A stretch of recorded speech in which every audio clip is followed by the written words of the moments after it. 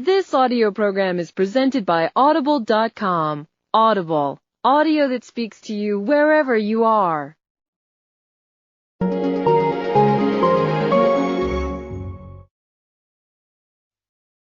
Chapter 1.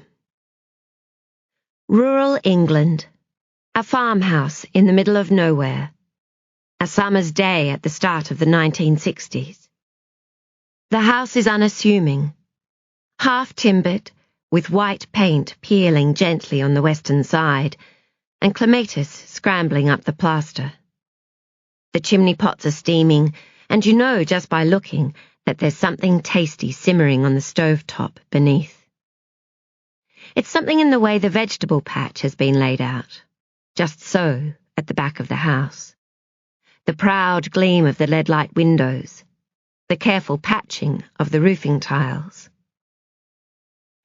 A rustic fence hems the house, and a wooden gate separates the tame garden from the meadows on either side, the copse beyond. Through the knotted trees, a stream trickles lightly over stones, flitting between sunlight and shadow as it has done for centuries. But it can't be heard from here. It's too far away. The house is quite alone, sitting at the end of a long, dusty driveway, invisible from the country lane whose name it shares. Apart from an occasional breeze, all is still. All is quiet. A pair of white hula hoops, last year's craze, stand propped against the wisteria arch. A teddy bear with an eye patch and a look of dignified tolerance keeps watch from his vantage point in the peg basket of a green laundry trolley. A wheelbarrow loaded with pots waits patiently by the shed. Despite its stillness, perhaps because of it, the whole scene has an expectant, charged feeling, like a theatre stage in the moments before the actors walk out from the wings. When every possibility stretches ahead and fate has not yet been sealed by circumstance. And then, "Laurel!" A child's impatient voice some distance off. "Laurel! Where are you?" And it's as if a spell has been broken. The house lights dim. The curtain lifts. A clutch of hens appears from nowhere to peck between the bricks of the garden path. A jay drags his shadow across the garden. A tractor in the nearby meadow putters to life. And high above it all, lying on her back on the floor of a wooden treehouse, a girl of 16 pushes the lemon spangle she's been sucking hard against the roof of her mouth, and sighs. It was cruel, she supposed, just to let them keep hunting for her. But with the heat wave and the secret she was nursing, the effort of games, childish games at that, was just too much to muster. Besides, it was all part of the challenge, and as Daddy was always saying, fair was fair, and they'd never learn if they didn't try. It wasn't Laurel's fault she was better at finding hiding places. They were younger than her, it was true, but it wasn't as if they were babies. And anyway, she didn't particularly want to be found. Not today. Not now. All she wanted to do was lie here and let the thin cotton of her dress flutter against her bare legs, while thoughts of him filled her mind. Billy. She closed her eyes, and his name sketched itself with cursive flare across the blackened lids. Neon. Hot pink neon. Her skin prickled, and she flipped the spangle so its hollow centre balanced on the tip of her tongue. Billy Baxter. The way he stared at her over the top of his black sunglasses, the jagged, lopsided smile, his dark, teddy boy hair. It had been instant, just as she'd known real love would be. She and Shirley had stepped off the bus 5 Saturdays ago to find Billy and his friends smoking cigarettes on the dance hall steps. Their eyes had met, and Laurel had thanked God she'd decided a weekend's pay was fair exchange for a new pair of nylons. "Come on, Laurel!" This was Iris, voice sagging with the day's heat. "Play fair, why don't you?" Laurel closed her eyes tighter. They danced each dance together. The band had skiffled faster. Her hair had loosened from the French roll she'd copied carefully from the cover of Bunty. Her feet had ached, but still she'd kept on dancing. Not until Shirley, miffed at having been ignored, arrived aunt-like by her side and said the last bus home was leaving if Laurel cared to make her curfew, she, Shirley, was sure she didn't mind either way, had she finally stopped. And then, as Shirley tapped her foot and Laurel said a flushed goodbye, Billy had grabbed her hand and pulled her towards him. And something deep inside of Laurel had known with blinding clarity that this moment, this beautiful, starry moment, had been waiting for her all her life. "Oh, suit yourself!" Iris's tone was clipped now, cross. "But don't blame me when there's no birthday cake left." The sun had slipped past noon, and a slice of heat fell through the treehouse window, firing Laurel's inner eyelids cherry cola. She sat up, but made no further move to leave her hiding spot. It was a decent threat. Laurel's weakness for her mother's Victoria sponge was legendary, but an idle one. Laurel knew very well that the cake knife lay forgotten on the kitchen table, missed amid the earlier chaos as the family gathered picnic baskets, rugs, fizzy lemonade, swimming towels, the new transistor, and burst, stream-bound, from the house.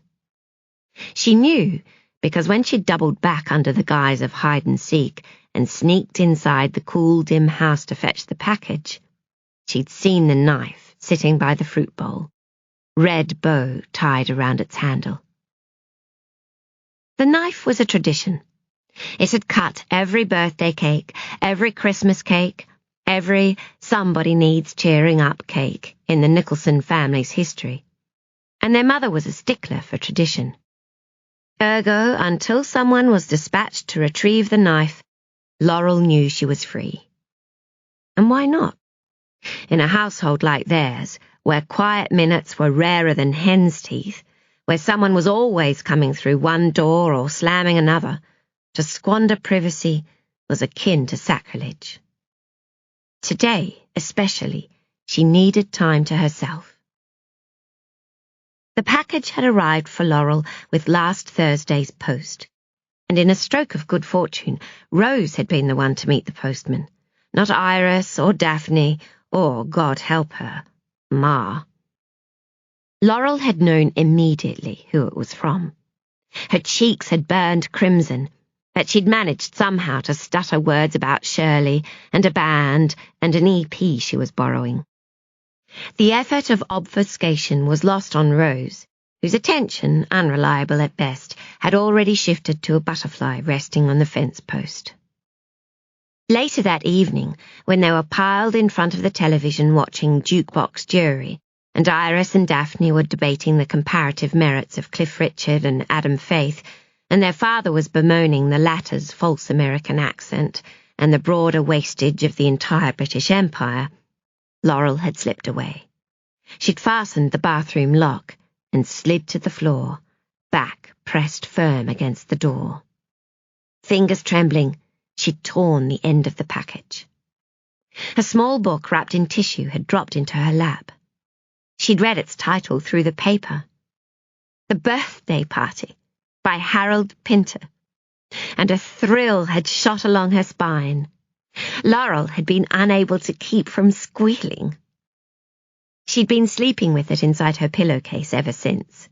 Not the most comfortable arrangement, but she liked to keep it close. She needed to keep it close. It was important. There were moments, Laurel solemnly believed, in which a person reached a crossroads, when something happened out of the blue to change the course of life's events. The premiere of Pinter's play had been just such a moment. She'd read about it in the newspaper and felt an inexplicable urge to attend. She told her parents she was visiting Shirley and sworn Shirley to deepest secrecy, and then caught the bus into Cambridge. It had been her first trip anywhere alone, and as she sat in the darkened arts theatre watching Stanley's birthday party descend into nightmare, she'd experienced an elevation of spirits the likes of which she'd never felt before. It was the sort of revelation the flush-faced Mrs. Buxton seemed to enjoy at church each Sunday morning. And while Laurel suspected their enthusiasm had more to do with the new young rector than the word of God, sitting on the edge of her cheap seat as the lifeblood of the onstage drama reached inside her chest and plugged into her own, she'd felt her face heat blissfully, and she'd known. She wasn't sure what exactly, but she'd known it absolutely. There was more to life, and it was waiting for her. She'd nursed her secret to herself, not entirely sure what to do with it, not remotely sure how to go about explaining it to someone else, until the other evening, with his arm around her and her cheek pressed firmly against his leather jacket, she'd confessed it all to Billy. Laurel took his letter from inside the book and read it again. It was brief, saying only that he'd be waiting for her with his motorcycle at the end of the lane on Saturday afternoon at 2:30. There was this little place he wanted to show her, his favourite spot along the coast. Laurel checked her wristwatch. Less than 2 hours to go. He'd nodded when she told him about the performance of the birthday party and how it had made her feel. He'd spoken about London and theatre and the bands he'd seen in nameless nightclubs, and Laurel had glimpsed gleaming possibilities. And then he'd kissed her, her first proper kiss, and the electric bulb inside her head had exploded so that everything burned white.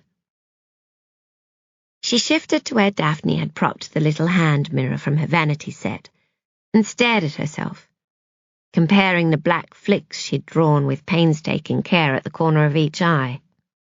Satisfied they were even, she'd smoothed her fringe and tried to quell the dull, sick-making sense that she'd forgotten something important. She'd remembered a beach towel. She wore her swimsuit already beneath her dress. She told her parents that Mrs. Hodgkins needed her for some extra hours in the salon, sweeping and cleaning. Laurel turned from the mirror and nibbled a snag of fingernail. It wasn't in her nature to sneak about, not really. She was a good girl, everybody said so. Her teachers, the mothers of friends, Mrs. Hodgkins. But what choice did she have? How could she ever explain it to her mother and father? She knew quite certainly that her parents had never felt love, no matter the stories they liked to tell about the way they met. Oh, they loved each other well enough, but it was a safe, old person's love, the sort expressed in shoulder rubs and endless cups of tea. No. Laurel sighed heatedly. It was safe to say that neither had ever known the other sort of love. The sort with fireworks and racing hearts and physical, she blushed, desires. A warm gust brought with it the distant sound of her mother's laughter, and awareness, however vague, that she stood at a precipice in her life made Laurel fond. Dear Ma. It wasn't her fault her youth had been wasted on the war, that she'd been practically 25 when she met and married Daddy, that she still trotted out her paper boat-making skills when any of them needed cheering up, that the highlight of her summer had been winning the village gardening club prize and having her picture in the paper. Not just the local paper, either. The article had been syndicated in the London press, in a big special about regional happenings. Shirley's barrister father had taken great pleasure in trimming it out of his newspaper and bringing it round to show them. Ma had played at embarrassment and protested when Daddy stuck the clipping on the new refrigerator, but only half-heartedly, and she hadn't taken it down. No, she was proud of her extra long runner beans, really proud, and that was just the sort of thing that Laurel meant. She spat out a fine shard of fingernail. In some indescribable way, it seemed kinder to deceive a person who took pride in runner beans than it was to force her to accept the world had changed. Laurel hadn't much experience with deceit. They were a close family. All her friends remarked upon it. To her face, and, she knew, behind her back. As far as outsiders were concerned, the Nicholsons had committed the deeply suspicious sin of seeming genuinely to like one another. But lately, things had been different. Though Laurel went through all the usual motions, she'd been aware of a strange new distance. She frowned slightly as the summer breeze dragged strands of hair across her cheek. At night, when they'd sat around the dinner table and her father made his sweet, unfunny jokes, and they all laughed anyway, she felt as if she were on the outside looking in, as if the others were on a train carriage, sharing the same old family rhythms, and she alone stood at the station watching as they pulled away. Except that it was she who would be leaving them, and soon. She'd done her research. The Central School of Speech and Drama was where she needed to go. What, she wondered, would her parents say when she told them that she wanted to leave? Neither of them was particularly worldly. Her mother hadn't even been as far as London since Laurel was born, and the mere suggestion that their eldest daughter was considering a move there, let alone a shadowy existence in the theatre, was likely to send them into a state of apoplexy. Below her, the washing shrugged wetly on the line. A leg of the denim jeans Grandma Nicholson hated so much. "You look cheap, Laurel. There's nothing worse than a girl who throws herself around," flapped against the other, frightening the one-winged hen into squawking and turning circles. Laurel slid her white-rimmed sunglasses onto her nose and slumped against the treehouse wall. The problem was the war. It had been over for 16 years, all her life, and the world had moved on. Everything was different now. Gas masks, uniforms, ration cards, and all the rest of it belonged only in the big old khaki trunk her father kept in the attic. Sadly, though, some people didn't seem to realize it. Namely, the entire population over the age of 25. Billy said she wasn't ever going to find the words to make them understand. He said it was called the generation gap, and that trying to explain herself was pointless, that it was like it said in the Alan Sillitoe book he carried everywhere in his pocket. Adults weren't supposed to understand their children, and you were doing something wrong if they did. A habitual streak in Laurel, the good girl, loyal to her parents, had leapt to disagree with him. But she hadn't. Her thoughts had fallen instead to the evenings lately, when she managed to creep away from her sisters, when she stepped out into the balmy dusk, transistor radio tucked beneath her blouse, and climbed with a racing heart into the treehouse. There, alone, she'd hurry the tuning dial to Radio Luxembourg and lie back in the dark, letting the music surround her. And as it seeped into the still country air, blanketing the ancient landscape with the newest songs, Laurel's skin would prickle with the sublime intoxication of knowing herself to be part of something bigger, a worldwide conspiracy, a secret group, a new generation of people, all listening at the very same moment, who understood that life, the world, the future, were out there waiting for them, Laurel opened her eyes, and the memory fled. Its warmth lingered, though, and with a satisfied stretch, she followed the path of a rook casting across a graze of cloud. Fly, little birdie, fly. That would be her, just as soon as she finished school. She continued to watch, allowing herself to blink only when the bird was a pinprick in the far-off blue, telling herself that if she managed this feat, her parents would be made to see things her way, and the future would unfurl cleanly. Her eyes watered triumphantly, and she let her gaze drop back towards the house. The window of her bedroom, the Michaelmas daisy she and Ma had planted over the poor dead body of Constable the cat, the chink in the bricks, where, embarrassingly, she used to leave notes for the fairies.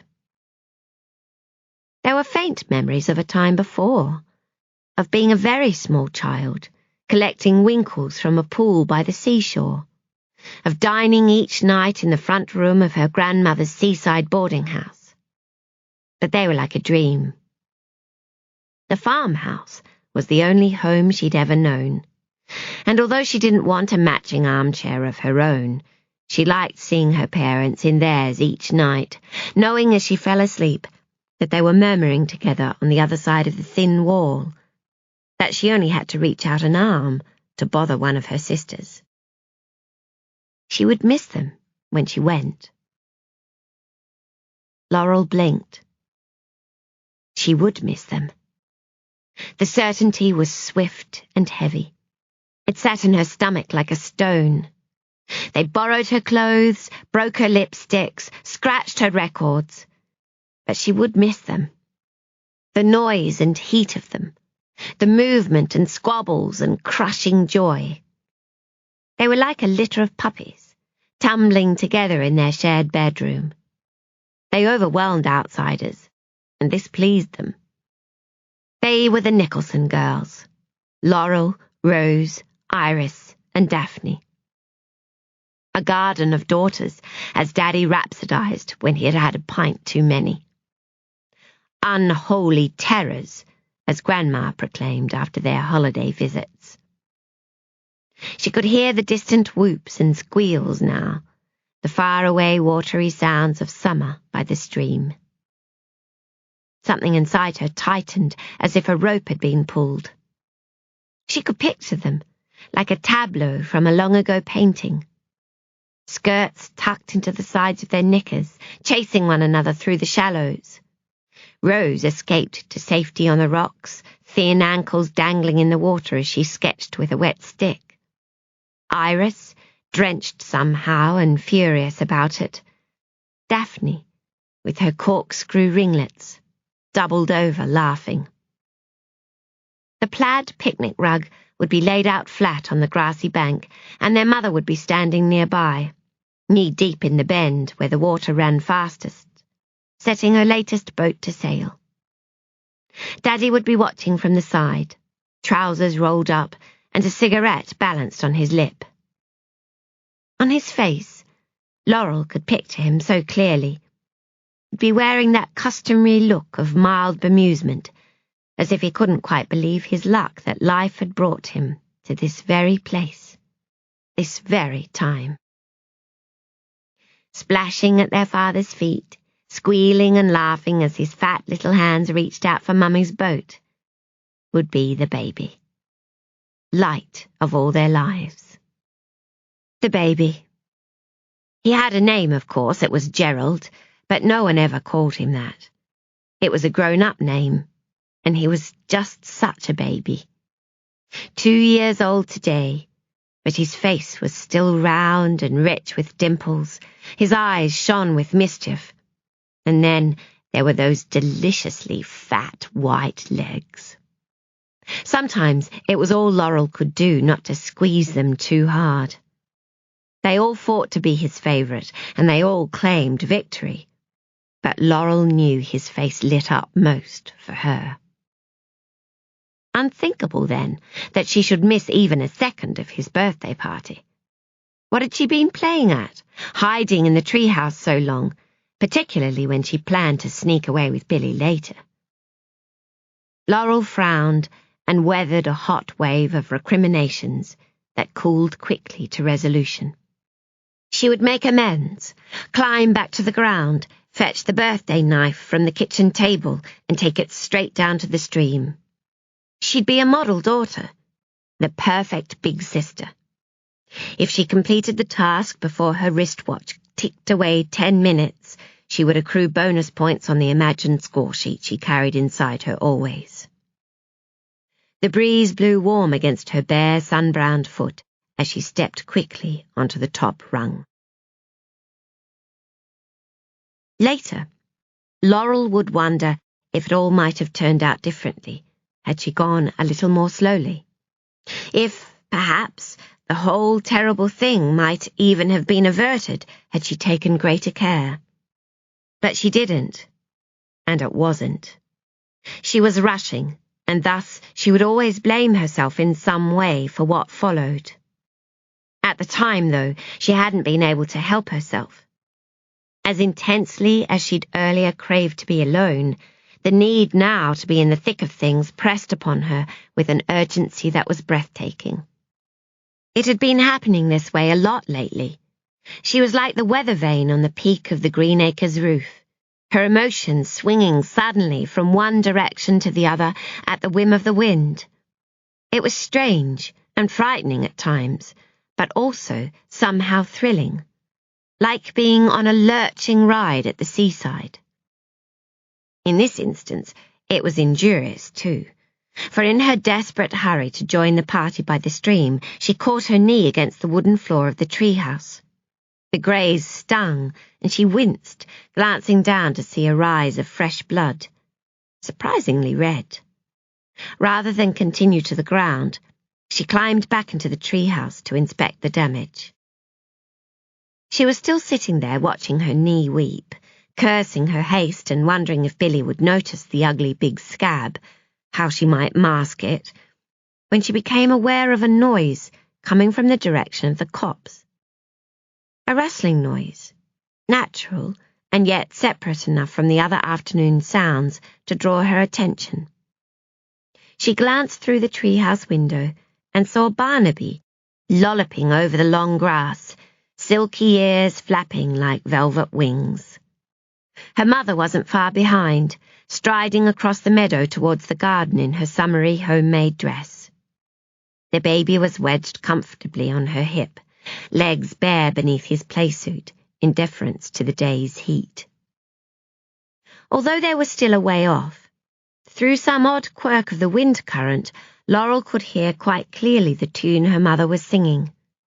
It was a song she'd sung to each of them in turn, and the baby laughed with pleasure, shouting, "More! More!" though it sounded like more, more, as Mum crept her fingers up his tummy to tickle his chin. Their focus on one another was so complete, their appearance together in the sun-drenched meadow so idyllic, that Laurel was torn between joy at having observed the private interaction and envy at being outside it. As her mother unlatched the gate and started for the house, Laurel realized with sinking spirit that she'd come for the cake knife herself. At every step, Laurel's opportunity for redemption receded further. She grew sulky, and her sulkiness stopped her from calling out or climbing down, rooting her instead to the treehouse floor. There she sat, stewing darkly in a strangely pleasant manner, as her mother reached and entered the house. One of the hula hoops fell silently to hit the ground, and Laurel took the action as a show of solidarity. She decided to stay where she was. Let them miss her a while longer.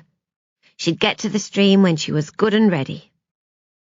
In the meantime, she was going to read the birthday party again, and imagine a future far away from here, a life where she was beautiful and sophisticated, grown up and scab-free. The man, when he first appeared, was little more than a hazy smudge on the horizon, right down at the furthest reach of the driveway. Laurel was never sure, later, what it was that made her look up then. For one awful second, when she first noticed him walking towards the back of the farmhouse, Laurel thought it was Billy, arrived early and coming to fetch her. Only as his outline clarified and she realized he was dressed all wrong, dark trousers, shirt sleeves, and a black hat with an old-fashioned brim, did she let herself exhale. Curiosity arrived hot on the heels of relief. Visitors were rare at the farmhouse, those on foot rarer still, though there was a vague memory at the back of Laurel's mind as she watched the man come closer, an odd sense of déjà vu that she couldn't place, no matter how hard she tried. Laurel forgot that she was sulking, and with the luxury of concealment, surrendered herself to staring. She leaned her elbows on the windowsill, her chin on her hands. He wasn't bad looking for an older man, and something in his posture suggested a confidence of purpose. Here was a man who didn't need to rush. Certainly he was not someone she recognized, not one of her father's friends from the village, or any of the farm hands. There was always the possibility he was a lost traveller seeking directions, but the farmhouse was an unlikely choice, tucked away as it was so far from the road. Perhaps he was a gypsy, or a drifter, one of those men who chanced by occasionally, down on their luck, and grateful for whatever work Daddy had to give them. Or, Laurel thrilled at the terrible idea, he might be the man she'd read about in the local newspaper, the one the adults spoke of in nervous strains, who'd been disturbing picnickers and frightening women who walked alone along the hidden bend downriver. Laurel shivered, scaring herself briefly, and then she yawned. The man was no fiend. She could see his leather satchel now. He was a salesman, come to tell her mother about the newest encyclopedia set they couldn't live without. And so she looked away. Minutes passed, not many, and the next thing she heard was Barnaby's low growl at the base of the tree. Laurel scrambled to the window, peering over the sill to see the spaniel standing to attention in the middle of the brick path. He was facing the driveway, watching as the man, much closer now, fiddled with the iron gate that led into the garden. "Hush, Barnaby," her mother called from inside. "We won't be long now."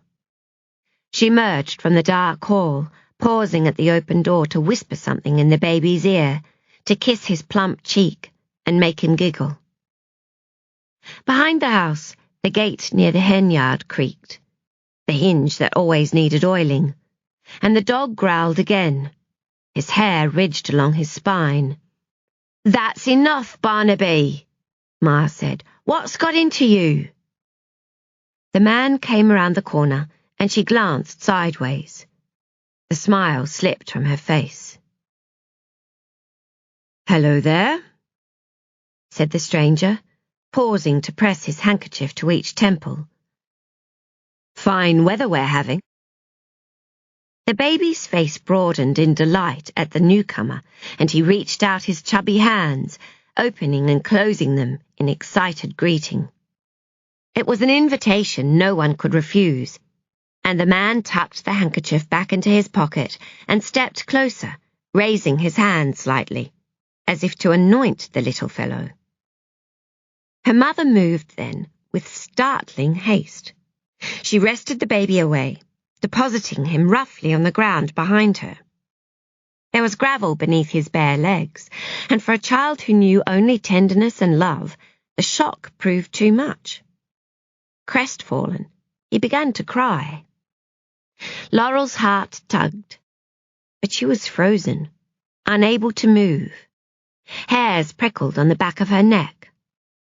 She was watching her mother's face, an expression on it that she'd never seen before.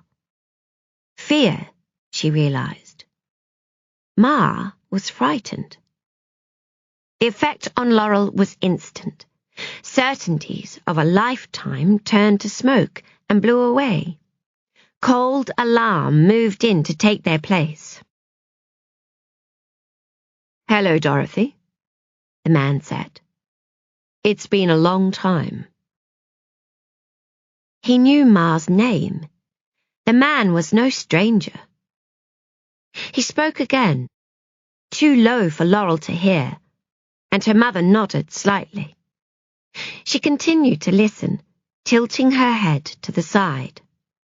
Her face lifted to the sun, and her eyes closed just for 1 second. The next thing happened quickly. It was the liquid silver flash Laurel would always remember, the way sunlight caught the metal blade, and the moment was very briefly beautiful. Then the knife came down, the special knife, plunging deep into the man's chest. Time slowed. It raced. The man cried out, and his face twisted with surprise and pain and horror, and Laurel stared as his hands went to the knife's bone handle, to where the blood was staining his shirt, as he fell to the ground, as the warm breeze dragged his hat over and over through the dust. The dog was barking hard, the baby wailing in the gravel, his face red and glistening, his little heart breaking. But for Laurel, these sounds were fading. She heard them through the watery gallop of her own blood pumping, the rasping of her own ragged breath. The knife's bow had come undone. The ribbon's end trailed onto the rocks that bordered the garden bed. It was the last thing Laurel saw before her vision filled with tiny flickering stars, and then everything went black. Chapter 2. Suffolk, 2011. It was raining in Suffolk. In her memories of childhood, it was never raining. The hospital was on the other side of town, and the car went slowly along the puddle-pitted high street before turning into the driveway and stopping at the top of the turning circle. Laurel pulled out her compact, opened it to look into the mirror, and pushed the skin of one cheek upwards, watching calmly as the wrinkles gathered and then fell when released. She repeated the action on the other side. People loved her lines. Her agent told her so. Casting directors waxed lyrical. Makeup artists crooned as they brandished their brushes and their startling youth. One of those internet newspapers had run a poll some months ago inviting readers to vote for the nation's favourite face, and Laurel had come second. Her lines, it was said, made people feel safe. Which was all very well for them. They made Laurel feel old. She was old, she thought, snapping the compact shut. And not in the Mrs. Robinson sense. 25 years now since she'd played in The Graduate at the National. How had that happened? Someone had speeded up the damn clock when she wasn't watching. That's how. The driver opened the door and ushered her out beneath the cover of a large black umbrella. "Thank you, Mark," she said as they reached the awning. "Do you have the pickup address for Friday?" He set down her overnight bag and shook out the umbrella. "Farmhouse on the other side of town, narrow lane, driveway at the very end. 2 o'clock still all right for you?" She said that it was, and he gave a nod, hurrying through the rain to the driver's door. The car started, and she watched it go, aching suddenly for the warmth and pleasant dullness of a long commute to nowhere special along the wet motorway. To be going anywhere, really, that wasn't here. Laurel sized up the entry doors but didn't go through. She took out her cigarettes instead and lit one, drawing on it with rather more relish than was dignified. She'd passed a dreadful night. She dreamed in scraps of her mother and this place, and her sisters when they were small, and Jerry as a boy. A small and earnest boy holding up a tin space shuttle, something he'd made, telling her that one day he was going to invent a time capsule and use it to go back and fix things. What sort of things? She'd said in the dream. Why, all the things that ever went wrong, of course. She could come with him if she wanted. She did want. The hospital doors opened with a whoosh, and a pair of nurses burst through. One glanced at Laurel, and her eyes widened in recognition. Laurel nodded a vague sort of greeting, dropping what was left of her cigarette, as the nurse leaned in to whisper to her friend. Rose was waiting on a bank of seats in the foyer, and for a split second, Laurel saw her as one might a stranger. She was wrapped in a purple crocheted shawl that gathered at the front in a pink bow, and her wild hair, silver now, was roped in a loose plait over one shoulder. Laurel suffered a pang of almost unbearable affection when she noticed the bread tie holding her sister's plait together. "Rosie," she said, hiding her emotion behind jolly hockey sticks, hale and hearty, hating herself just a little as she did so. "God, it feels like ages. We've been ships in the night, you and I." They embraced, and Laurel was struck by the lavender scent, familiar but out of place. It belonged to summer holiday afternoons in the good room at Grandma Nicholson's sea blue boarding house, not to her little sister. "I'm so glad you could come," Rose said, squeezing Laurel's hands before leading her down the hallway. "I wouldn't have missed it." "Of course you wouldn't." "I'd have come earlier, but for the interview." "I know." "And I'd be staying longer, if not for rehearsals. The film starts shooting in a fortnight." "I know." Rose clenched Laurel's hand even tighter, as if for emphasis. "Mummy will be thrilled to have you here at all. She's so proud of you, Lol. We all are." Praise within one's family was worrisome, and Laurel ignored it. The others? "Not yet. Iris is caught in traffic, and Daphne arrives this afternoon. She'll come straight to the house from the airport. She's going to call en route." "And Jerry? What time's he due?" It was a joke, and even Rose, the nice Nicholson, the only one who didn't as a rule go in for teasing, couldn't help but giggle. Their brother could construct cosmic distance calendars to calculate the whereabouts of faraway galaxies, but ask him to estimate his arrival time, and he was flummoxed. They turned the corner and found the door labelled Dorothy Nicholson. Rose reached for the knob, then hesitated. "I have to warn you, Lol," she said. "Mummy's gone downhill since you were here last. She's up and down. One minute she's quite her old self, the next—" Rose's lips quivered, and she clutched at her long strand of beads. Her voice lowered as she continued. "She gets confused, Lol. Upset sometimes, saying things about the past, things I don't always understand. The nurses say it doesn't mean anything, that it happens often when they're at Mummy's stage. The nurses have tablets they give her then. They settle her down, but they make her terribly groggy. I wouldn't expect too much today." Laurel nodded. The doctor had said as much when she rang last week to check. He'd used a litany of tedious euphemisms. A race well run, time to answer the final summons, the long sleep. His tone so cloying that Laurel had been unable to resist. "Do you mean, Doctor, that my mother is dying?" She said it in a queenly voice, just for the satisfaction of hearing him splutter. The reward had been sweet, but short-lived, lasting only until his answer came. "Yes." that most treasonous of words. Rose pushed open the door. "Look who I found, Mummy!" And Laurel realized she was holding her breath. There was a time in Laurel's childhood when she'd been afraid.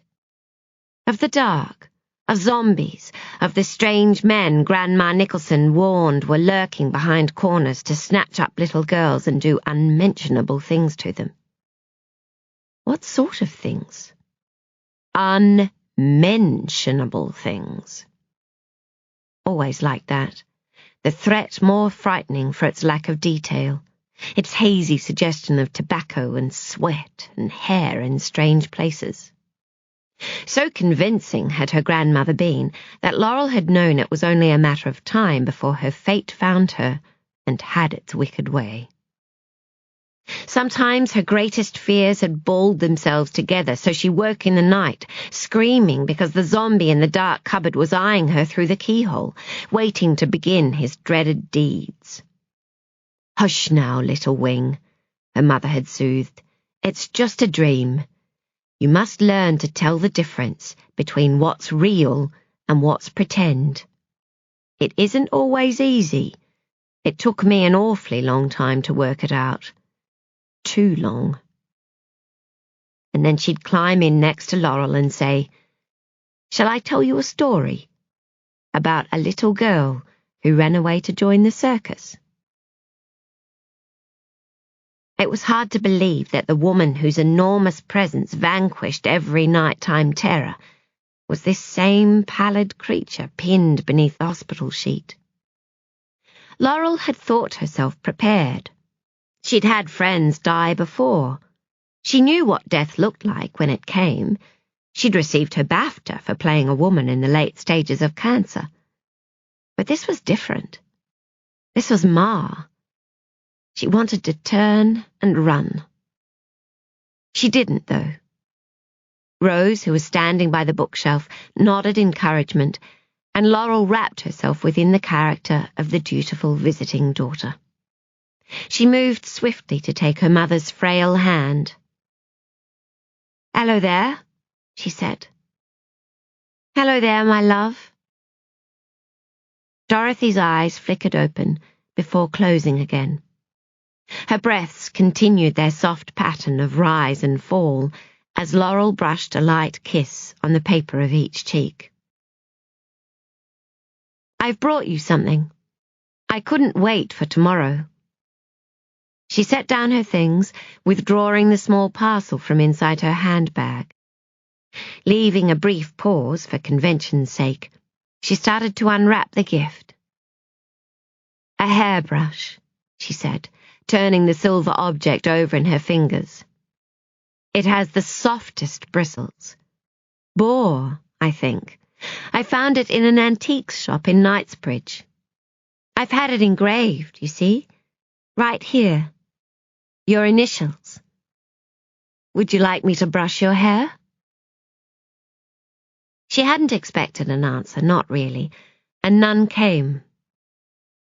Laurel ran the brush lightly over the fine white strands that formed a corona on the pillow round her mother's face. Hair that had once been thick, darkest brown, and was now dissolving into thin air. "There," she said, arranging the brush on the shelf so that light caught the flourish of the D. "There now."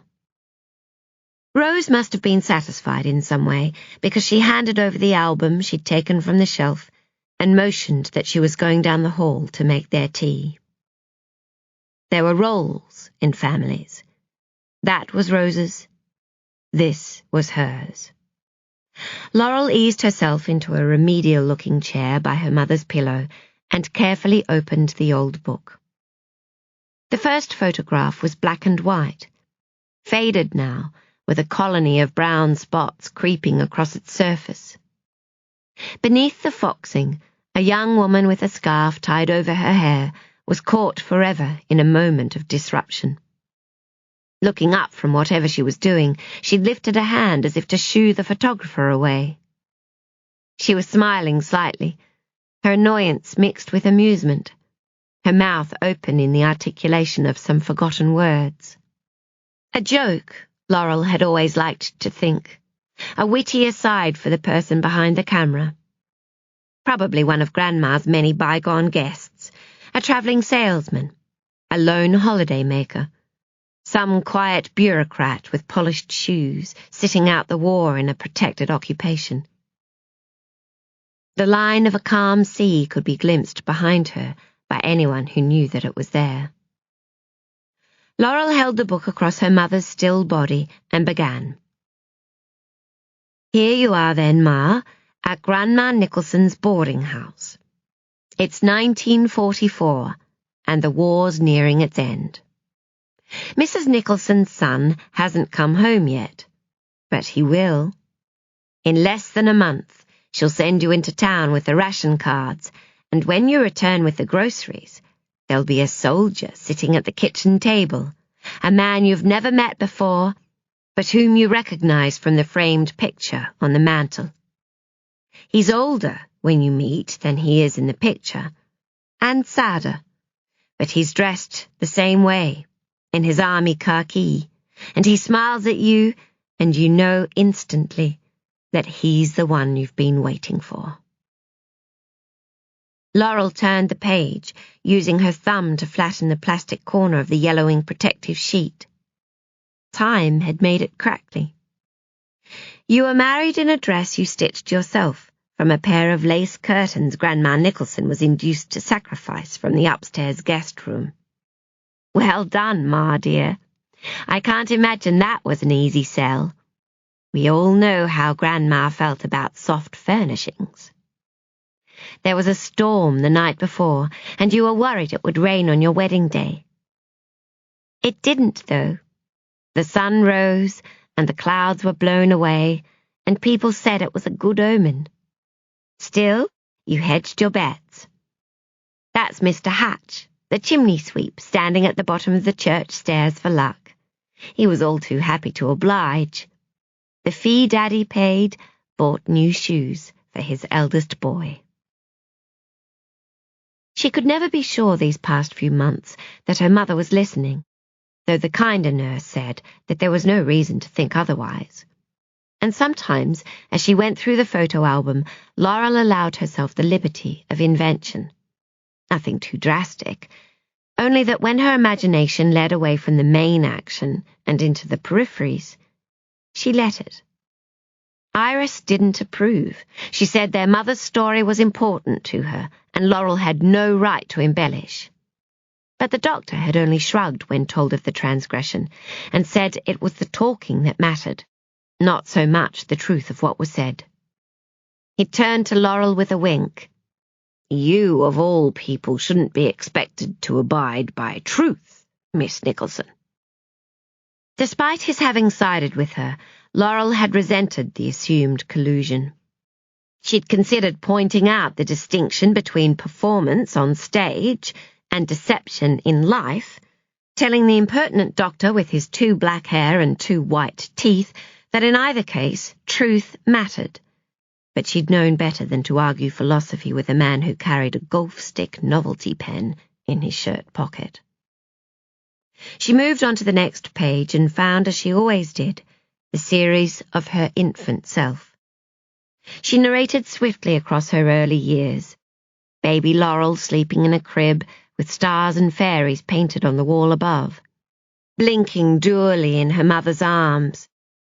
Grown some and tottering plumply in the seaside shallows, before reaching the point where reciting ended and remembering began.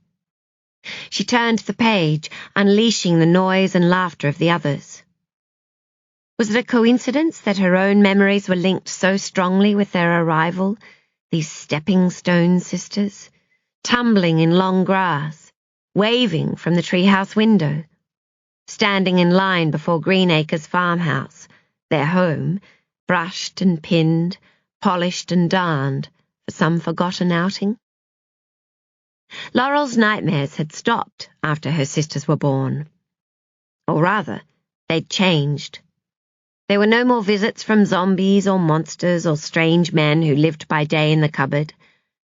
She started dreaming instead that a tidal wave was coming, or the world was ending, or another war had started, and she alone had to keep the younger ones safe. It was one of the things she could most clearly remember her mother saying to her as a girl. "Take care of your sisters. You're the eldest. Don't you let them go." It hadn't occurred to Laurel back then that her mother might be speaking from experience, that implicit in the warning was her decades-old grief for a younger brother lost to a bomb in the Second World War. Children could be self-centered like that, especially the happy ones, and the Nicolson children had been happier than most. Here we are at Easter. That's Daphne in the high chair, which must make it 1956. Yes, it is. See, Rose has her arm in plaster, her left arm this time. Iris is playing the goat, grinning at the back, but she won't be for long. Do you remember? That's the afternoon she raided the fridge and sucked clean all the crab claws Daddy had brought home from his fishing trip the day before. It was the only time Laurel had ever seen him really angry. He'd stumbled out after his nap, sun-touched and fancying a bit of sweet crab meat, and all he'd found in the fridge were hollow shells. She could still picture Iris hiding behind the sofa, the one place their father couldn't reach her with his threats of a tanning, an empty threat but no less frightening for it, refusing to come out, begging whoever would listen to take pity and please, pretty please, slide her the copy of Pippi Longstocking. The memory made Laurel fond. She'd forgotten how funny Iris could be when she wasn't so damn busy being cross. Something slipped from the back of the album, and Laurel fetched it up from the floor. It was a photograph she'd never seen before, an old-fashioned black-and-white shot of two young women, their arms linked. They were laughing at her from within its white border, standing together in a room with bunting hanging above them and sunlight streaming in from an unseen window. She turned it over, looking for an annotation, but there was nothing written there except the date, May 1941. How peculiar. Laurel knew the family album inside out, and this photograph, these people, did not belong. The door opened and Rose appeared, two mismatched teacups jiggling on their saucers. Laurel held up the photo. "Have you seen this, Rosie?" Rose set a cup down on the bedside table, squinted at the picture, and then smiled. "Oh, yes," she said. "It turned up a few months ago at Greenacres. I thought you'd be able to make a place for it in the album. Lovely, isn't she? So special to discover something new of her, particularly now." Laurel looked again at the photo. The young women with their hair in side-parted victory rolls, skirts grazing their knees, one with a cigarette dangling from her hand. Of course it was their mother. Her makeup was different. She was different. "Funny," Rose said. "I never thought of her like that." "Like what?" "Young, I suppose. Having a laugh with a girlfriend." "Didn't you? I wonder why." Though of course the same was true of Laurel. In her mind, in all of their minds apparently, their mother had come into being when she'd answered Grandma's newspaper advertisement for a maid-of-all-work and started at the boarding house. They knew the basics of before, that she'd been born and raised in Coventry, that she'd gone to London just before the war began, that her family had been killed in the bombings. Laurel knew, too, that the death of her mother's family had affected her deeply. Dorothy Nicolson had taken every opportunity to remind her own children that family was everything. It had been the mantra of their childhood. When Laurel was going through an especially painful teenage phase, her mother had taken her by the hands and said, with unusual sternness, "Don't be like I was, Laurel. Don't wait too long to realize what's important. Your family might drive you mad sometimes, but they're worth more to you than you could ever imagine." As to the details of Dorothy's life before she met Stephen Nicholson, though, she'd never forced them on her children, and they hadn't thought to ask. Nothing odd in that, Laurel supposed with mild discomfort.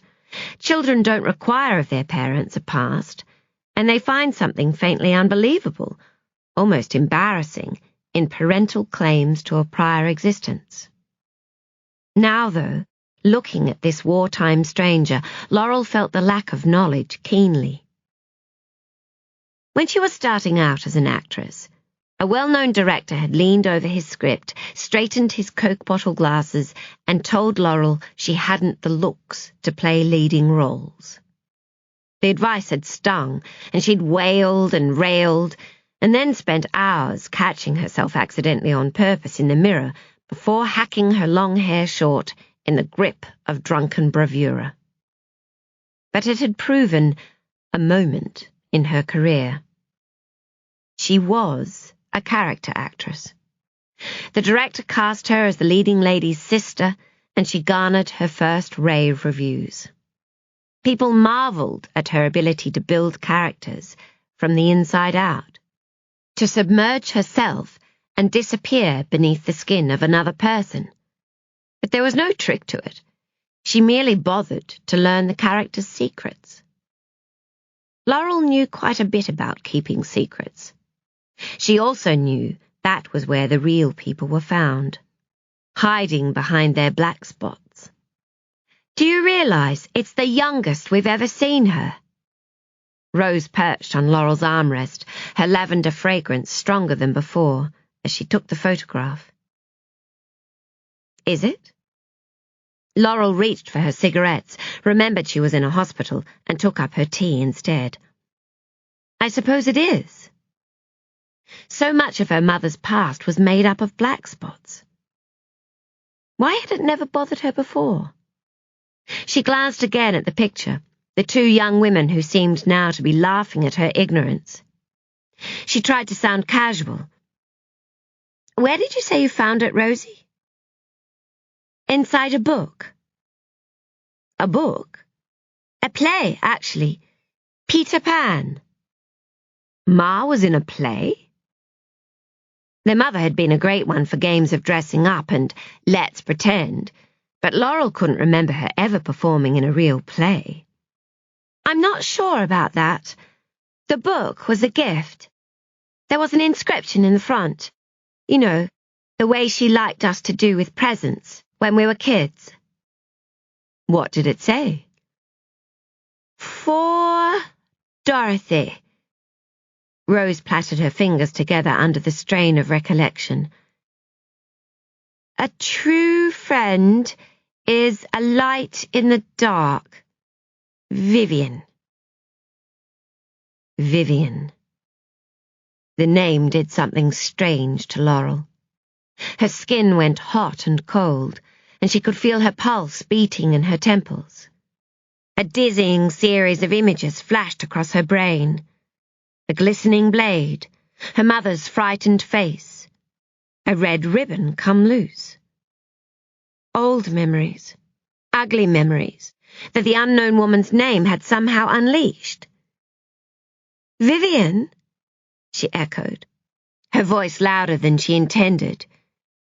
"Who is Vivien?"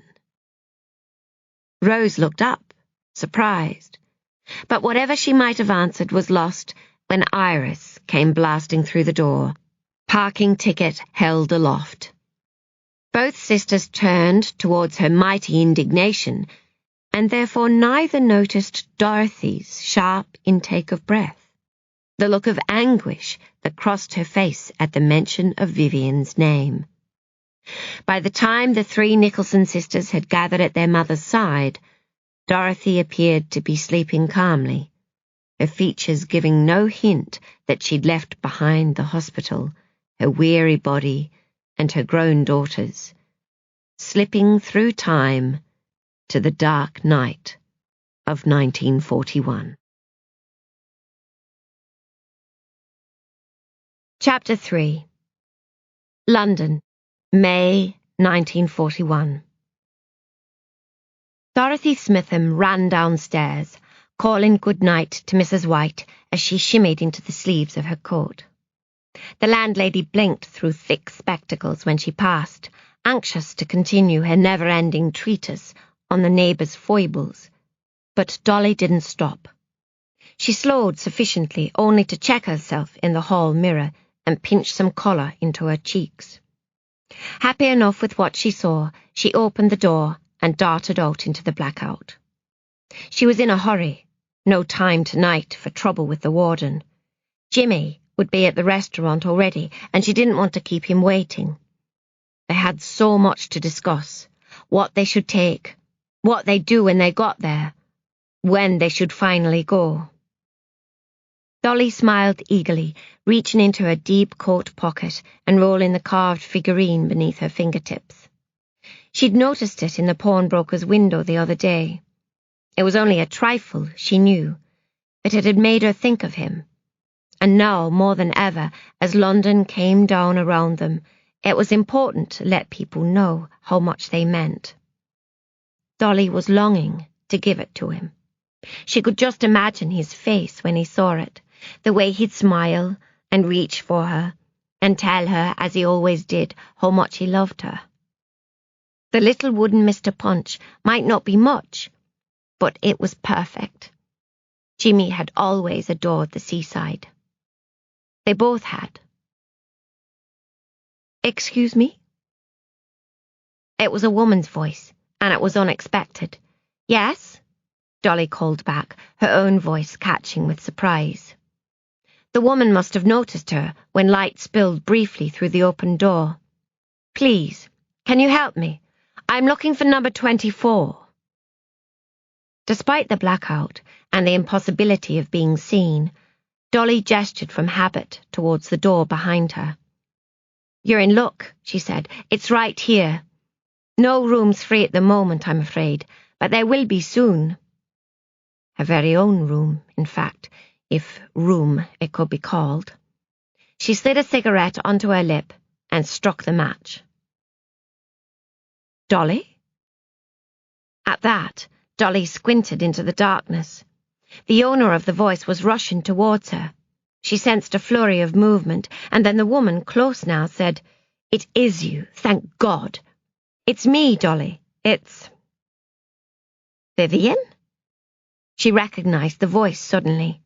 She knew it so well, and yet there was something different about it. "I thought I might have missed you, that I was too late." "Too late for what?" Dolly faltered. They'd had no plans to meet tonight. "What is it?" "Nothing." Vivien started to laugh then, and the sound, metallic and unnerving, sent jangles up Dolly's spine. "That is, everything." "Have you been drinking?"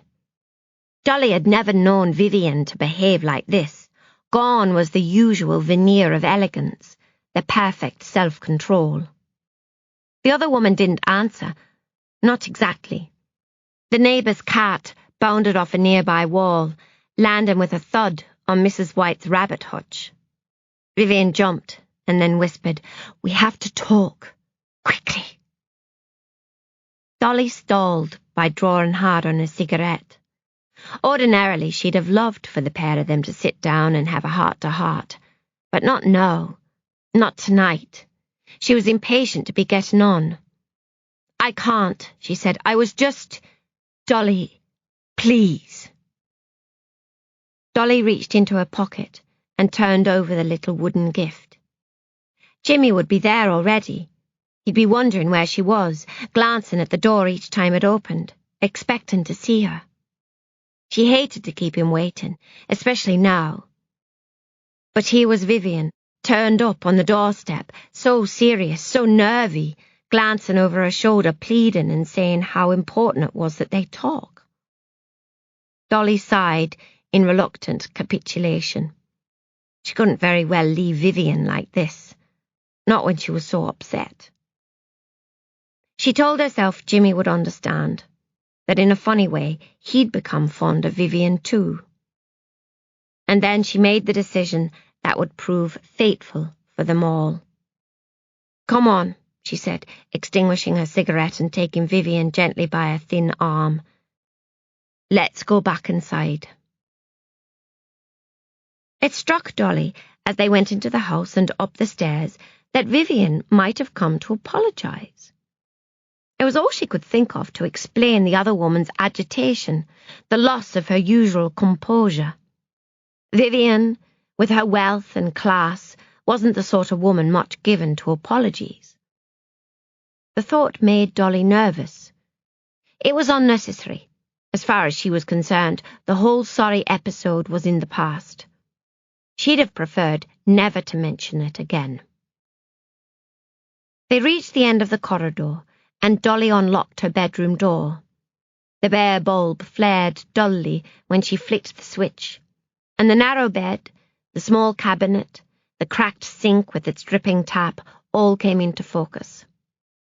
Dolly felt a flash of embarrassment when she saw her room suddenly through Vivien's eyes. How meagre it must seem after the accommodation she was used to, that resplendent house on Camden Grove with its tubular glass chandeliers and zebra skin throws. She slipped off her old coat and turned to hang it on the hook behind the door. "Sorry it's so hot in here," she said, trying to sound breezy. "No windows, more's the pity. Makes the blackout easier, but it's not so handy for ventilation."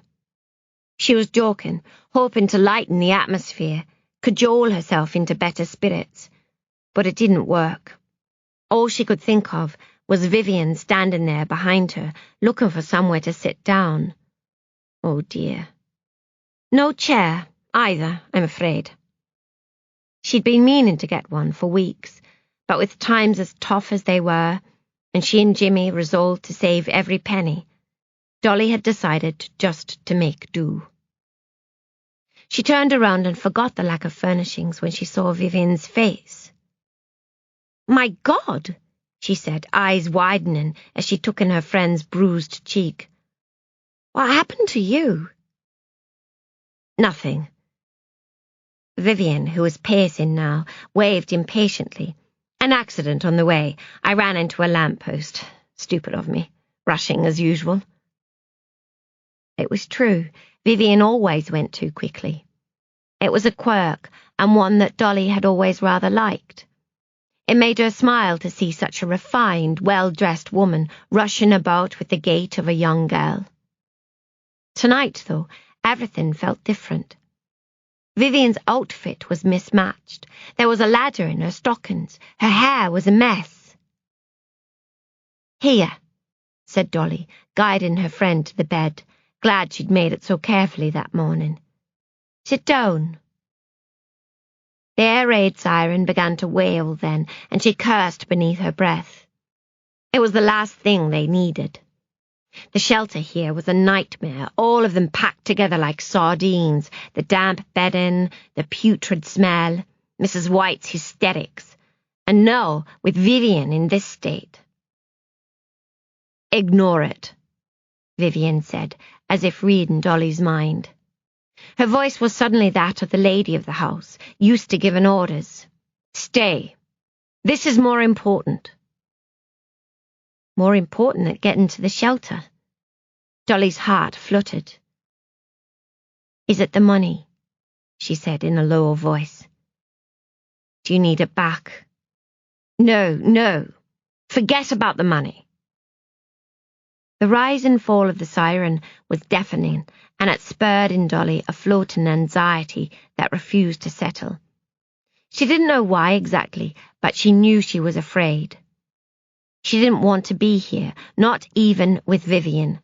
She wanted to be hurrying along the dark streets to where she knew Jimmy was waiting for her. "Jimmy and I," she began, before Vivien cut her off. Yes, she said, her face lighting up as if she'd just remembered something.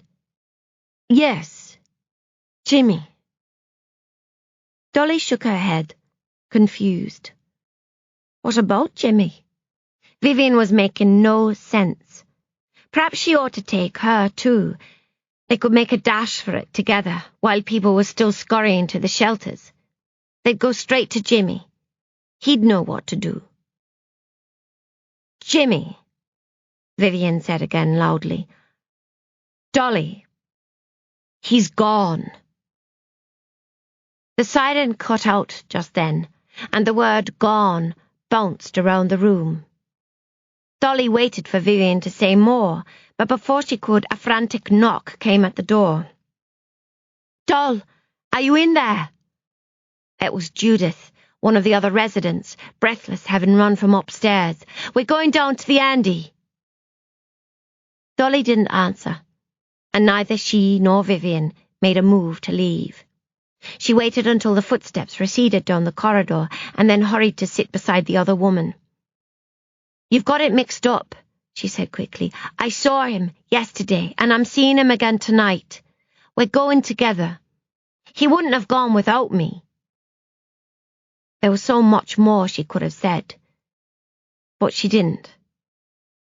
Vivien was looking at her, and something in her gaze allowed a sliver of doubt to creep through the cracks in Dolly's confidence.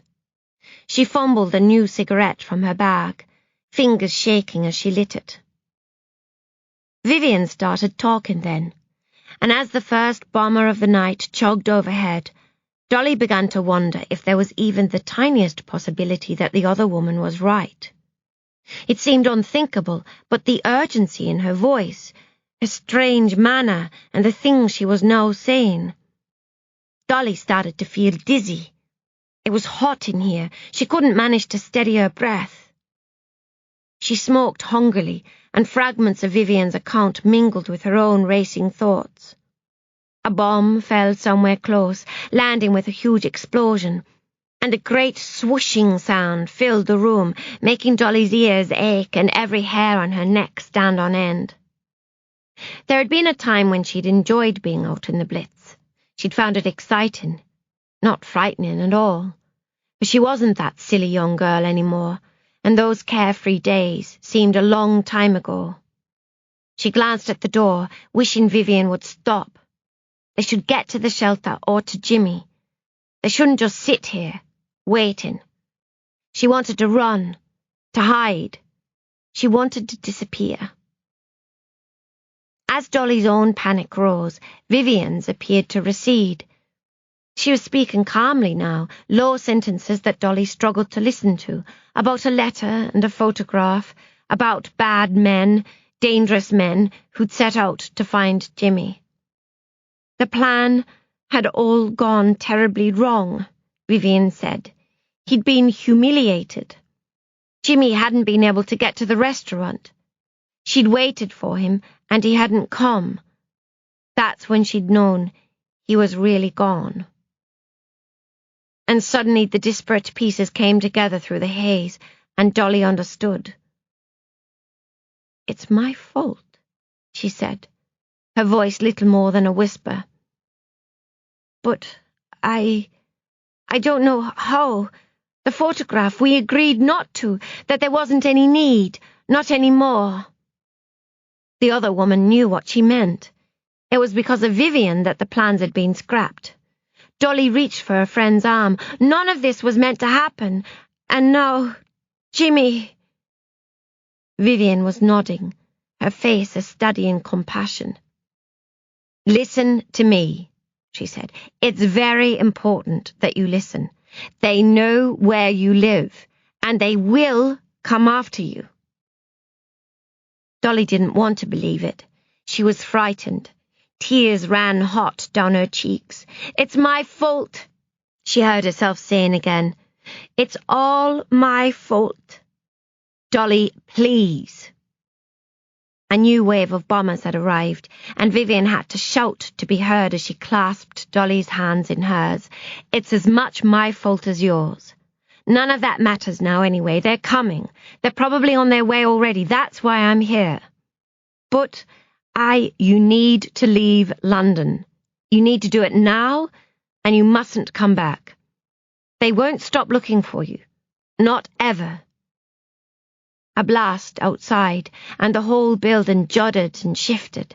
The bombs were falling closer, and even though there was no windows, an eerie flash of light came from somewhere, flooding the room, so much brighter than the glow of the dull single bulb.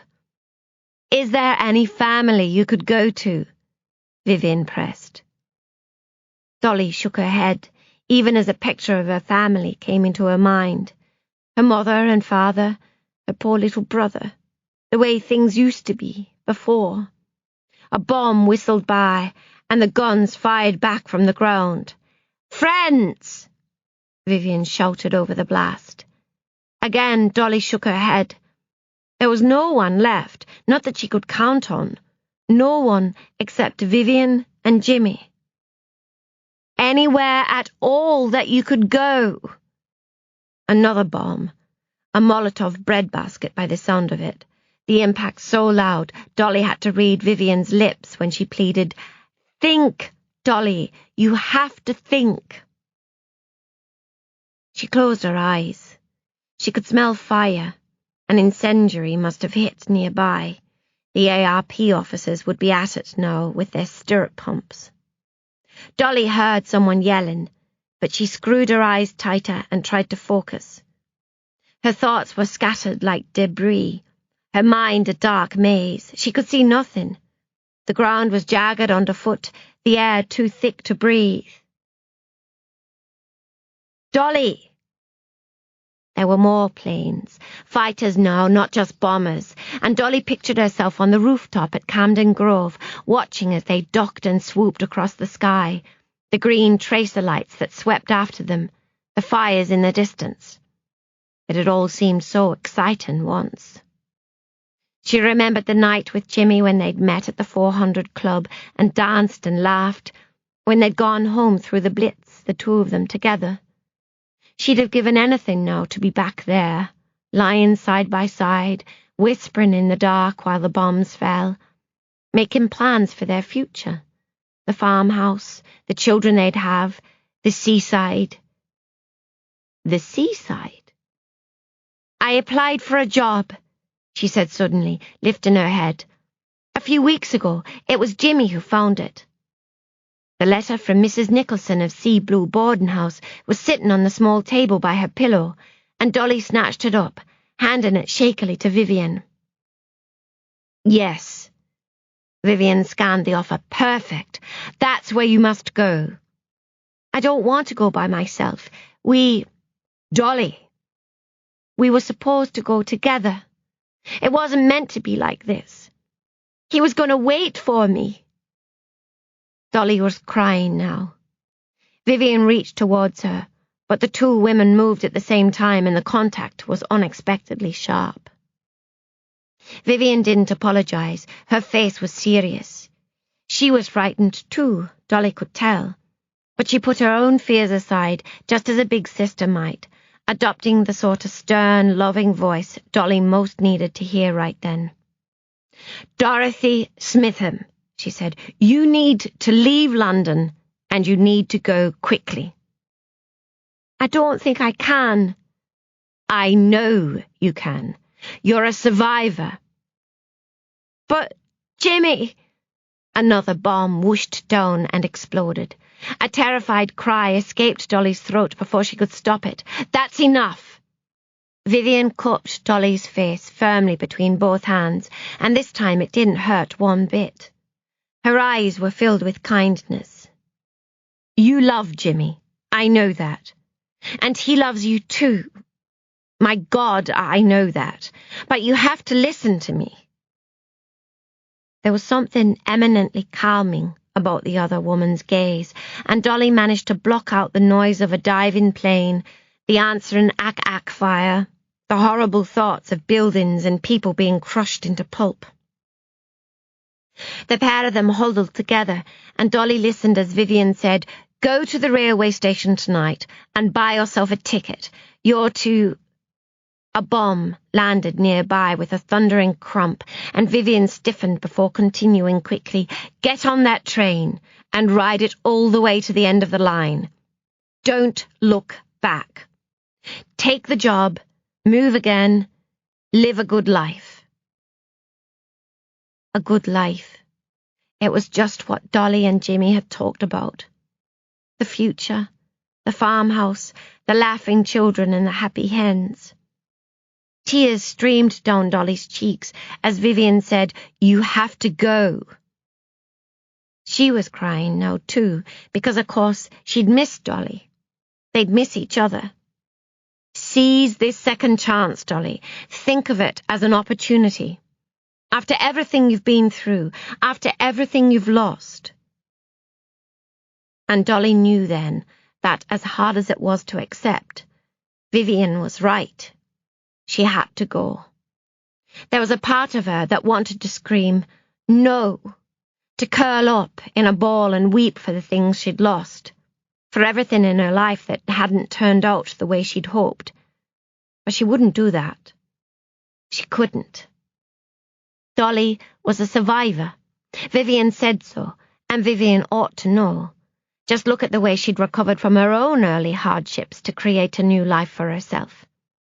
And if Vivien could do it, so would Dolly. She'd suffered so much, but she still had things to live for. She'd find things to live for. This was the time to be brave, to be better than she'd ever been before. Dolly had done things that made her ashamed to remember them. Her grand ideas had been nothing but a young girl's silly dreams. They'd all turned to ash in her fingers. But everybody deserved a second chance. Everybody was worthy of forgiveness. Even her. Vivien said so. "I will," she said, as a series of bombs landed with heavy crashes. "I'll do it." The light bulb flickered, but didn't die. It swung on its cord, throwing shadows across the walls, and Dolly pulled out her little suitcase. She ignored the deafening noise outside, the smoke that was seeping in from the fires in the street, the haze that made her eyes sting. There wasn't much she wanted to take. She'd never had many possessions of her own. The only thing she really wanted from this room she couldn't have. Dolly hesitated as she thought of leaving Vivien behind. She remembered what the other woman had written in Peter Pan. "A true friend is a light in the dark," and tears threatened again. But there was no choice. She had to go. The future stretched ahead. A second chance. A new life. All she had to do was take it and never look back. Go to the seaside as they'd planned. And start again. She barely heard the planes outside now. The falling bombs, the ack-acks firing their response. The earth trembled with each blast, and plaster dust sifted down from the ceiling. The chain on the door rattled, but Dolly noticed none of it.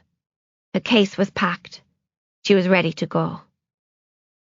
She stood, looking to Vivien, and despite her firm resolve, she faltered.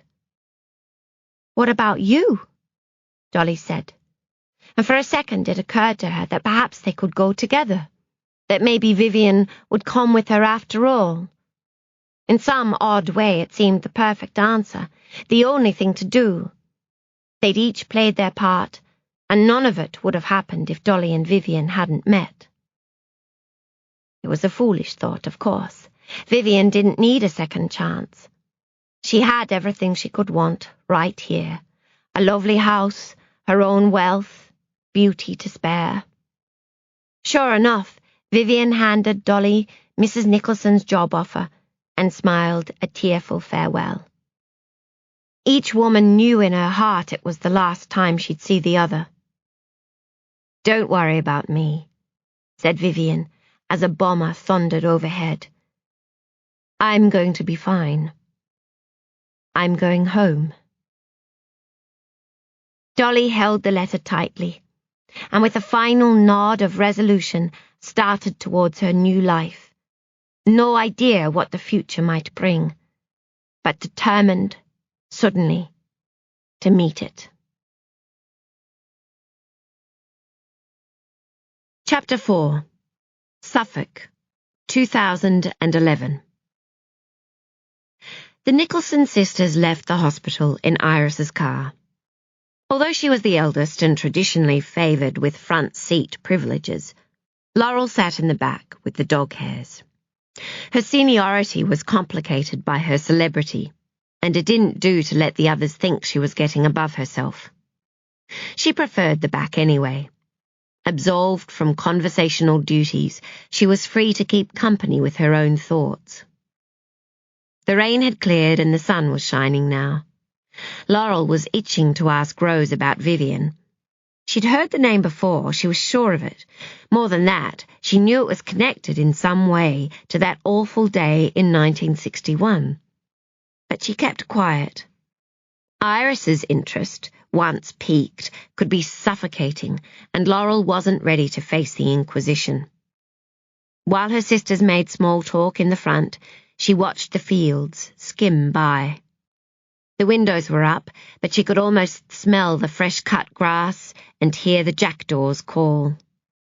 The landscape of one's childhood was more vibrant than any other. It didn't matter where it was or what it looked like.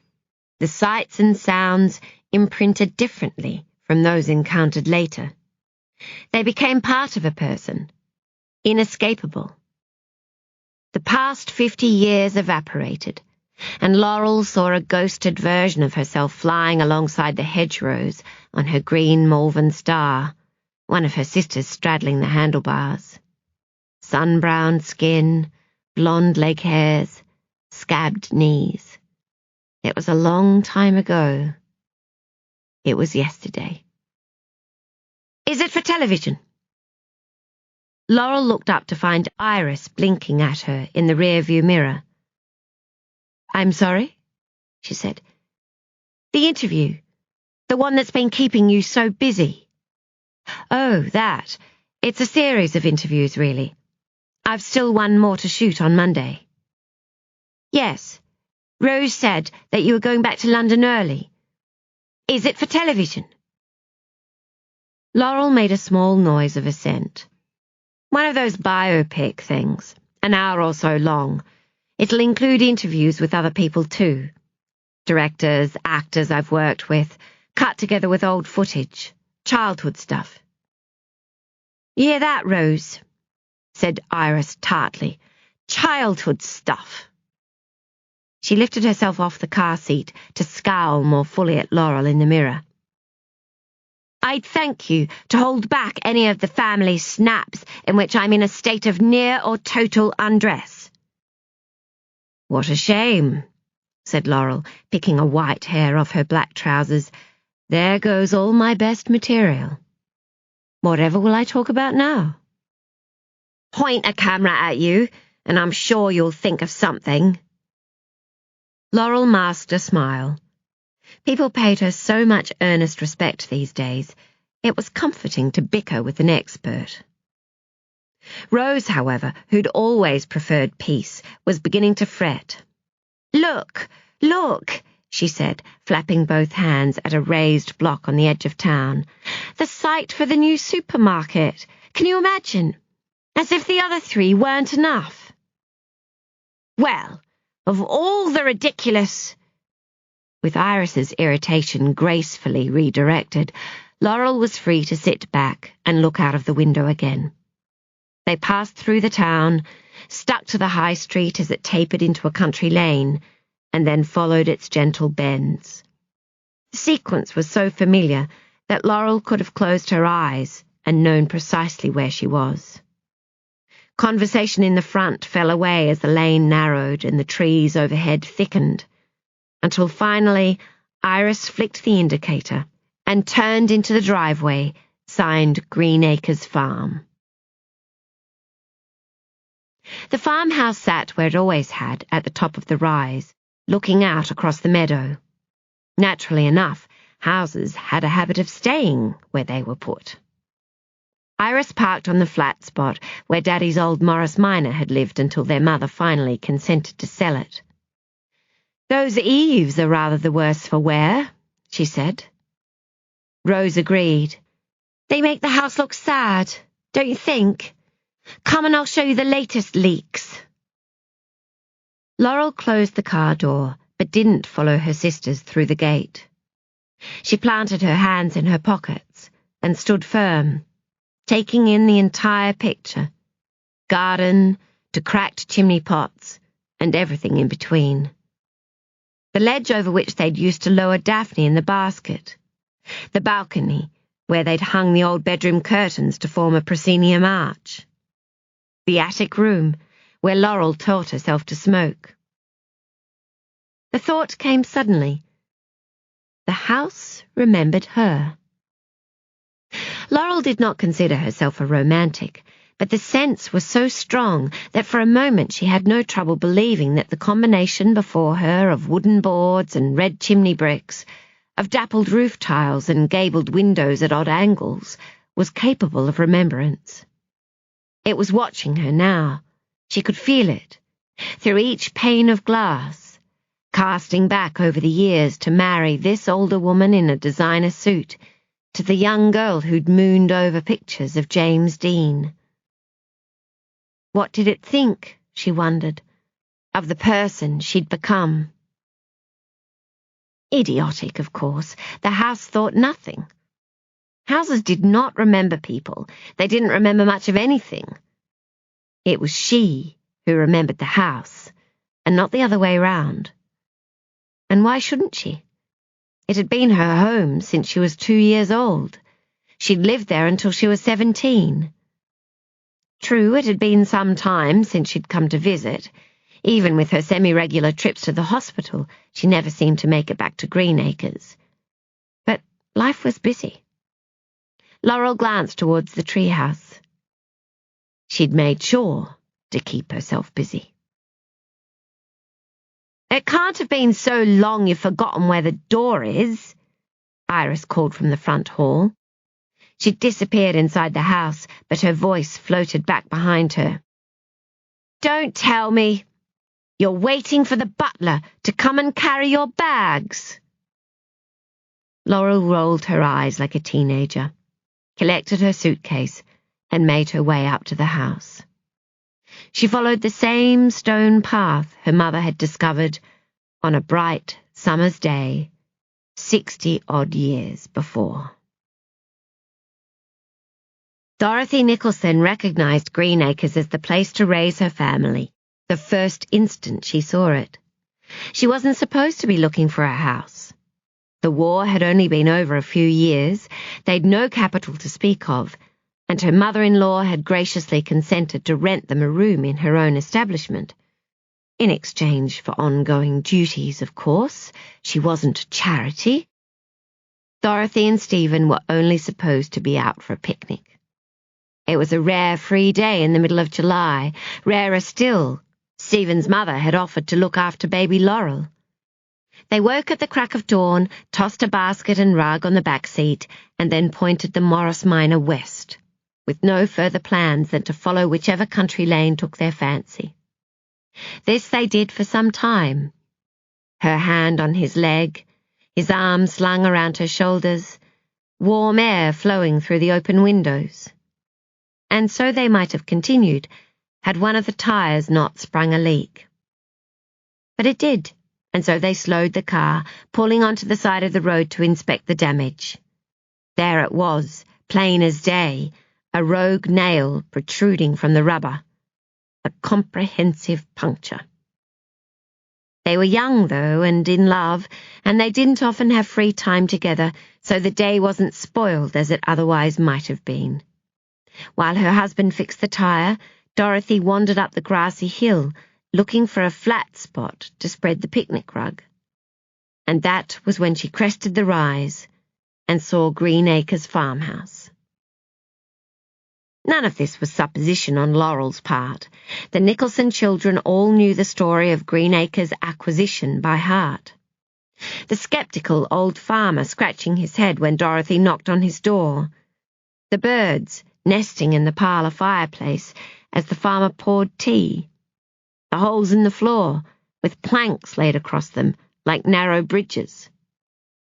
Most importantly, no one was in any doubt as to their mother's immediate certainty that she must live in this place. The house, she'd explained to them many times, had spoken to her. She'd listened, and it turned out they'd understood one another very well indeed. Greenacres was an imperious old lady, a little worn to be sure, cranky in her own way, but who wouldn't be? The deterioration, Dorothy could tell, concealed a great former dignity. The house was proud, and she was lonely, the sort of place that fed on children's laughter and a family's love, and the smell of rosemary lamb roasting in the oven. She had good, honest bones and a willingness to look forwards rather than backwards, to welcome a new family and grow with them, to embrace their brand new traditions. It struck Laurel now, as it hadn't before, that her mother's description of the house might have been a self-portrait. Laurel wiped her feet on the mat and stepped inside. The floorboards creaked familiarly. The furniture was all where it should be, and yet the place felt different. The air was thick, and there was a smell that wasn't usually there. It was stale, she realized, and that was understandable. The house had been closed up since Dorothy went into hospital. Rose came to take care of things whenever her grandchild-minding schedule allowed it, and her husband Phil did what he could, but nothing compared with the constancy of habitation. It was unsettling, Laurel thought, suppressing a shiver, how quickly a person's presence could be erased, how easily civilization gave way to wilderness. She counselled herself not to be so bloody cheerless, and added her bags from habit to the pile beneath the hall table. She went then unthinkingly to the kitchen. It was the place where homework had been done and sticking plasters applied and tears cried over broken hearts. The first place anyone ever went when they came home. Rose and Iris were already there. Rose flicked the light switch by the fridge, and the wiring hummed. She rubbed her hands together brightly. "Shall I make us all some tea?" "Can't think of anything better," said Iris, slipping off her court shoes and stretching her black-stockinged toes back and forth like an impatient ballet dancer. "I brought wine," said Laurel. "Except that. Forget the tea." While Laurel fetched a bottle from her suitcase, Iris took down glasses from the dresser. "Rose?" She held one aloft, blinking sharply over the top of her cat's eye frames. Her eyes were the same dark grey as her bobbed hair. "Oh," Rose worried her watch back and forth. "Oh, I don't know. It's only just gone 5. "Come now, Rosie dear," said Laurel, digging through a drawer of vaguely sticky cutlery for a bottle opener. "It's full of antioxidants, you know." She retrieved the opener and pressed her tacky fingertips together. "Practically a health food." "Well, all right." Laurel drew out the cork and started pouring. Habit had her lining up the glasses to make sure the amount was even across all 3. She smiled when she caught herself. Talk about a reversion to childhood. Iris would be pleased at any rate. Fairness might be the great sticking point for all siblings, but it was an obsession for those in the middle. "Stop counting, little flower," their mother used to say. "Nobody likes a girl who always expects more than the others." "Just a tipple, lol," said Rose cautiously. "I don't want to be on my ear before Daphne gets here." "You've heard from her then?" Laurel handed the fullest glass to Iris. "Just before we left the hospital, didn't I say? Honestly, my memory. She'll be here by 6, traffic permitting." "I suppose I should think about putting something together for dinner if she's that close," said Iris, opening the pantry and leaning on a stool to inspect use-by dates. It'll be toast and tea if I leave it up to you two." "I'll help," said Rose. No. Iris waved her away without turning around. "There's no need." Rose glanced at Laurel, who handed over a glass of wine and gestured towards the door. There was no point in arguing. It was enshrined in family law. Iris always cooked. She always felt put upon. The others let her savour her martyrdom, because that was the sort of small kindness accorded between sisters. "Well, if you insist," said Laurel, gurgling a tad more Pinot into her own glass. While Rose headed upstairs to check that Daphne's room was in order, Laurel took her wine outside. The earlier rain had washed the air clean, and she drew a deep breath. The garden swing caught her eye as she sat down on its bench, using her heels to rock it slowly back and forth. The swing had been a gift from all of them on their mother's 80th birthday, and Dorothy had declared immediately that it must live beneath the big old oak. No one had pointed out that there were other places in the garden with prettier views. The outlook might have struck an outsider as little more than an empty meadow, but the Nicholsons all understood that its blandness was illusory. Somewhere out there among the shifting blades of grass was the spot upon which their father had dropped and died. Memory was a slippery thing. Laurel's memory put her here in this very spot that afternoon, hand raised to block the sun from her eager teenage eyes as she scanned the meadow, waiting for a glimpse of him returning from a day's work, waiting to run down, hook her arm through his, and walk with him back to the house.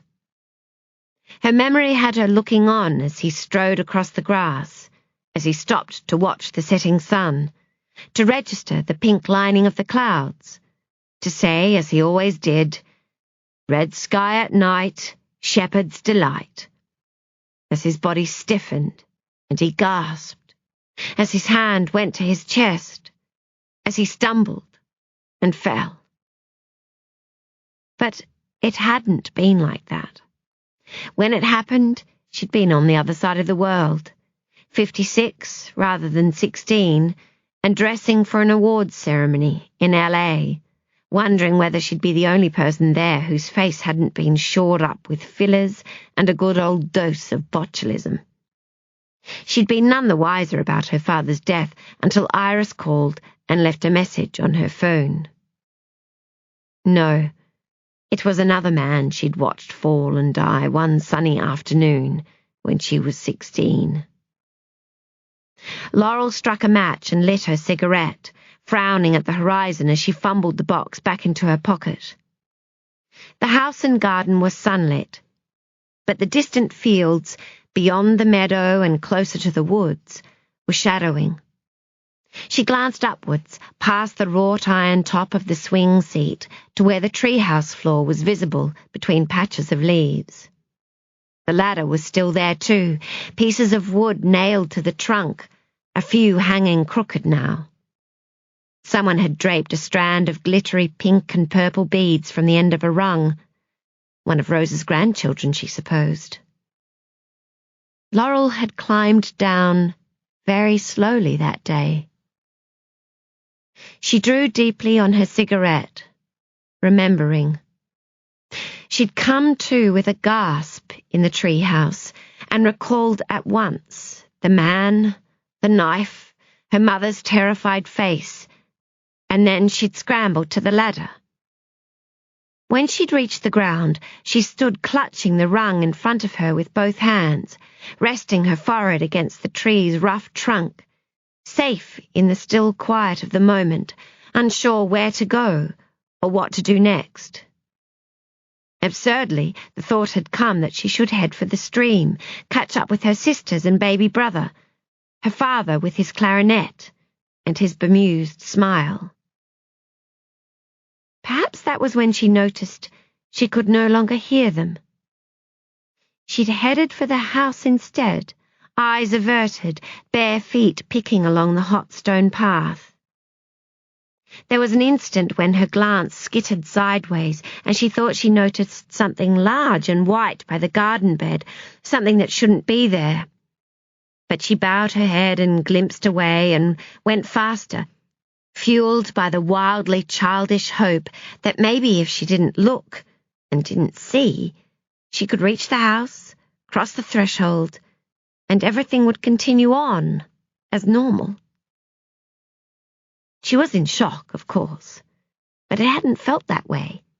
She'd been buffered by a preternatural calm, as if she were wearing a cloak, a magic cloak that let her slip outside real life, like the person in a fairy tale who exists off the page and arrives to find the castle sleeping. She stopped to pick up the hoop from the ground before going inside. The house was eerily quiet. The sun had slipped behind the roof and the entrance hall was dark. She waited by the open doorway for her eyes to adjust. There was a sputtering sound as the iron drain pipes cooled, a noise that signified summer and holidays and long, warm twilights with moths fluttering around the lamps. She looked up the carpeted staircase and knew, somehow, that her sisters weren't there.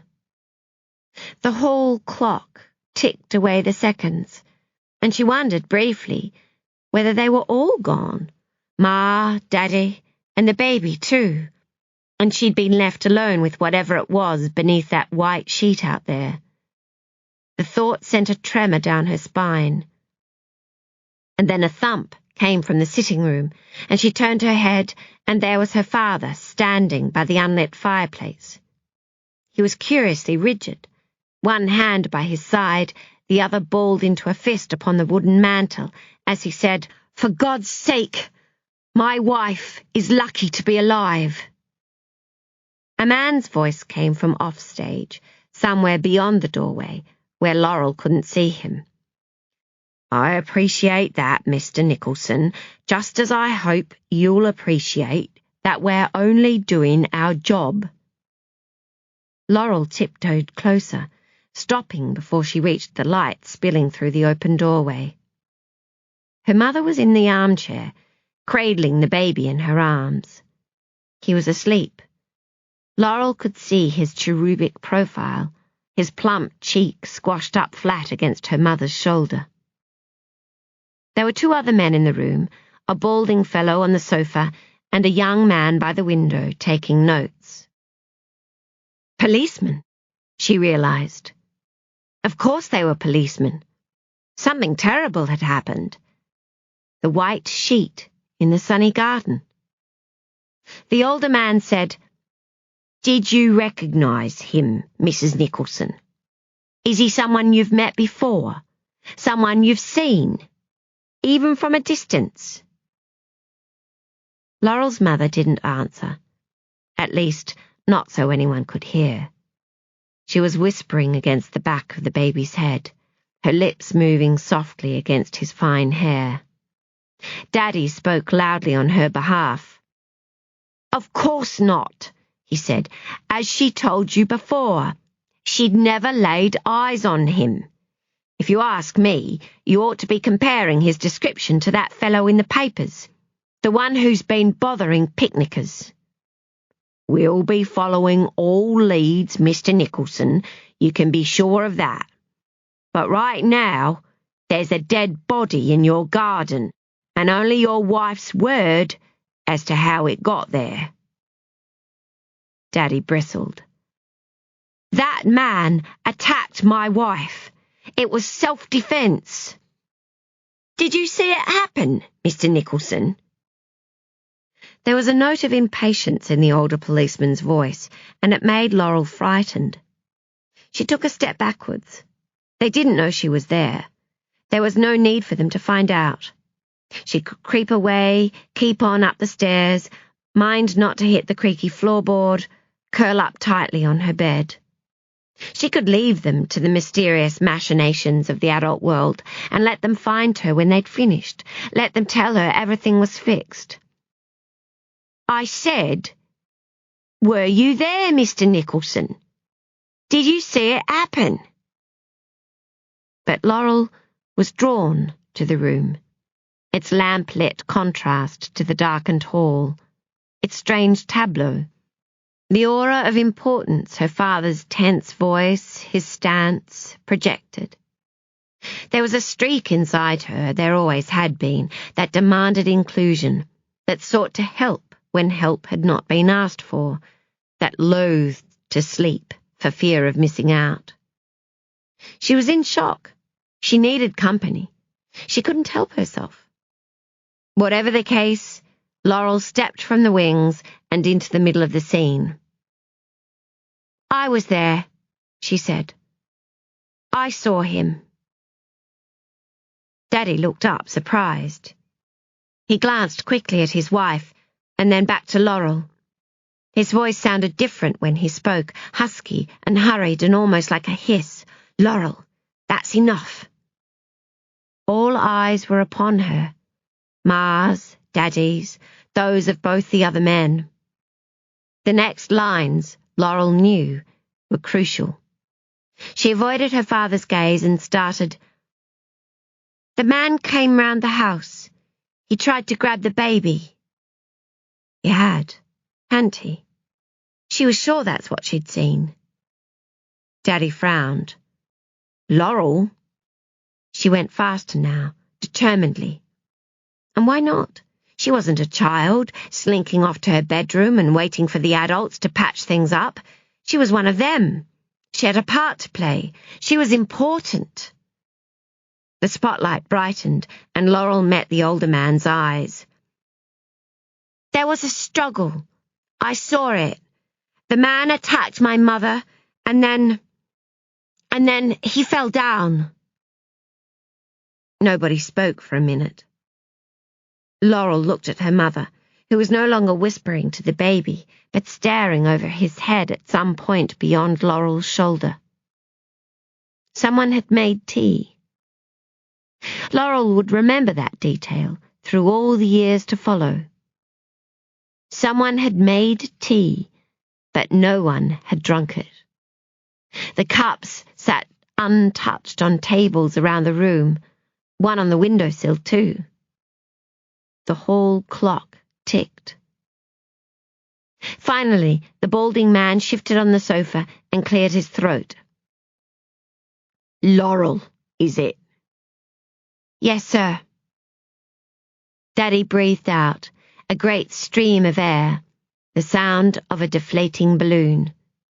His hand gestured in Laurel's direction, and he said, My daughter. He sounded defeated. My eldest. The man on the sofa regarded her, then his lips pulled into a smile that didn't reach his eyes. He said, I think you'd better come in, Laurel. Sit down and start from the beginning. Tell us everything you saw. Chapter 5. Laurel told the policeman the truth. She sat down cautiously on the other end of the sofa, waited for her father's reluctant encouragement, and then she began to recount her afternoon. Everything she'd seen, just as it had happened.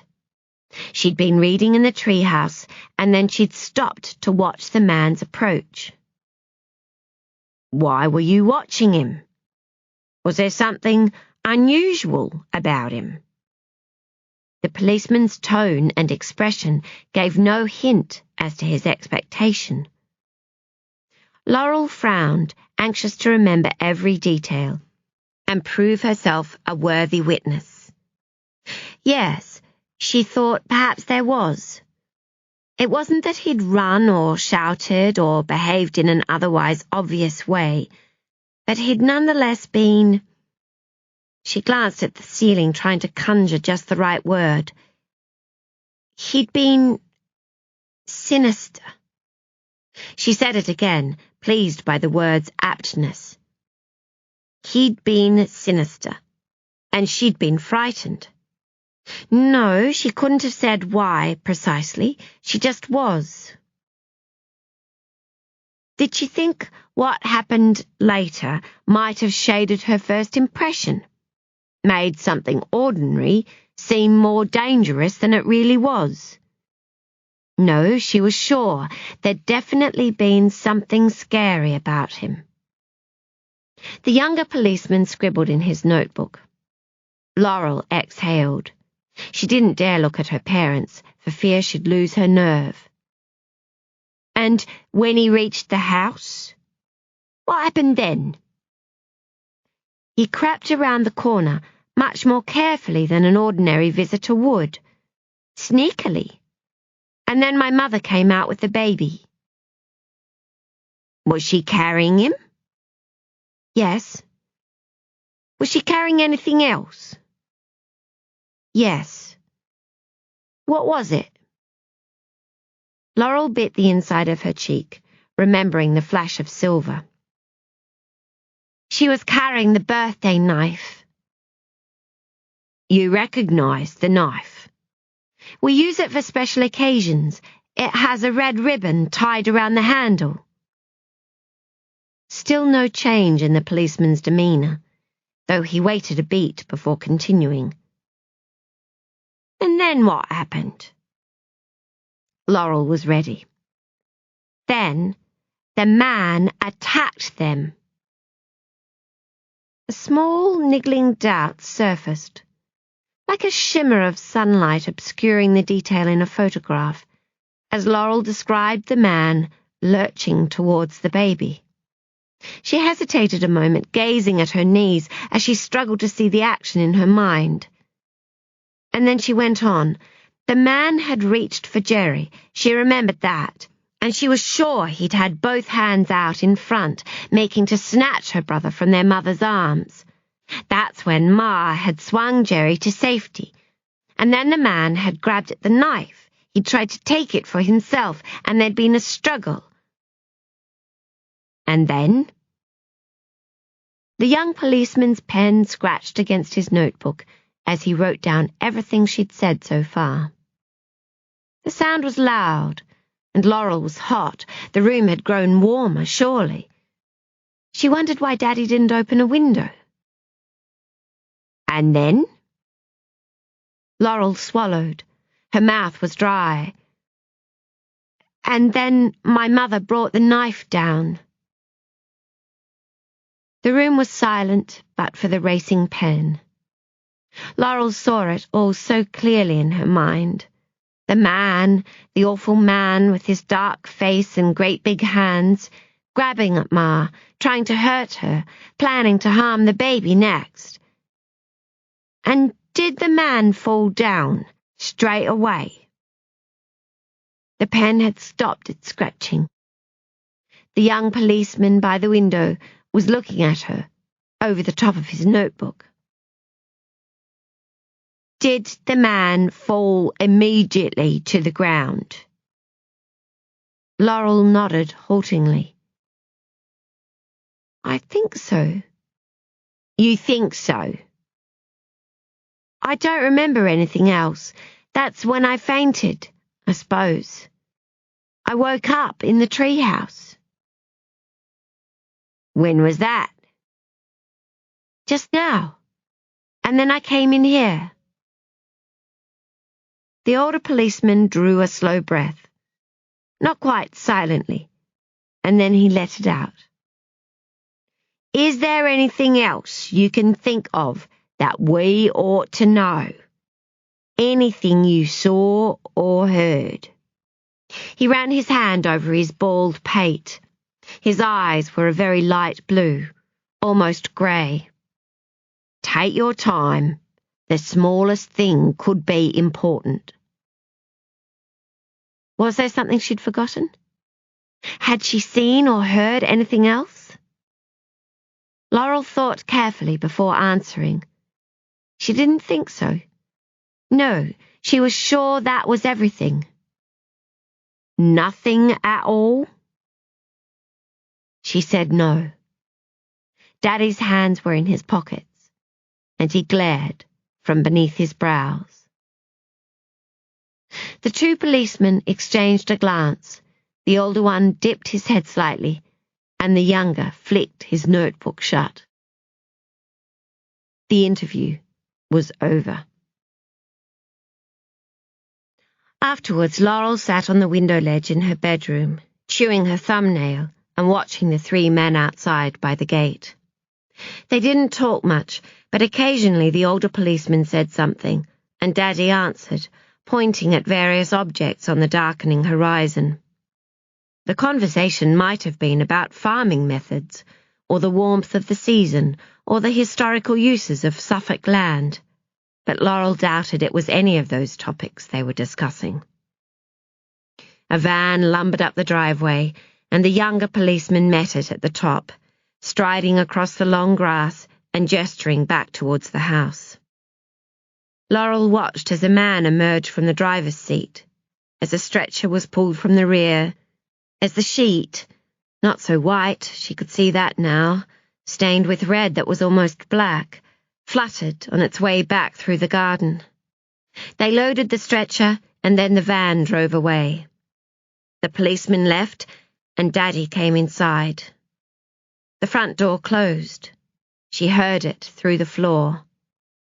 Boots were kicked off, 1, 2, and then a soft, sopped path was paced to her mother in the sitting room.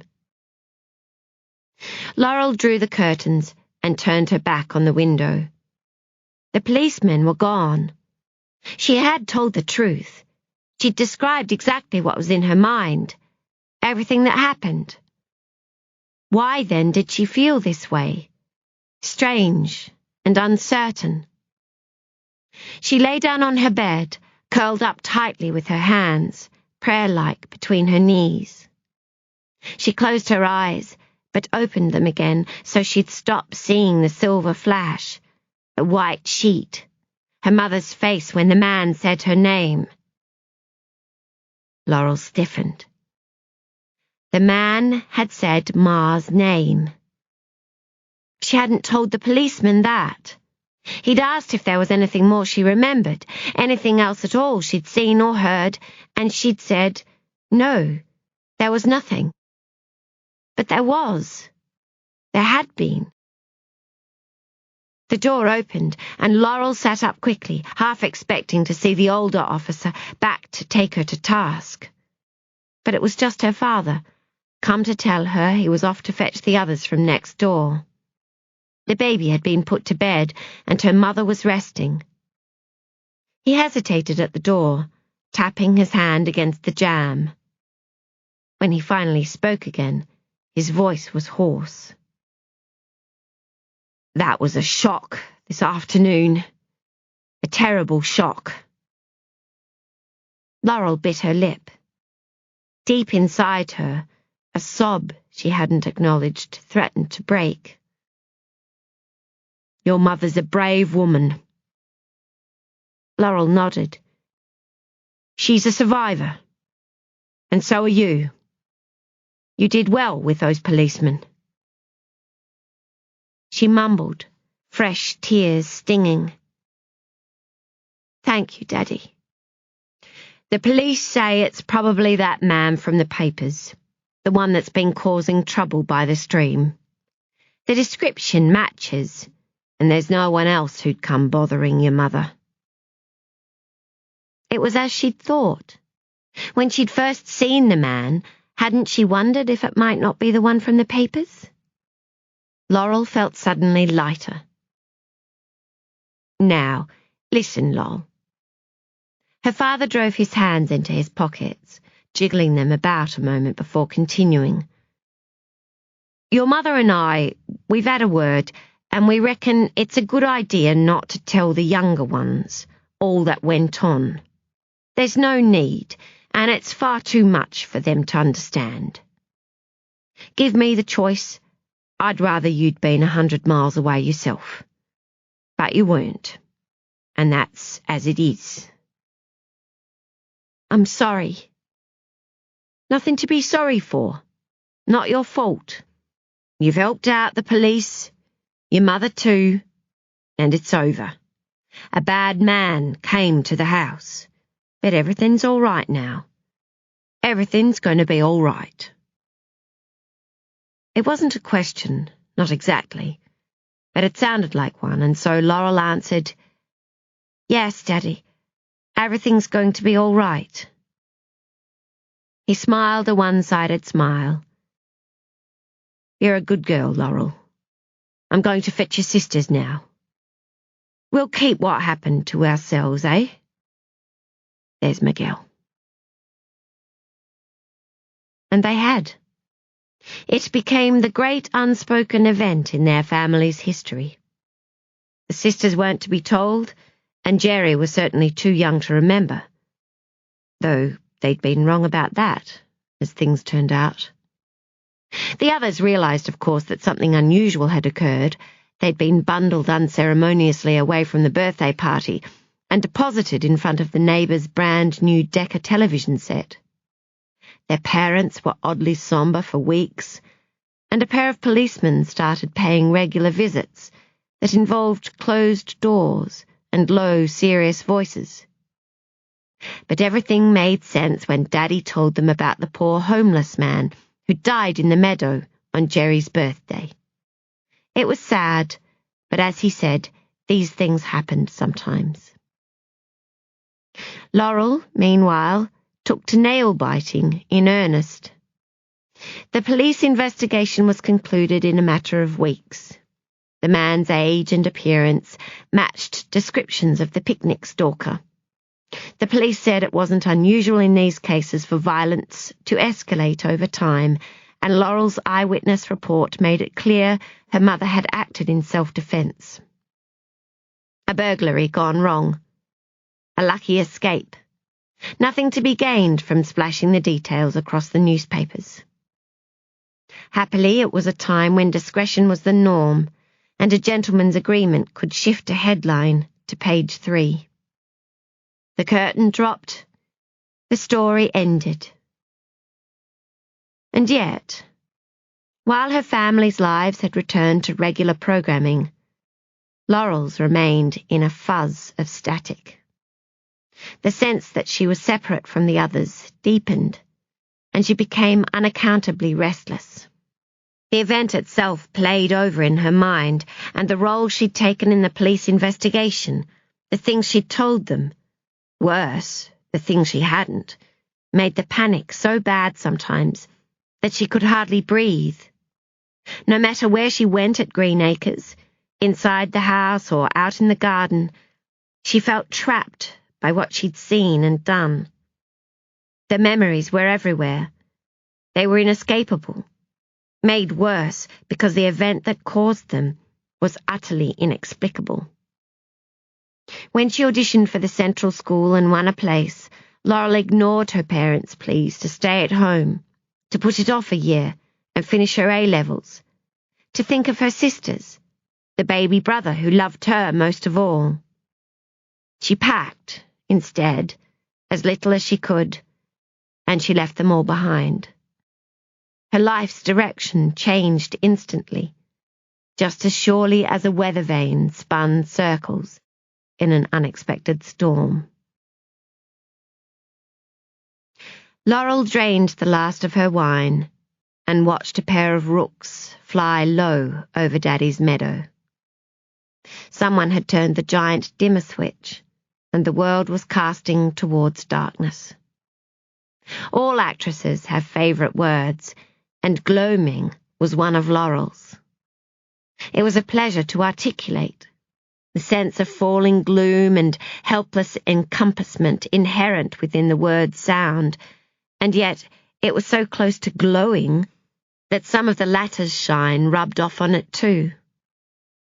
It was the time of day she associated especially with childhood, with her life before she left for London. Her father's return to the house after a day spent working on the farm, her mother toweling Jerry dry by the stove, her sisters laughing upstairs as Iris cycled through her repertoire of impersonations. An irony, really, that Iris had grown up to become that most imitable of all childhood's figures, the headmistress. The transition point when the lights came on inside and the house smelled of soap, and the big oak table was laid for dinner. Even now Laurel sensed quite unconsciously the natural turn of the day. It was the closest she ever came to feeling homesick in her own place. Something moved in the meadow out there, the path that Daddy used to walk each day, and Laurel tensed. But it was just a car. A white car. She could see it more clearly now, winding up the driveway. She stood, shaking out the last drips from her glass. It had turned cool, and Laurel wrapped her arms around herself, walking slowly to the gate. The driver flickered the headlights with an energy that could only belong to Daphne, and Laurel raised a hand to wave. Chapter 6. Laurel spent a large part of dinner observing her youngest sister's face. Something had been done to it, and done well, and the result was fascinating. "A fabulous new moisturizer," Daphne would say if asked, which, because Laurel didn't fancy being lied to, she refrained from doing. Instead, she nodded along as Daphne tossed her blonde curls and enthralled them all with tales from the LA breakfast show set, where she read the weather and flirted with a newsreader named Chip each morning. Breaks in the garrulous monologue were rare, and when occasion finally presented, Rose and Laurel leapt at once. "You first," said Laurel, tilting her wine glass, empty again, she noticed, towards her sister. "I was just going to say, perhaps we ought to talk a little about Mummy's party." "I should say so," said Iris. "I've some thoughts," said Daphne. "Certainly, obviously, What were you thinking, Rosie?" said Laurel. "Well," Rose, who'd always struggled in the sibling press, started with a cough. "It will have to be in hospital, more's the pity, but I thought we could try to come up with ways to make it special for her. You know how she feels about birthdays." "Just what I was going to say," said Daphne, catching a small hiccup behind baby pink fingernails. "And after all, this will be her last." Silence stretched between them, with the rude exception of the Swiss clock, until Iris broke it with a sniff. "You're very brash now, aren't you?" she said, patting the blunt ends of her steel-grey bob. "Since you moved stateside." "I was just saying, I think we all know what you were just saying." "But it's true." "Precisely. Some might argue why you needn't have said it at all." Laurel regarded her table mates, Iris glowering, Daphne blinking with blue-eyed chagrin, Rose twisting her plait with an angst that threatened to sever it. Squint a little, and they could have been their childhood selves. She sighed into her glass. "Perhaps we could take in some of Ma's favourite things," she said. "Play some of the records from Daddy's collection." "Is that the sort of thing you meant, Rosie?" "Yes," said Rose, with unnerving gratitude. "Yes, that's perfect. I thought we might even retell some of the stories she used to invent for us." "Like the one about the gate at the bottom of the garden that led to fairyland, and the dragon eggs she found in the woods, and the time she ran away to join the circus." "Do you remember," said Iris suddenly, "the circus we had here?" "My circus," said Daphne, beaming from behind her wine-glass. "Well, yes," Iris interjected, "but only because I'd had the horrid measles and missed the real circus when it came to town." Daphne laughed with pleasure at the memory. "She got Daddy to build a tent at the bottom of the meadow, remember? And organised all of you to be clowns. Laurel was a lion, and Mummy walked the tightrope." "She was rather good at that," said Iris. "Barely fell off the rope. She must have practiced for weeks." "Or else her story was true, and she really did spend time in the circus," said Rose. "I can almost believe it of Mummy." Daphne gave a contented sigh. "We were lucky to have a mother like ours, weren't we? So playful, almost as if she hadn't fully grown up. Not at all like other people's boring old mothers. I used to feel rather smug when I had friends home from school." "You? Smug?" Iris pretended surprise. "Now, that just doesn't seem—" "With regard to Mummy's party," Rose flapped a hand, desperate to avoid a new dip into argument, "I thought I might bake a cake. Victoria Sponge, her fave." "Do you remember?" said Daphne with sudden brightness. "That knife. The one with the ribbon." "The red ribbon," said Iris. "And the bone handle. She used to insist on it every birthday." "She said it was magical, that it could grant wishes." "You know, I believed that for such a long time."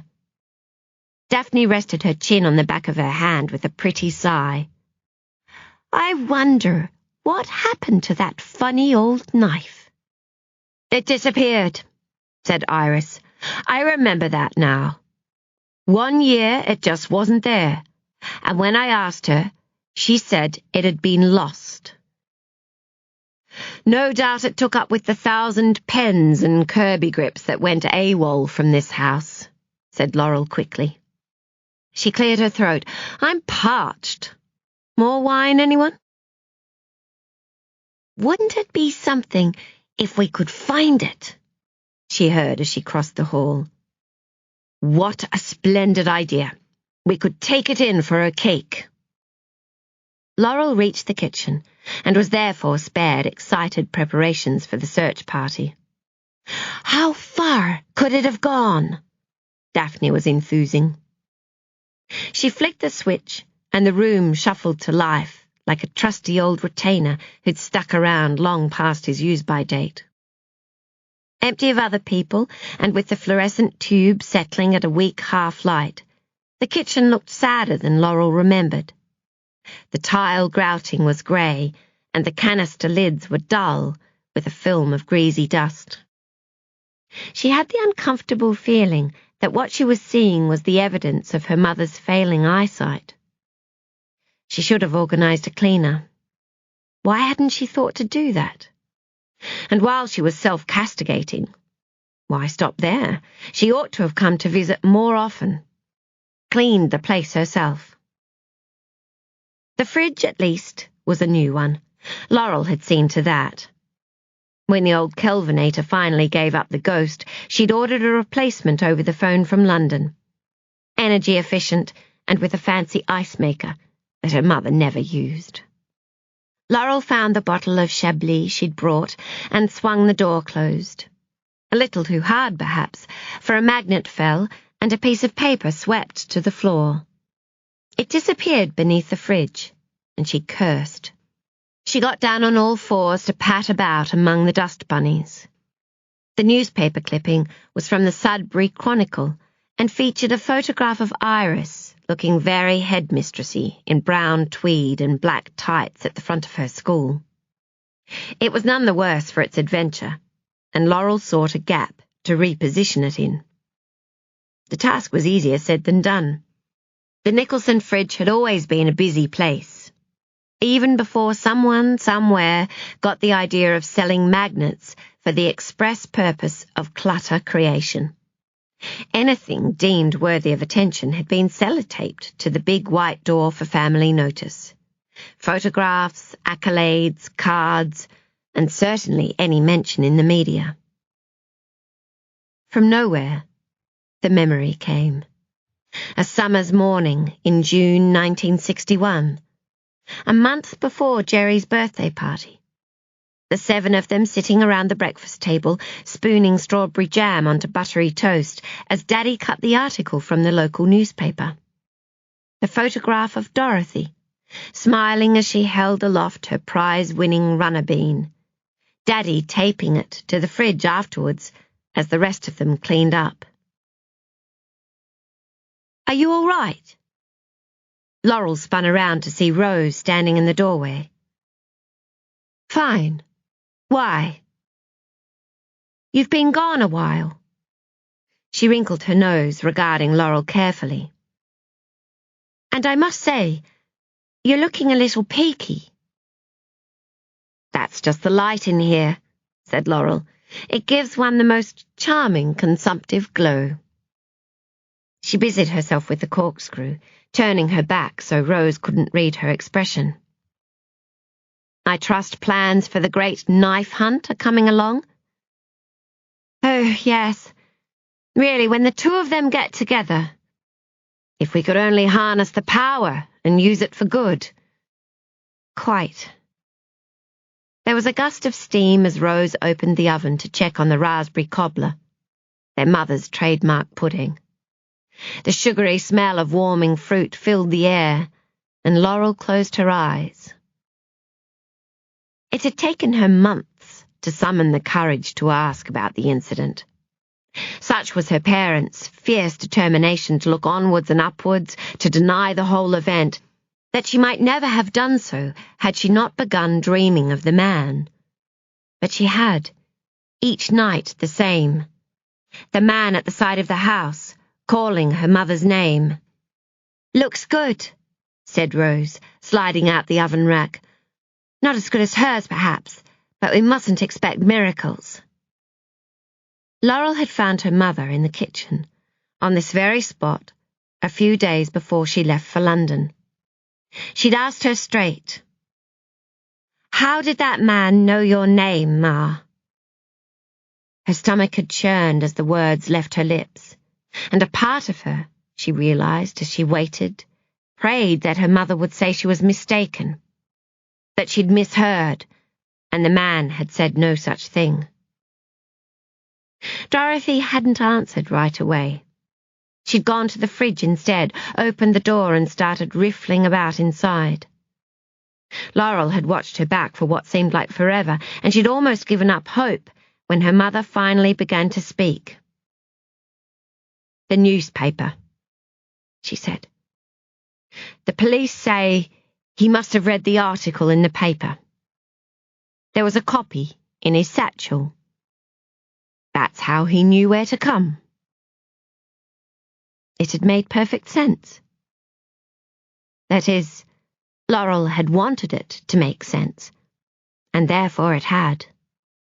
The man had read the newspaper, seen her mother's picture, and then set out to find her. And if a small voice in the back of Laurel's mind whispered, "Why?" she waved it aside. He was a madman who could say why for certain. And what did it matter anyway? It was over. So long as Laurel didn't pick too closely at its delicate threads, the tapestry hung together. The picture remained intact. At least it had done, until now. Incredible, really, that after 50 years all it took was the return of an old photograph and the utterance of a woman's name for the fabric of Laurel's fiction to begin unraveling. The oven rack slid back with a clang and, "5 more minutes," said Rose. Laurel glugged wine into her glass and strove for nonchalance. "Rosie?" "That photograph today, the one at the hospital. The woman who gave the book to Ma." "Vivien?" "Yes." Laurel shuddered lightly as she set down the bottle. The name did something strange to her. "Did Ma ever mention her to you?" "A little," said Rose, "after I found the photo. They were friends." Laurel remembered the date on the photograph, 1941. "During the war?" Rose nodded, folding the tea towel into a neat rectangle. She didn't say much, just that Vivien was Australian. Australian? She came here as a child. I'm not sure why exactly. How did they meet? She didn't say. Why haven't we met her? No idea. Funny, isn't it, that she was never mentioned? Laurel took a sip of wine. I wonder why not. The oven timer rang. Perhaps they had a bust-up, drifted apart. I don't know. Rose drew on the mitts. Why are you so interested anyway? I'm not really. Let's eat then, said Rose, cupping the cobbler dish. This looks quite She died, said Laurel, with sudden conviction. Vivien died. How do you know? I mean, Laurel swallowed and backtracked swiftly. Perhaps she died. There was a war on. It's possible, don't you think? Anything's possible. Rose probed the crust with a fork. Take, for example, this really rather respectable glaze. Ready to brave the others? Actually, the need to get upstairs to check her flash of memory was immediate and searing. You were right before. I am feeling poorly. Do you want pudding? Laurel shook her head, halfway to the door. Early night for me, I'm afraid. Terrible to be ill tomorrow. Can I get you something else? Paracetamol? Cup of tea? No, said Laurel. No thanks, except, Rose. Yes? The play? Which play? Peter Pan. The book the photo came from. Is it handy?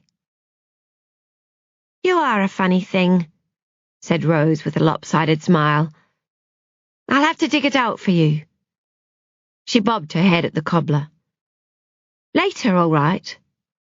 Of course, no hurry. I'll just be resting. Enjoy your pudding. And Rosie? Yes? Sorry to send you back into the fray alone. It was the mention of Australia that had done it. As Rose recounted what she'd learned from their mother, a light bulb had fired in Laurel's mind, and she'd known why Vivien was important. She remembered, too, where she'd first come across the name, all those years before. While her sisters ate dessert and hunted for a knife they'd never find, Laurel braved the attic in search of her trunk. There was one for each of them. Dorothy had been strict in that regard. It was because of the war Daddy had once confided in them. Everything she loved had been lost when that bomb fell on her family home in Coventry and turned her past to rubble. She'd been determined her children would never suffer the same fate. She might not be able to spare them every heartache, but she could damn well make sure they knew where to find their class photo when they wanted it. Their mother's passion for things, for possessions, objects that could be held in one's hands and invested with deeper meaning, had verged on obsessive. Her enthusiasm for collecting so great that it was hard not to fall into line. Everything was kept, nothing thrown away, traditions adhered to religiously. Case in point, the knife. Laurel's trunk was tucked beside the broken radiator Daddy had never got around to fixing. She knew it was hers before she read her name stenciled on the top. The tan leather straps and broken buckle were a dead giveaway. Her heart fluttered when she saw it, anticipating the thing she knew she'd find inside. Funny the way an object she hadn't thought of in decades could arrive so precisely in her mind. She knew exactly what she was looking for, what it would feel like in her hand, the emotions its uncovering would cause to surface. A faint imprint of herself the last time she'd done so knelt beside her as she undid the straps. The trunk smelled like dust and damp and an old cologne with a name she'd forgotten, but a fragrance that made her feel 16 again. It was full of paper. Diaries, photographs, letters, school reports, a couple of sewing patterns for capri pants. But Laurel didn't pause to look them over. She pulled out one pile after another, scanning quickly. Midway down on the far left-hand side, she found what she'd come for. A thin book, totally unprepossessing, and yet, for Laurel, reverberating with memories. She'd been offered the role of Meg in the birthday party some years back. It had been a chance to perform at the Littleton Theatre, but Laurel had said no. It was the only time she could think of that she'd put her personal life ahead of her career.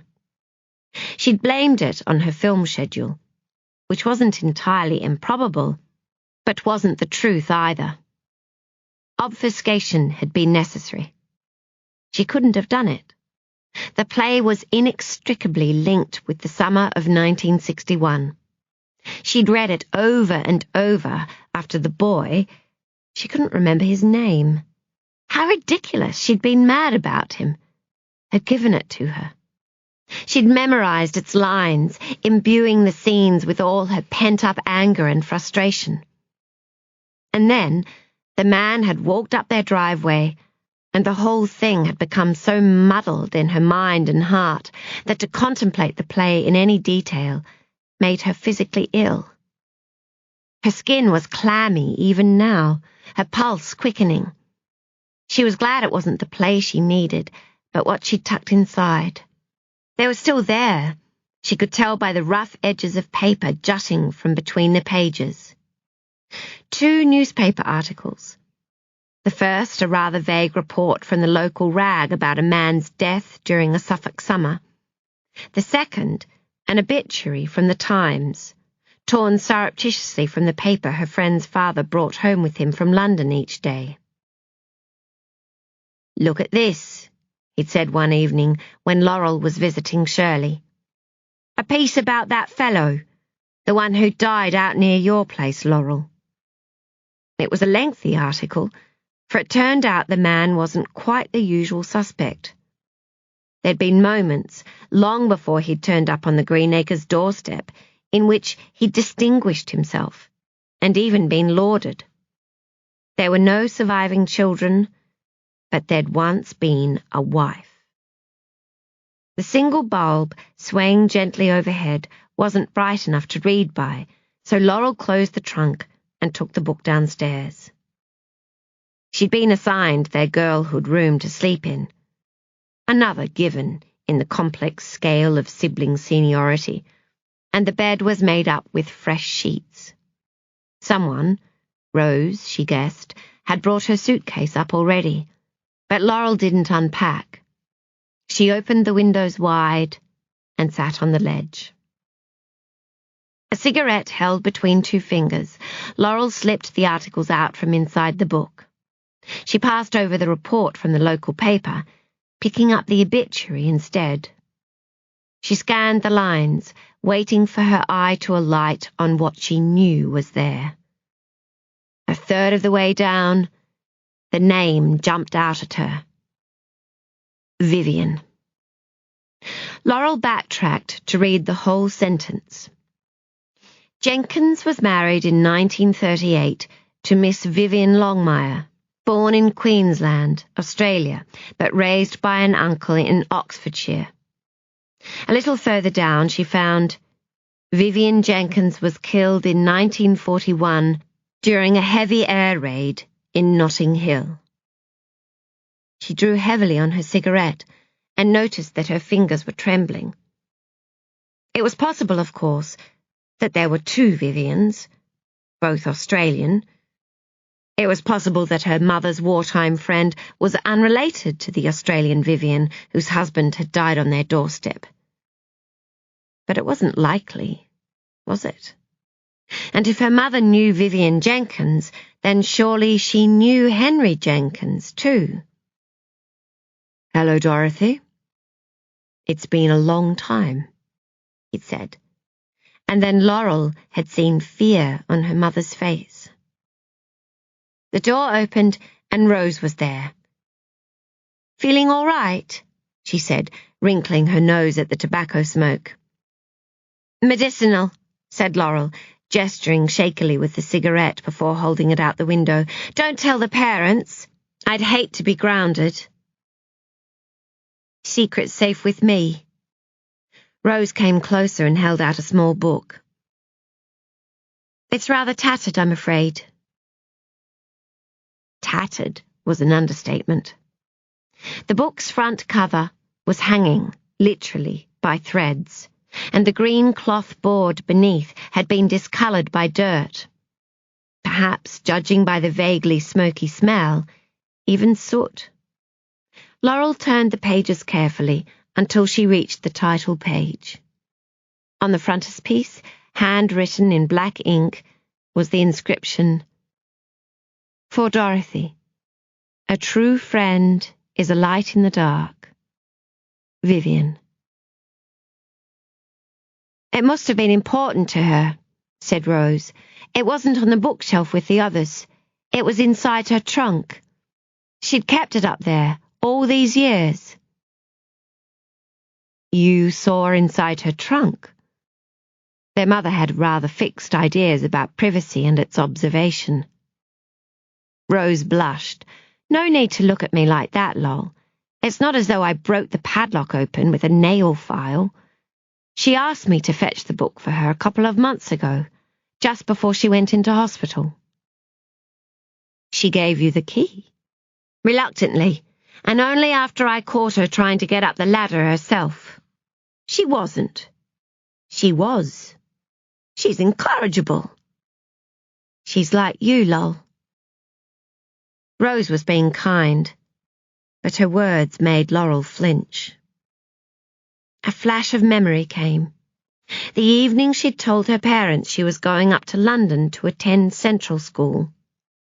They'd been shocked and unhappy, hurt she'd gone behind their backs to audition, adamant she was too young to leave home, worried she wasn't going to finish school and get her A-levels. They'd sat with her around the kitchen table, taking it in turns to make reasonable arguments in exaggeratedly calm voices. Laurel tried to look bored, and when they'd finally finished, she said, "I'm still going," with all the sulky vehemence one might expect from a confused and resentful teenager. "Nothing you say will change my mind. It's what I want." "You're too young to know what you really want," her mother said. "People change. They grow up. They make better decisions." "I know you, Laurel." "You don't." "I know you're headstrong. I know you're stubborn and determined to be different, that you're full of dreams, just like I was."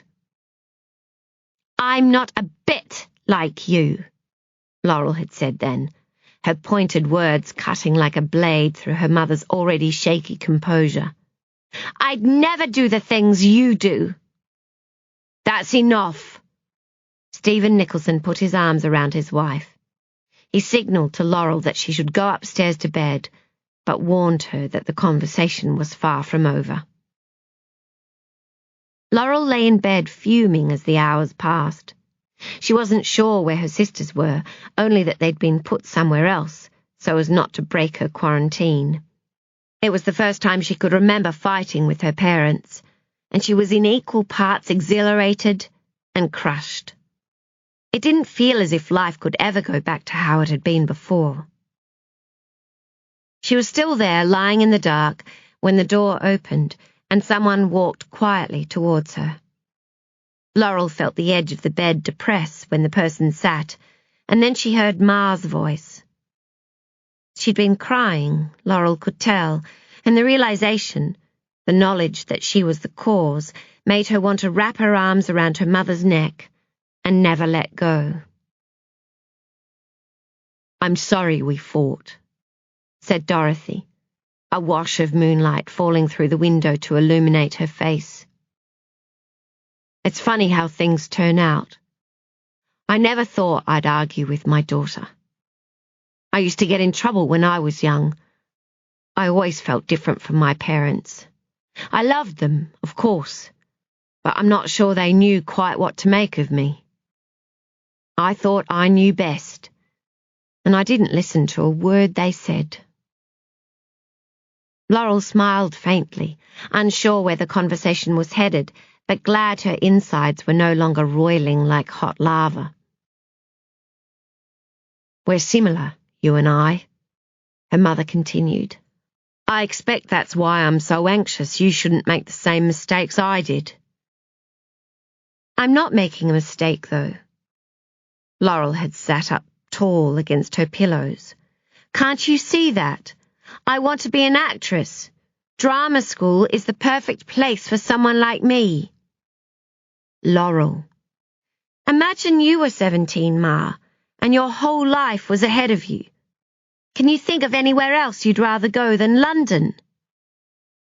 It was the wrong thing to say. Ma had never shown the least interest in going up to London. There was a pause, and a blackbird called to his friends outside. "No," Dorothy had said eventually, softly and a little sadly as she reached to stroke the ends of Laurel's hair. "No, I don't suppose I can." It struck Laurel now that even then she'd been too self-absorbed to wonder or ask what her mother was actually like at 17, what it was she'd longed for, and what mistakes she'd made that she was so anxious her daughter should not repeat. Laurel held up the book Rose had given her and said, more shakily than she'd have liked, "It's strange to see something of hers from before, isn't it?" "Before what?" "Before us. Before this place. Before she was our mother. Just imagine, when she was given this book, when that photograph with Vivien was taken, she had no idea that we were out there somewhere waiting to exist. No wonder she's beaming in the photo." Laurel didn't laugh. "Do you ever think about her, Rose?" "About Mummy? Of course. Not about Ma. I mean that young woman. She was a different person back then, with a whole other life we know nothing about.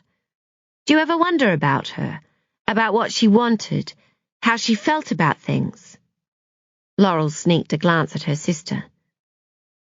"The sort of secrets she kept." Rose smiled uncertainly, and Laurel shook her head. "Don't mind me. I'm a bit maudlin tonight. It's being back here, I guess. The old room." She forced a cheeriness she didn't feel. "Remember the way Iris used to snore?"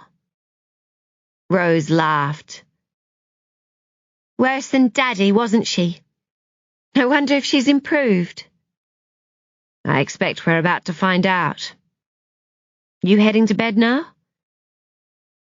"I thought I'd take a bath before the others finish up, and I lose the mirror to Daphne." She lowered her voice and lifted the skin above one eye.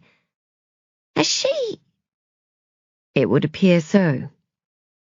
Rose pulled a face that said, "Aren't people strange?"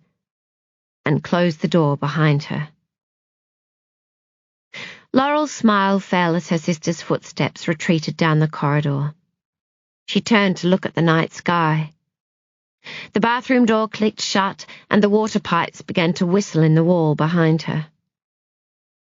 50 years ago, Laurel told a distant patch of stars, "My mother killed a man." She called it self-defense, but I saw it.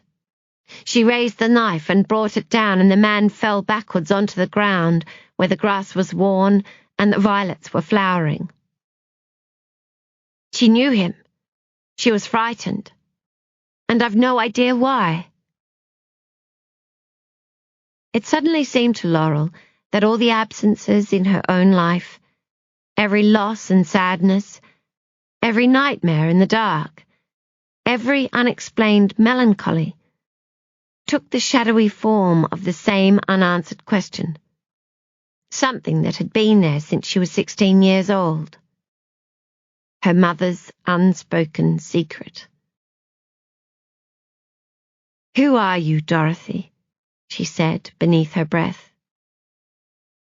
"Who were you before you became Ma?"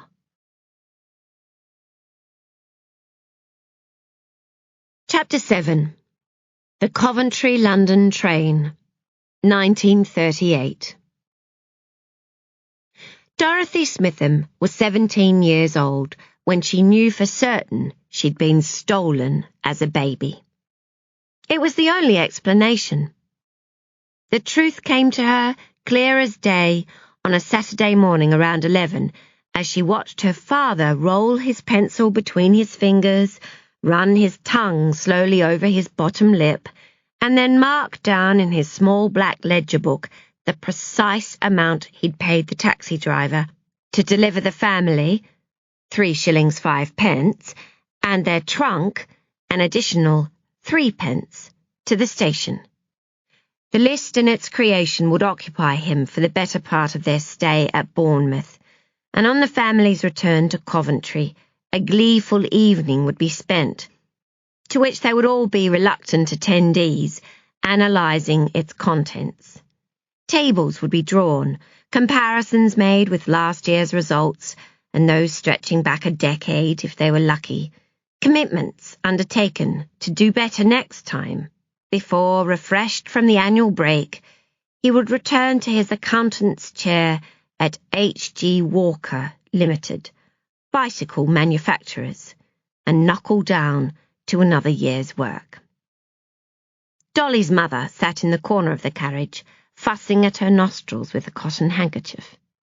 It was a surreptitious dab, the hanky concealed for the most part within her hand, followed occasionally by a skittish glance at her husband to ensure he hadn't been disturbed and was still frowning with grim pleasure at his ledger. Really, only Janice Smitham could manage to catch a cold on the eve of the annual summer holiday with such astonishing regularity. The consistency was almost admirable, and Dolly might have been able to salute her mother's commitment to habit if it weren't for the accompanying sniffle, so meek and apologetic that made her want to jam father's sharpened pencil through her own eardrums. Mother's fortnight by the sea would be spent as it was each year, making father feel like king of the sand castle, fretting over Dolly's swimsuit cut, and worrying whether Cuthbert was making friends with the right kind of boys. Poor old Cuthbert. He'd been a glorious little baby, full of giggles and gummy smiles, and with a rather fetching way of crying whenever Dolly left the room.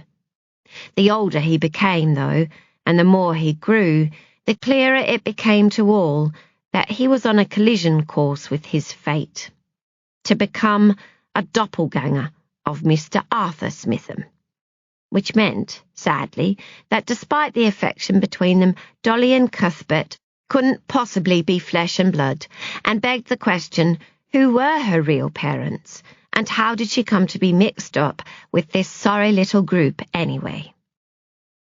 Circus performers? A spectacular couple of high-wire walkers? It was possible. She glanced at her legs, relatively long and slender, both of them. She'd always been good at sports. Mr. Anthony, the school sports master, made a point of selecting her for the first hockey team each year. And when she and Caitlin rolled back Caitlin's mother's parlour carpet and put Louis Armstrong on the gramophone, Dolly was quite sure she didn't just imagine herself to be the finer dancer. There. Dolly crossed her legs and smoothed her skirt. Natural grace, that all but proved it. "Can I have a sweet at the station, father?" "A sweet?" "At the station. From the little shop." "I don't know about that, Cuthbert." "But, father—" "There's the budget to think of." "But, mother, you said—" No, Cuthbert. Father knows best." Dolly turned her attention to the fleeting fields outside. Circus performers. It felt about right. Spangles and sequins and late nights beneath the big top, empty but bathed still in the collective awe and adoration of the night's rapturous crowd. Glamour, excitement, romance. Yes, that was far more like it. Such entrancing origins would also explain the fierce admonishments meted out by her parents whenever Dolly's behaviour threatened to draw attention.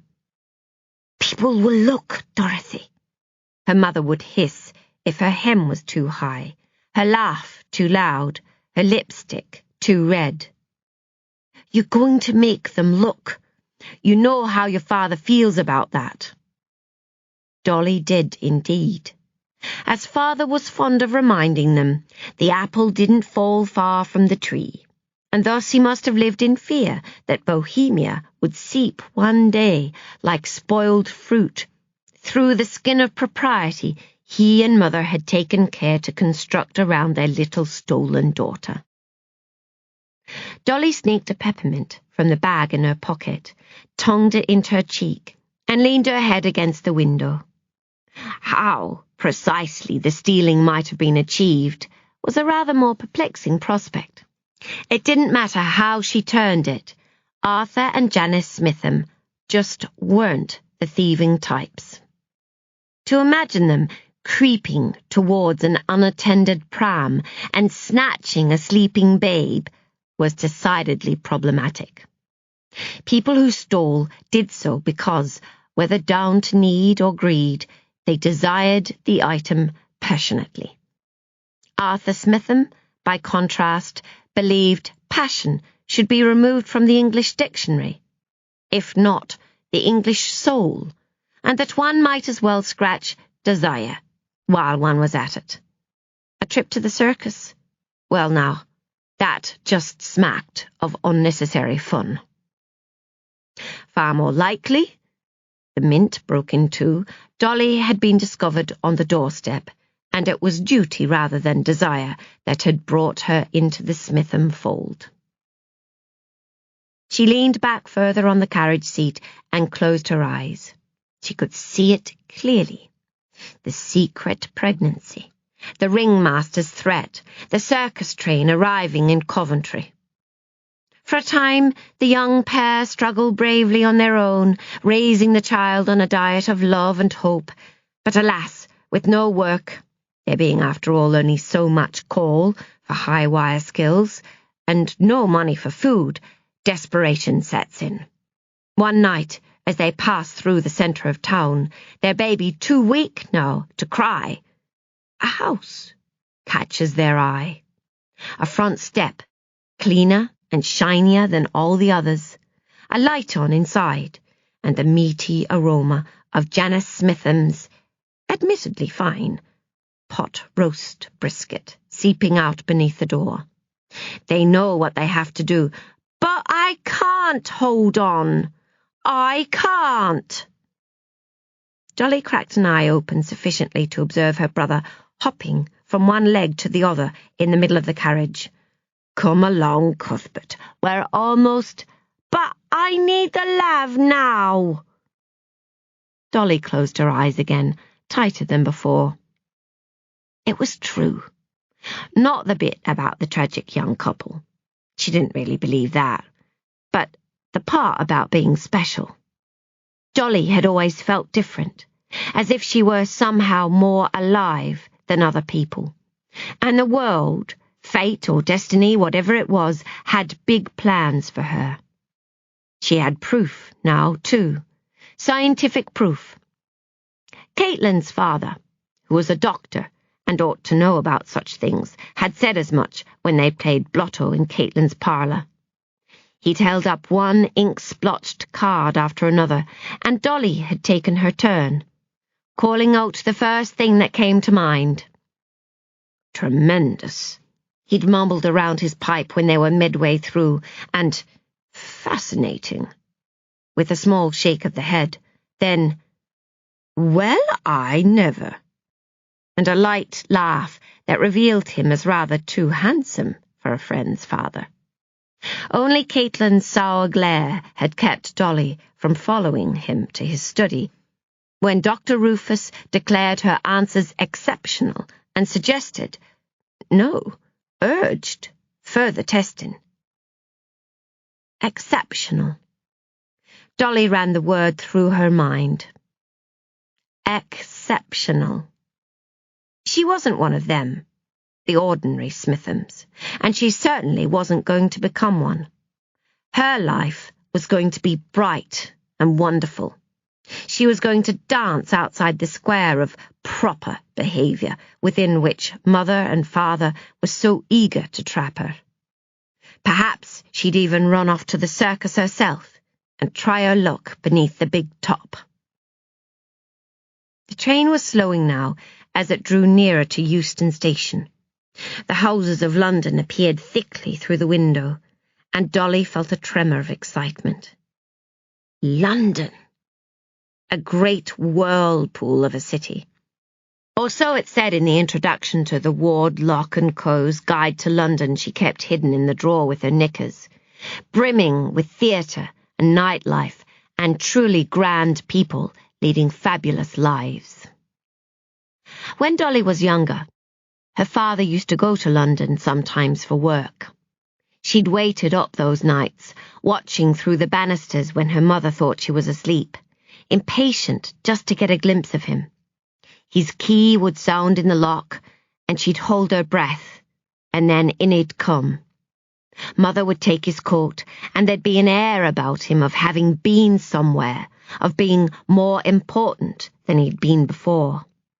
Dolly never would have dreamed of asking him about his trip. Even then she'd guessed that the truth would be a poor imitation of her imaginings. Still, she glanced at her father now, hoping he might meet her eyes, that she'd see in them evidence that he too felt the pull of the great city they were passing through. He did not. Arthur Smitham had eyes only for his ledger book, the back page now, on which he'd made his careful notation of train times and platform numbers. The corners of his mouth twitched, and Dolly's heart sank.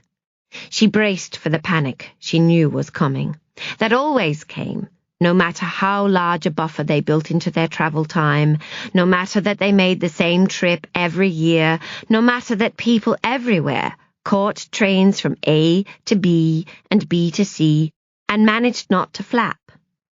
Sure enough, she flinched preemptively.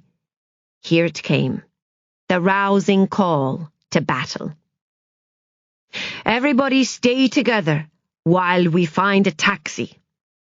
A gallant attempt by their leader to radiate calm in the face of oncoming trial. He felt about on the baggage rack for his hat. Cuthbert, Mother worried, take my hand. I don't want to.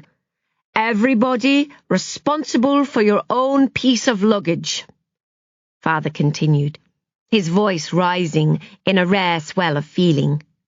Hold tight to your sticks and rackets and avoid getting caught behind passengers with limps or canes. We mustn't allow ourselves to be slowed down. A well-dressed man who'd been sharing their carriage glanced askance at her father, and Dolly wondered, not for the first time, if it was possible to disappear, simply by wishing it badly enough. The Smitham family had a habit, refined and cemented over years of identical seaside holidays, of heading down to the front straight after breakfast. Father had long ago ruled out hiring a bathing hut, declaring them unnecessary luxuries that encouraged show-offs, and early arrival was thus essential if they expected to secure a decent space before the crowds arrived. On this particular morning, Mrs. Jennings had kept them in the Bellevue dining room a little later than usual, overbrewing the tea, and then dithering dreadfully with the replacement pot. Father became increasingly twitchy. His white canvas shoes were calling to him, despite the sticking plasters he'd been forced to adhere to his heels after the previous day's exertions, But interrupting their host was unthinkable, and Arthur Smitham did not do unthinkable things. In the end, it was Cuthbert who saved them all.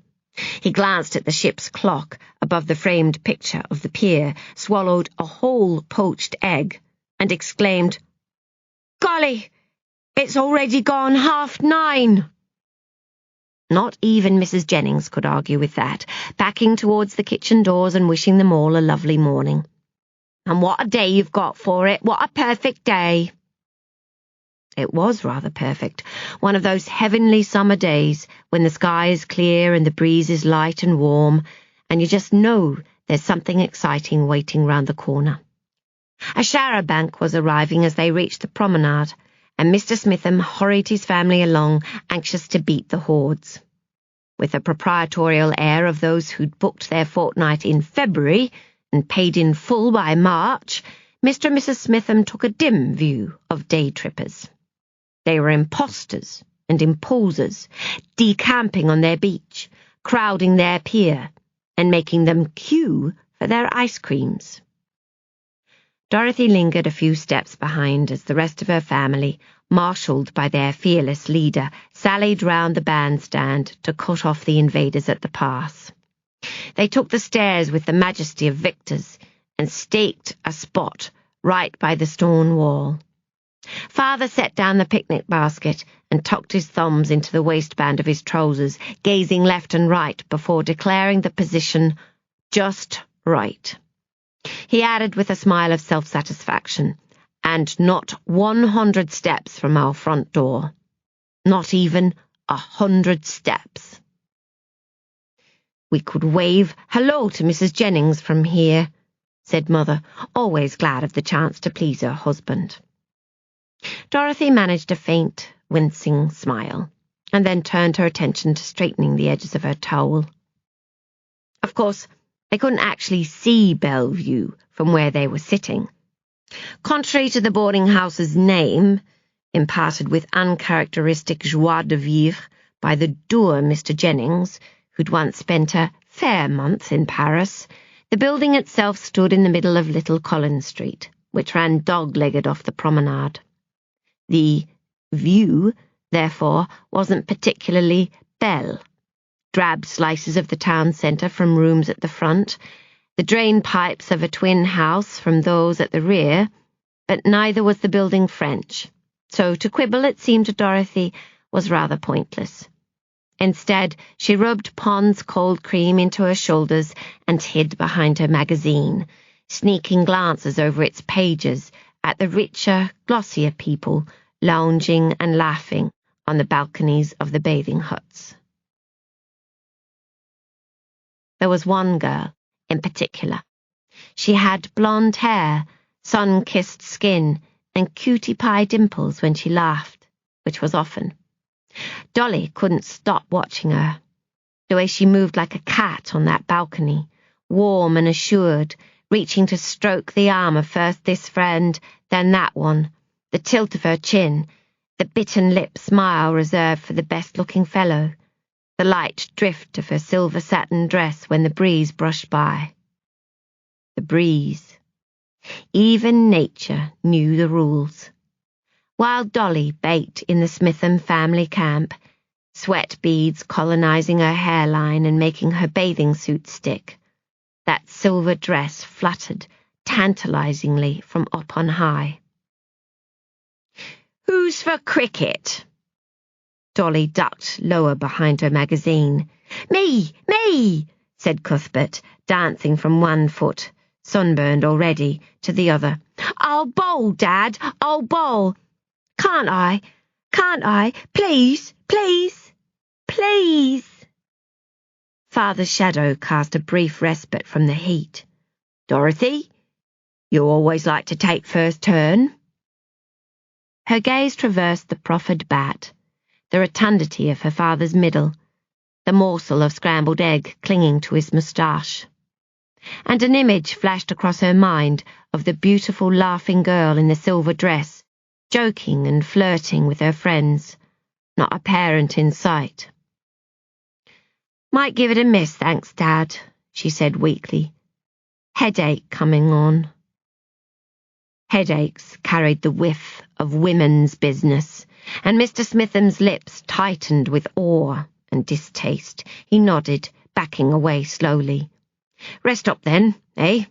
Don't exert yourself." "Come on, Dad," called Cuthbert. "Bob Wyatt's stepping up to the fold. Show him how it's done, why don't you?" In the face of such a rallying cry, Father was powerless but to act. He turned on his heel, strutting down the beach, bat slung over his shoulder in the chipper manner of a much younger, far fitter man. The game began, and Dolly shrank back even closer to the wall. Arthur Smitham's one-time cricketing prowess was part of the great family story, and the holiday game was thus a hallowed institution. There was a part of Dolly that hated herself for the way she was acting. After all, it was probably the last time she'd come on the annual family holiday. But she couldn't seem to shake herself free of this ghastly mood. With every day that passed, she felt the gulf between herself and the rest of her family widen. It wasn't that she didn't love them. It was just that they had a knack lately, even Cuthbert, of driving her crazy. She'd always felt herself to be different. There was nothing new in that. But recently, things had taken a definite turn for the worse. Her father had started talking at the dinner table about what was going to happen when Dolly finished school. In September, there was a junior position opening up on the secretarial staff at the bicycle factory. After 30 years of service, he might just be able to pull a few strings with the head secretary to make sure Dolly got it. Father always smiled and winked when he said that, about the strings, as if he were doing Dolly a huge favour and she ought to be grateful. In reality, the thought made her want to scream like the heroine in a horror film. She couldn't think of anything worse. More than that, she couldn't believe that after 17 years, Arthur Smitham, her very own father, could so misunderstand her. From the sand there came a cry of "Six!" and Dolly glanced over the top of her woman's weekly to see her father swing his bat over his shoulder like a musket and begin the jog between makeshift wickets. Beside her, Janice Smitham was emanating nervous encouragement, offering tentative calls of "Good show!" and "Jolly well done!" countered quickly with desperate cries of "Careful now!" or "Not so fast!" or "Breathe, Cuthbert! Remember your asthma!" as the boy chased his ball towards the water.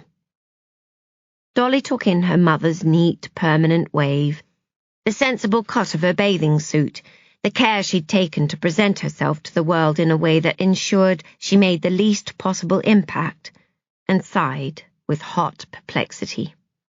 It was her mother's lack of understanding on the matter of Dolly's future that vexed her most of all. When she first realised that Father was serious about the bicycle factory, she'd hoped Mother would smile fondly at the suggestion before pointing out that naturally there were far more exciting things in store for their daughter.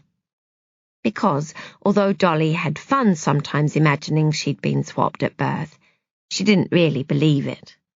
Nobody who saw her standing next to her mother could have thought such a thing for long.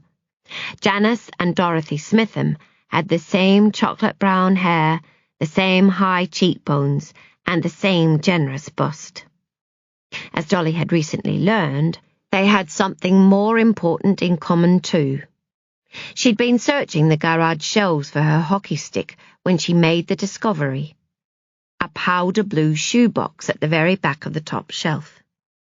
The box was immediately familiar, but it took Dolly a few seconds to remember why. The memory came to her of her mother sitting on the edge of her twin bed in the room she shared with Father, the blue box on her lap, and a wistfulness about her face as she went through its contents. It was a private moment, and Dolly had known instinctively to make herself scarce, but afterwards she'd wondered about that box, trying to imagine what it could possibly have held that made her mother look dreamy and lost, and somehow both young and old at once. That day, alone in the garage, Dolly had lifted the box's lid, and all had been revealed. It was filled with bits and pieces of another life. Programs for singing performances, blue first-place ribbons from Eisteddfods, certificates of merit proclaiming Janice Williams the singer with the most beautiful voice. There was even a newspaper article with a picture of a bright young woman with starry eyes and a lovely figure and the look of someone who was going places, who wasn't going to follow the other girls in her school class into the dull, ordinary lives expected of them. Except that she had. Dolly stared at that picture for a long time. Her mother had once possessed a talent, a real one that set her apart and made her special. Yet, in 17 years of living in the same house, Dolly had never heard Janice Smitham sing anything. What could possibly have happened to silence the young woman who'd once told a newspaper, "Singing is my favourite thing in the whole world. It makes me feel that I could fly. One day I'd like to sing on stage before the king." Dolly had a feeling she knew the answer. "Keep it up, boy," Father called across the beach to Cuthbert. "Look smart, eh? Don't slouch." Arthur Smitham, accountant extraordinaire, bicycle factory stalwart, guardsman of all that was good and proper, enemy to all that was exceptional. Dolly sighed as she watched him jouncing backwards from the wicket, winding himself up to bowl the ball at Cuthbert.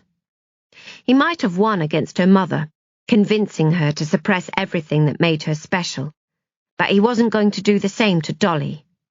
She refused to let him. "Mother," she said suddenly, letting her magazine drop to her lap. "Yes, dear. Would you like a sandwich? I've some shrimp paste here with me." Dolly drew breath. She couldn't quite believe she was going to say it. Now, here, just like that. But the wind was with her, and away she went.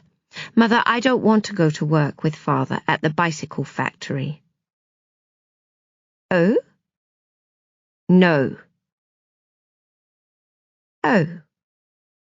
"I don't think I could stand to do the same thing every day, typing up letters full of bicycles and order references and dreary yours sincerelys." Her mother blinked at her with a bland, unreadable expression on her face. "I see. Yes. And what is it you propose to do instead?" Dolly wasn't sure how to answer that. She hadn't thought about the specifics. She just knew there was something out there waiting for her. "I don't know. Well, the bicycle factory's hardly the right sort of place for someone like me. Don't you think?" "Why ever not?" She didn't want to have to say it. She wanted her mother to know, to agree, to think it herself without being told. Dolly struggled to find the words, while the undertow of disappointment pulled hard against her hope. "It's time to settle down now, Dorothy," her mother said gently. "You're almost a woman." "Yes, but that's exactly—" "Put away childish notions. The time for all that has passed. He wanted to tell you himself, to surprise you, but your father's already spoken with Mrs. Levine at the factory and organised an interview." "What?" "I wasn't supposed to say anything, but they'll see you in the first week of September. You're a very lucky girl to have a father with such influence." "But Father knows best." Janice Smitham reached to tap Dolly's leg, but didn't quite make contact. "You'll see." There was a hint of fear behind her painted-on smile, as if she knew she was betraying her daughter in some way, but didn't care to think about how. Dolly burned inside. She wanted to shake her mother and remind her that she'd once been exceptional herself. She wanted to demand to know why she'd changed. Tell her, though Dolly knew this bit was cruel, that she, Dolly, was frightened, that she couldn't bear to think the same thing might happen one day to her. But then, "Watch out!" A shriek came from the Bournemouth shoreline, drawing Dolly's attention to the water's edge and saving Janice Smitham from a conversation she didn't want to have. There, in a bathing costume straight from Vogue, stood the girl, previously of the silver dress. Her mouth was tightened to a pretty moo, and she was rubbing her arm. The other beautiful people had clustered in a spectacle of tut-tutting and sympathetic posturing, and Dolly strained to understand what had happened. She watched as a boy of around her age stooped to scoop at the sand. As he righted himself and held aloft, Dolly's hand went gravely to her mouth, a cricket ball. "So sorry, chaps," Father said. Dolly's eyes widened. What on earth was he doing now? Dear God, not making an approach, surely. But yes, her cheeks burned. That's exactly what he was doing. Dolly wanted to disappear, to hide, but she couldn't look away. Father stopped when he reached the group and made a rudimentary mime of swinging the bat. The others nodded and listened. The boy with the ball said something, and the girl touched her arm and then shrugged lightly and smiled those dimples at Father. Dolly exhaled. It seemed disaster had been averted. But then, dazzled perhaps by the aura of glamour into which he'd stumbled, Father forgot to leave, turning instead and pointing up the beach, directing the collective attention of the others to the patch where Dolly and her mother sat. Janice Smitham, with a deficit of grace that made her daughter cringe, started to stand before thinking better of it, failing to sit and choosing instead to hover at a crouch. From this position she lifted a hand to wave. Something inside Dolly curled up and died. Things could not have been worse. Except that suddenly they were. "Look here! Look at me!" They looked.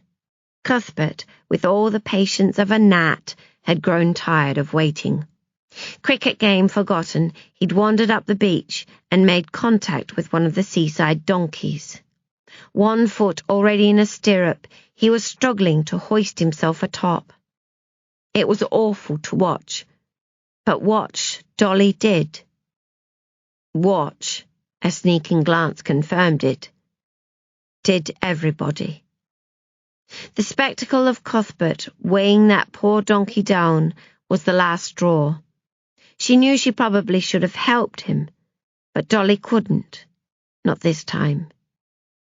She muttered something about her headache and too much sun, swept up her magazine, and hurried back towards the grim solace of her tiny room with its stingy drain pipes view. Back behind the bandstand, a young man with longish hair and a shabby suit had seen it all.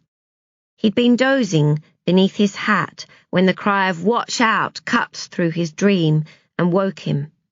He'd rubbed his eyes with the heels of his hands and glanced about to pinpoint the source of the cry, and that's when he'd seen them by the foreshore, the father and son who'd been playing cricket all morning. There'd been some sort of a kerfuffle, and the father was waving at a group in the shallows. The rich young people, he realised, who'd been making so much of themselves at the nearby bathing hut. The hut was empty now, but for a swathe of silver fabric fluttering from the balcony rail. The dress. He'd noticed it earlier. It had been hard not to, which was no doubt the point. It wasn't a beach dress, that one. It belonged on a dance floor.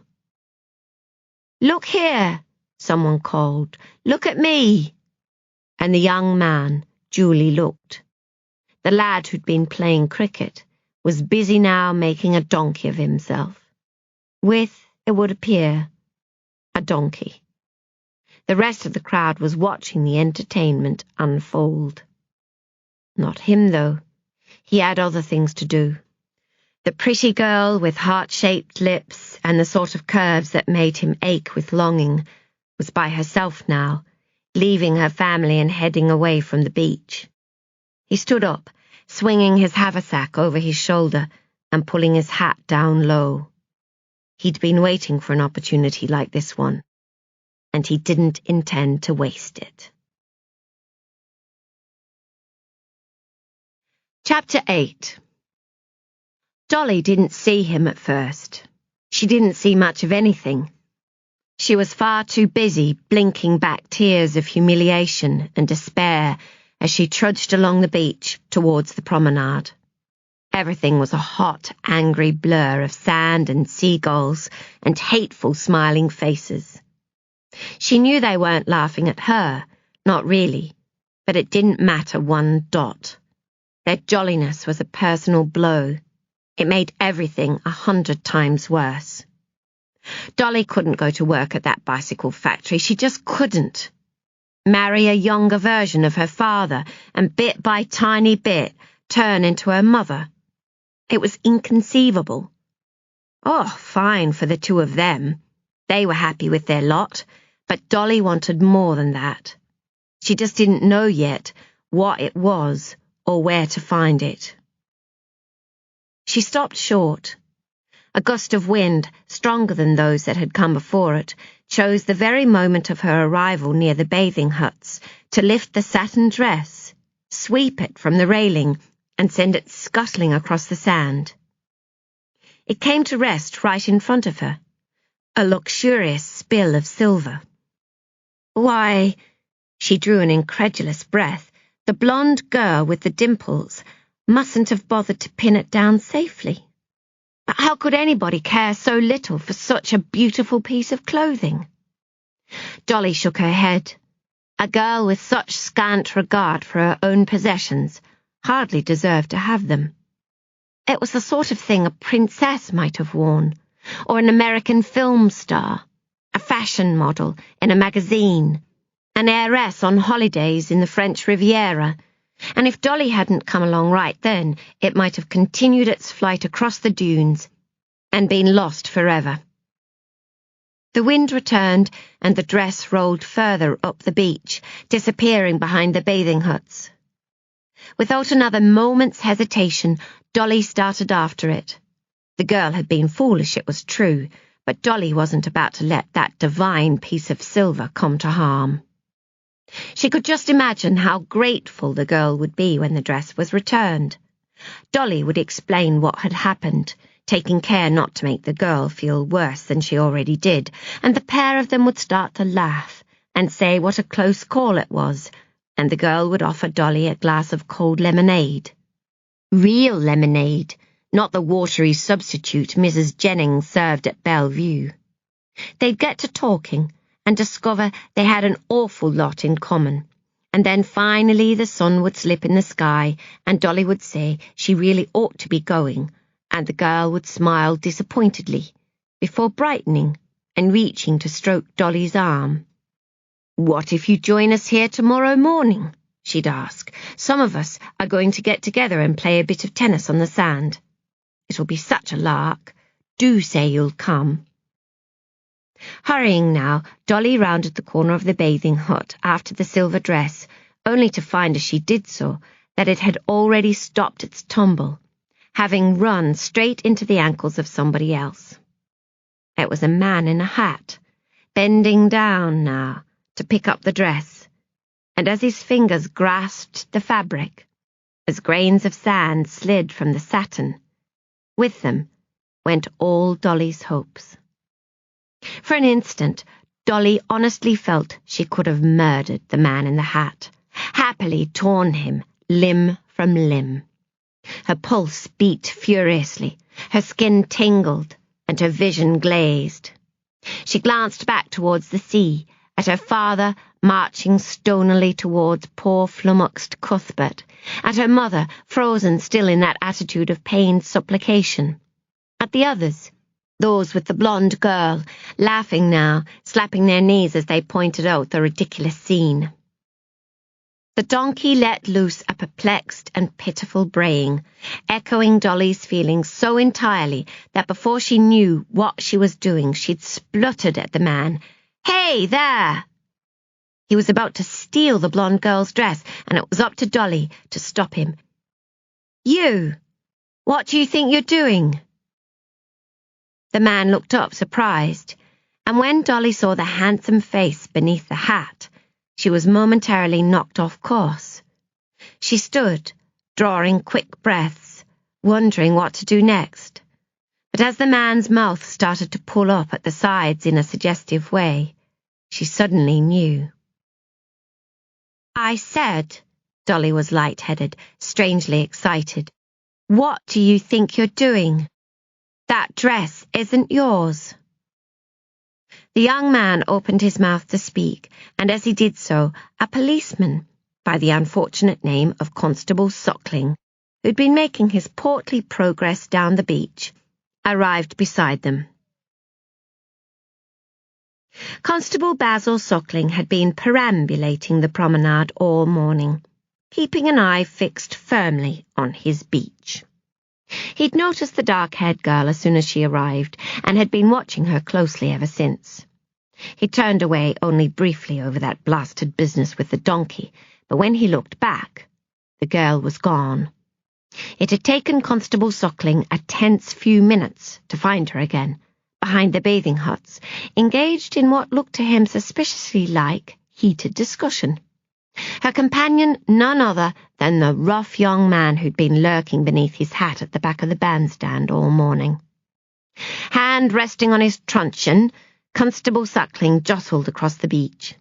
The sand made progress more ungainly than he'd have liked, but he did his best.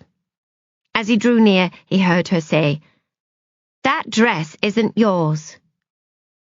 "Everything all right, then?" said the constable now, holding his stomach in a little tighter as he came to a stop.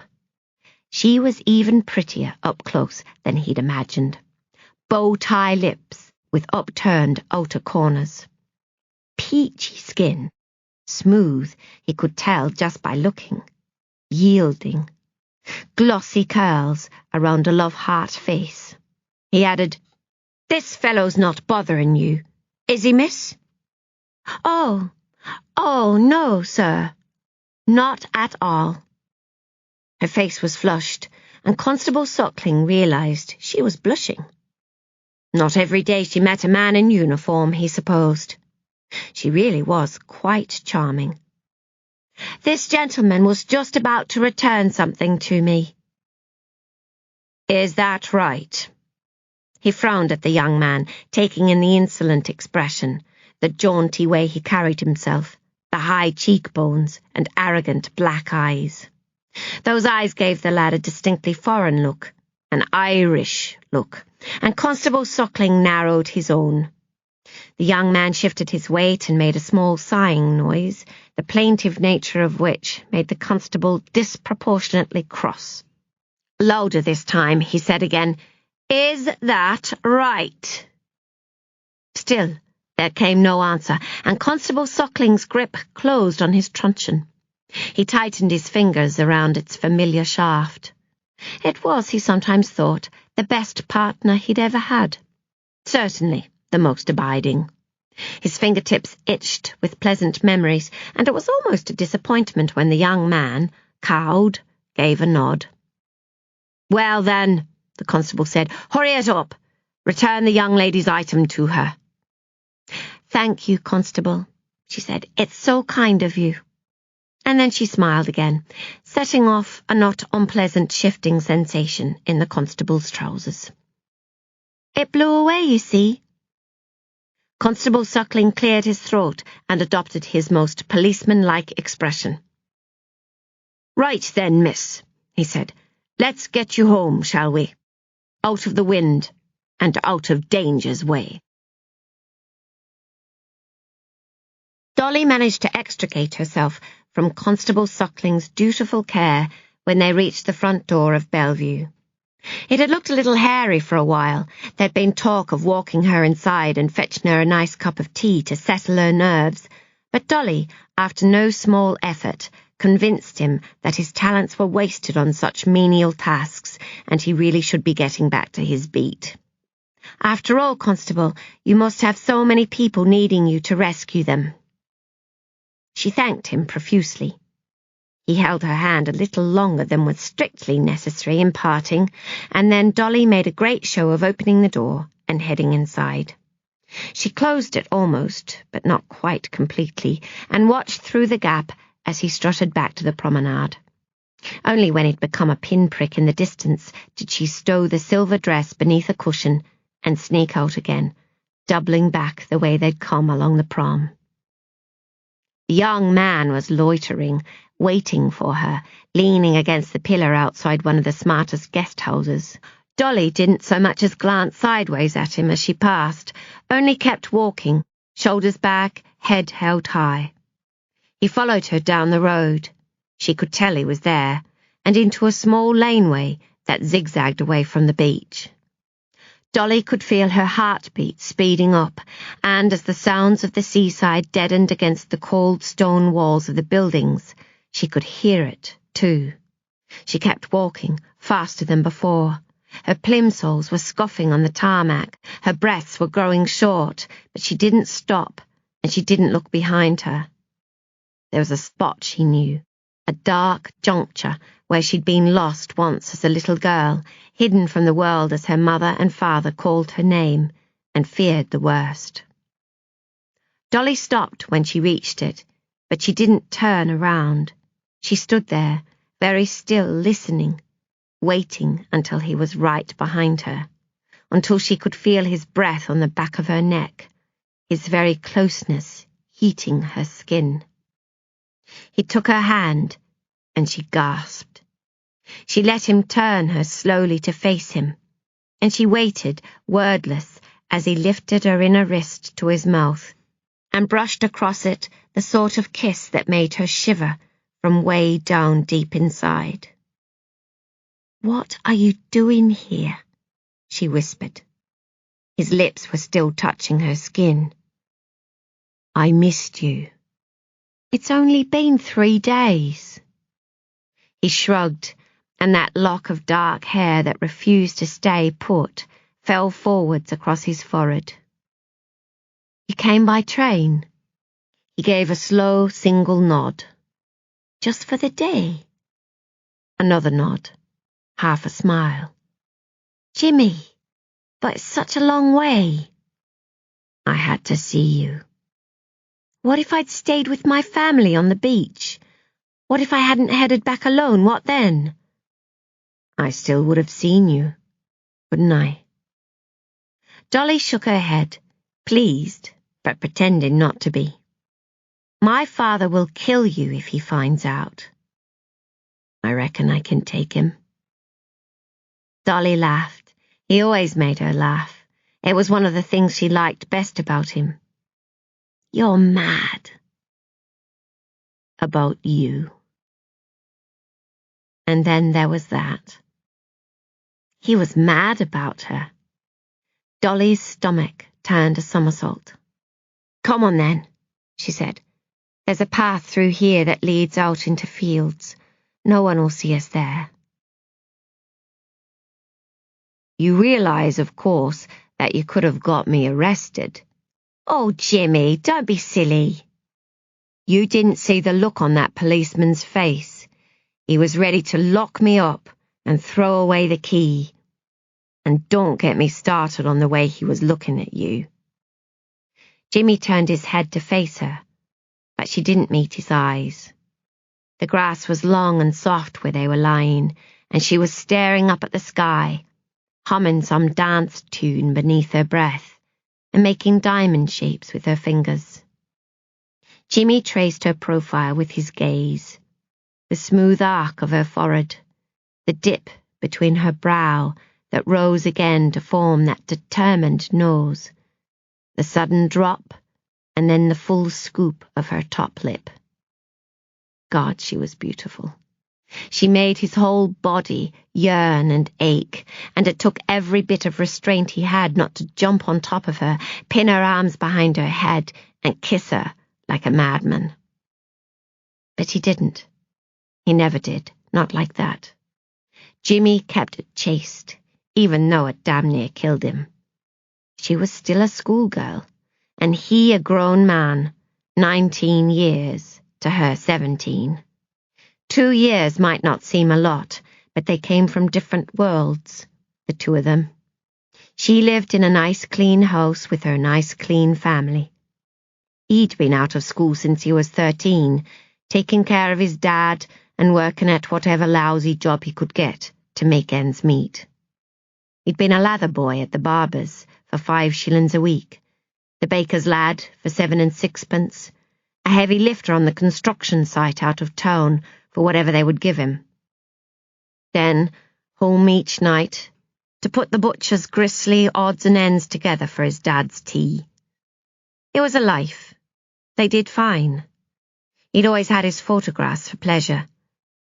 But now, somehow, for reasons Jimmy didn't understand and didn't want to unravel for fear of wrecking everything, he had Dolly too, and the world was a brighter place. He sure as hell wasn't going to move too fast and spoil things. It was hard, though. From the first moment he'd seen her, sitting with her friends at a table in the street corner cafe, he'd been a goner. He'd looked up from the delivery he was making for the grocer, and she'd smiled at him, just like they were old friends, and then she'd laughed and blushed into her cup of tea, and he'd known that if he lived to be 100 years old, he'd never see a more beautiful vision. It had been the electric thrill of love at first sight, that laugh of hers that made him feel the pure joy he remembered from being a kid, the way she smelled of warm sugar and baby oil, the swell of her breasts beneath her light cotton dress. Jimmy shifted his head with frustration and concentrated on a noisy gull as it flew low overhead towards the sea. The horizon was a faultless blue, the breeze was light, and the scent of summer was everywhere. He sighed, and with it let the whole thing drift away. The silver dress, the policeman, the indignity he'd felt at being cast as some sort of threat to her. There was no point. The day was too perfect to argue, and no harm had come of it anyway. Not really. No harm ever did. Dolly's games of let's pretend confused him. He didn't understand the urge she had to make believe, and he didn't especially like it, but it made her happy, so Jimmy went along with it. As if to prove to Dolly that he'd put the whole thing behind him, Jimmy sat up suddenly and dug out his faithful brownie from his haversack. "How about a picture?" he said, winding on the spool of film. "A little memento of your seaside rendezvous, Miss Smitham?" She perked up, just as he'd hoped she would. Dolly loved having her photograph taken, and Jimmy glanced about for the sun's position.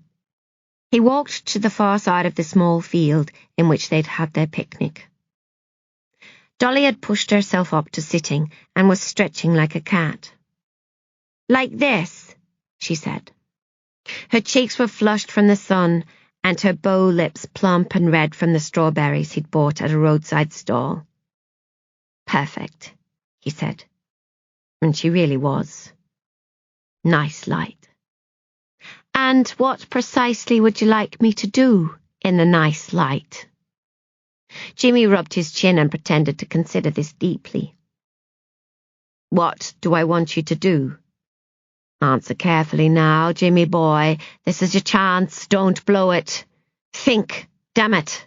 Think."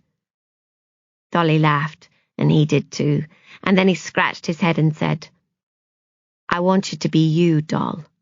I want to remember today just as it is. If I can't see you for another 10 days, at least I can carry you around in my pocket." She smiled, a small enigmatic twitch of the lips, and then nodded. Something to remember me by. Exactly, he called. Won't be a minute now, I'll just fix the settings. He dropped down the dieway lens, and because the sunshine was so bright, pulled up the lever for a smaller aperture. Better to be safe than sorry. By the same token, he took the lens cloth from his pocket and gave the glass a good rub. All right, he said, closing one eye and looking down into the viewfinder, where red... Jimmy fumbled the camera box, but he didn't dare look up. Dolly was staring at him from the middle of the viewfinder. Her hair fell in wind-loosened waves that kissed her neck, but beneath it, she'd unbuttoned her dress and slipped it from her shoulders. Without taking her eyes from the camera, she started peeling the strap of her bathing suit slowly down her arm. Christ. Jimmy swallowed. He should say something. He knew he should say something. Make a joke. Be witty. Be clever. But in the face of Dolly, sitting there like that, her chin lifted, her eyes issuing him a challenge, the curve of her breast exposed, well, 19 years of speech evaporated in an instant. Without his wit to help him, Jimmy did the one thing he could always rely on. He took his shot. Just make sure you develop them yourself, said Dolly, buttoning up her dress with trembling fingers. Her heart was racing, and she felt bright and alive, strangely powerful. Her own daring, the look on his face when he'd seen her, the way he was still having trouble meeting her eyes without blushing. It was intoxicating, all of it. More than that, it was proof.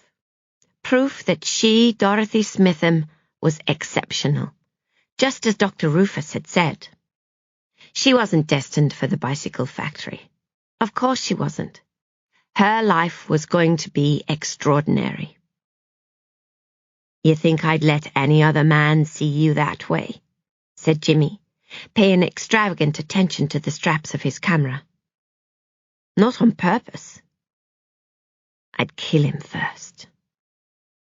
He said it softly, and his voice cracked slightly under a burden of possession that made Dolly swoon.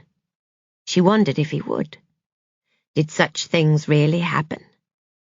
They didn't where Dolly came from, the semi-detached mock Tudors standing proud in their soulless new suburbs. She couldn't imagine Arthur Smitham rolling up his sleeves to defend his wife's honour. But Jimmy wasn't like Dolly's father. He was the opposite. A working man with strong arms and an honest face, and the sort of smile that came from nowhere to make her stomach turn backflips. She pretended not to hear, taking the camera from him and staring at it with a show of thoughtfulness. Holding it in one hand, she glanced up playfully from beneath her lashes and said, You know, this is a very dangerous piece of equipment you carry, Mr. Metcalf. Just think of all the things you could capture that people would rather you didn't. Like what? Why, she lifted her shoulder, people doing things they shouldn't. An innocent young schoolgirl being led astray by a more experienced man. Just think what the girl's poor father would say if he knew. She bit her bottom lip, nervous but trying not to let him see it, and leaned closer, almost but not quite touching his firm, sun-browned forearm. Electricity pulsed between them. A person could get themselves into rather a lot of trouble if they got on the wrong side of you and your box brownie. Better make sure you stay on my good side then, hadn't you? He shot her a smile beneath his hair, but it disappeared as quickly as it came. He didn't look away, and Dolly felt her breaths lighten.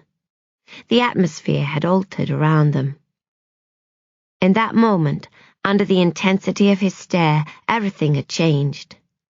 The scales of control had tipped, and Dolly was spinning. She swallowed, uncertain, but excited too. Something was going to happen.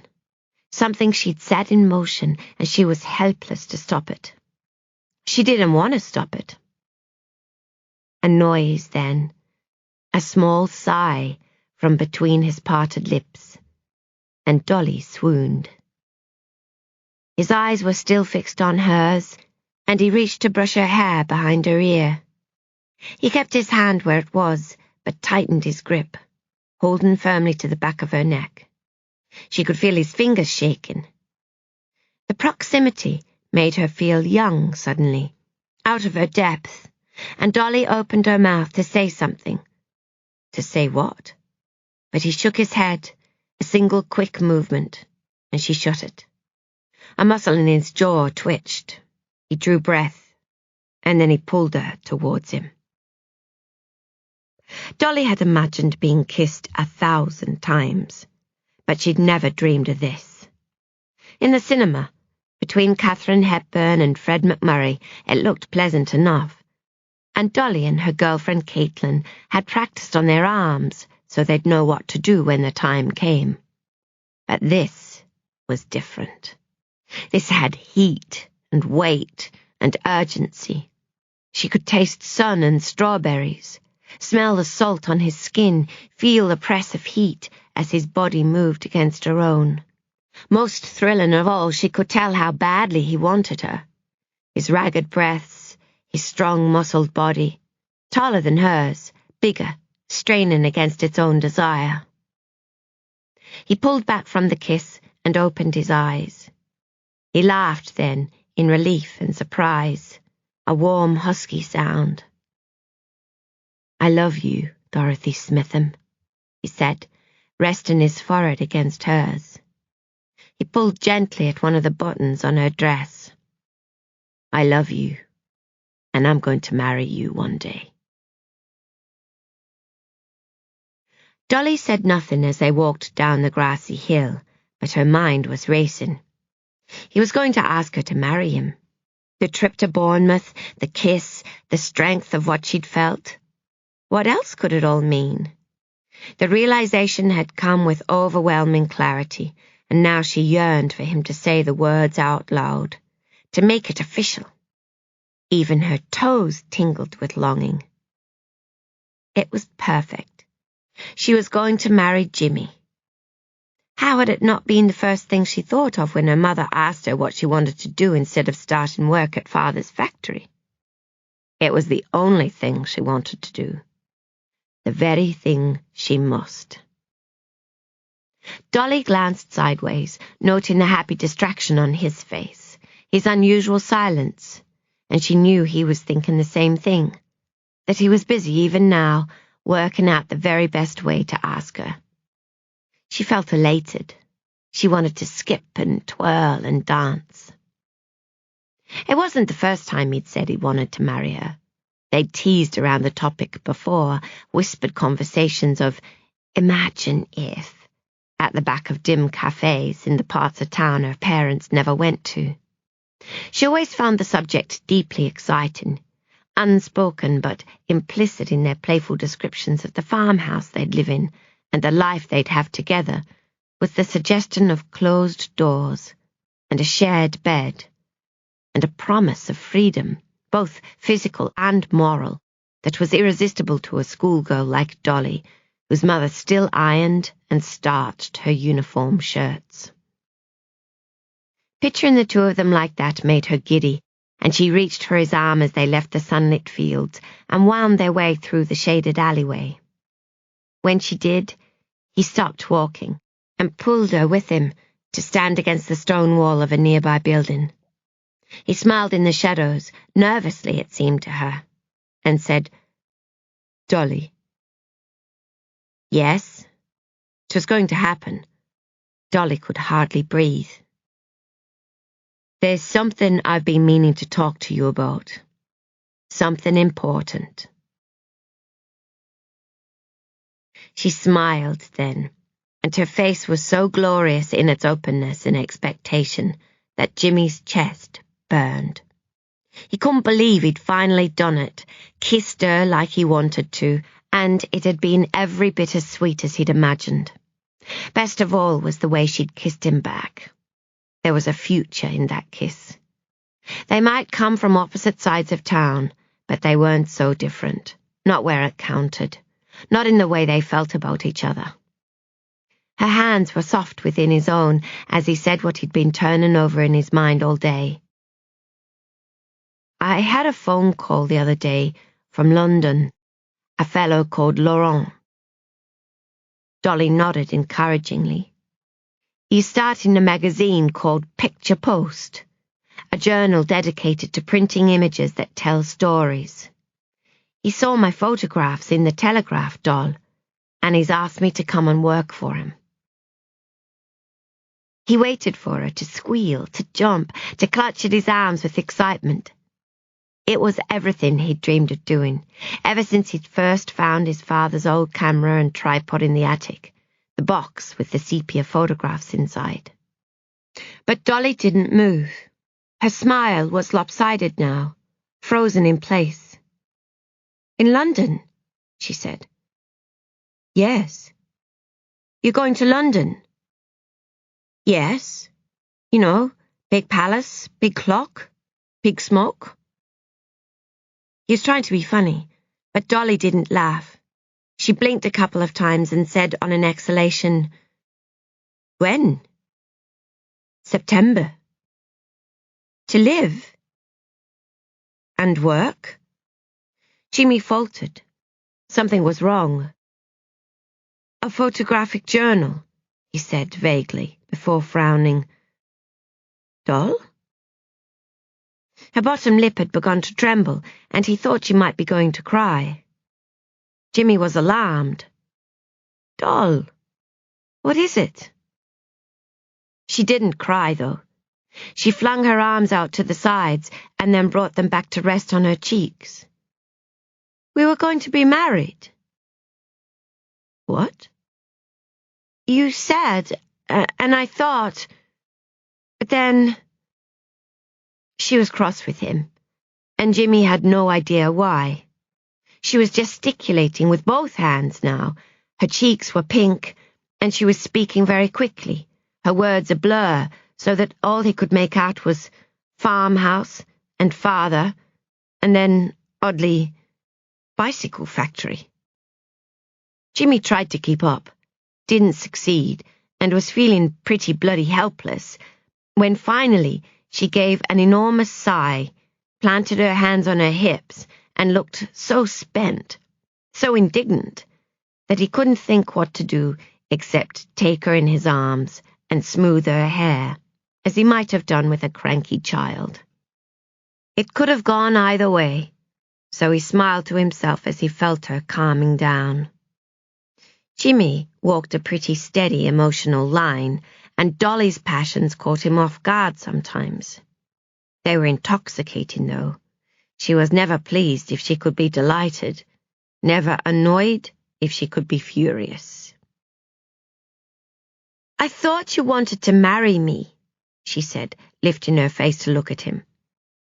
"But you're going to London instead." Jimmy couldn't help laughing. "Not instead, Doll. Mr. Laurent is going to pay me, and I'm going to save everything I can. I want to marry you more than anything. Are you kidding? I just want to be sure and do it right." "But it is right, Jimmy. We love each other. We want to be together. The farmhouse, the fat hens and a hammock, and the two of us dancing together in bare feet." Jimmy smiled. He'd told Dolly all about his father's childhood on the farm, the same adventure stories that had used to thrill him as a boy. But she'd embroidered them and made them her very own. He loved the way she could take a simple truth and turn it into something wonderful with the gleaming threads of her incredible imagination. Jimmy reached out to cup her cheek. "I can't afford the farmhouse yet, Doll." "A gypsy caravan, then. with daisies on the curtains, and one hen, maybe two, so they don't get lonely. He couldn't help it. He kissed her. She was young, she was romantic, and she was his. Not long, doll, and we're going to have all the things we've dreamed about. I'm going to work so hard. You just wait and see. A pair of squawking gulls cut through the alley overhead, and he reached for her, running his fingers down her sun-warmed arms. She let him take her by the hand, and he squeezed it firmly, leading her back towards the sea. He loved Dolly's dreams, her infectious spirit. Jimmy had never felt so alive as he had since he met her. But it was up to him to be sensible about their future, to be wise enough for the two of them. They couldn't both fall prey to fancies and dreams. No good would come of that. Jimmy was smart. All his teachers had told him so, back when he was still in school, before his dad took a turn for the worse. He was a quick learner, too. He borrowed books from the Boots lending library and had almost read his way through it. All he'd been lacking was an opportunity. And now, finally, one had come his way. They walked the rest of the alleyway in silence until the prom came into view, brimming with afternoon seagoers, their shrimp paste sandwiches all finished now, and returning to the sand. He stopped and took Dolly's other hand, too, slotting his fingers between hers. "So," he said softly. "So? I'll see you in 10 days. Not if I see you first." Jimmy smiled and leaned to kiss her goodbye, but a child ran by just then, shouting and chasing a ball that had rolled into the alley, and the moment was spoiled. He pulled back, oddly embarrassed by the boy's intrusion. Dolly gestured with her body towards the promenade. "I guess I should be getting back. Try to stay out of trouble, won't you?" She laughed and then planted a kiss square on his lips. With a smile that made him ache, she ran back towards the light, the hem of her dress flicking against her bare legs. "Doll," he called after her just before she disappeared. She turned and the sun behind made her hair seem like a dark halo. "You don't need fancy clothes, doll. You're 1,000 times more beautiful than that girl today." She smiled at him. At least, he thought she did. It was difficult to tell with her face in shadow. And then she lifted a hand and waved, and she was gone. What with the sun and the strawberries and the fact that he'd had to run to make his train, Jimmy slept for most of the return journey. He dreamed of his mother, the same old chestnut he'd been having for years now. They were at the fair, the two of them, watching the magic show. The magician had just closed his pretty assistant inside the box, which always bore a rather striking resemblance to the coffins his father made downstairs at W.H. Metcalf and Sons, undertaker and toy maker, when his mother bent down and said, "He'll try to get you to look away, Jim. It's all about distracting the audience. Don't you look away." Jimmy, 8 years old or so, nodded earnestly, widening his eyes and refusing to let them blink, even when they began to water so badly that it hurt. But he must have done something wrong, for the door to the box swung open, and poof! The woman had gone, vanished, and Jimmy had somehow missed the whole thing. His mother laughed, and it made him feel queer, all cold and juddery in his limbs. But when he looked for her, she was no longer beside him. She was inside the box now, telling him that he must have been daydreaming, and her perfume was so strong that... "Tickets, please." Jimmy woke with a start, and his hand went straight to his haversack on the seat beside him. It was still there, thank God. Foolish of him to fall asleep like that, especially when his camera was inside. He couldn't afford to lose it. Jimmy's camera was his key to the future. "I said ticket, sir." The inspector's eyes narrowed to slits. "Yes, sorry, just a minute." He dug it out of his pocket and handed it over for punching. "Continuing on to Coventry?" "Yes, sir." With a whiff of regret that he hadn't, after all, uncovered a fair cheat, the inspector handed back Jimmy's ticket and wrapped his hat before moving along the carriage. Jimmy took his library book from his haversack, but he didn't read it. He was too het up with memories of Dolly and the day, thoughts of London and the future to concentrate on Of Mice and Men. He was still a little confused as to what had happened between them. He'd meant to impress her with his news, not make her upset. There was something almost sacrilegious in disappointing a person as spirited and glowing as Doll was. But Jimmy knew he'd done the right thing. She didn't want to marry a man with nothing. Not really. Doll loved things, trinkets and pretties and keepsakes to collect. He'd watched her today, and he'd seen her looking at the people in the bathing hut, the girl in the silver dress. He knew that whatever her fantasies about the farmhouse, she longed for excitement and glamour and all the things money could buy. Of course she did. She was beautiful and funny and charming. She was 17 years old. Dolly didn't know what it was to go without, and neither should she.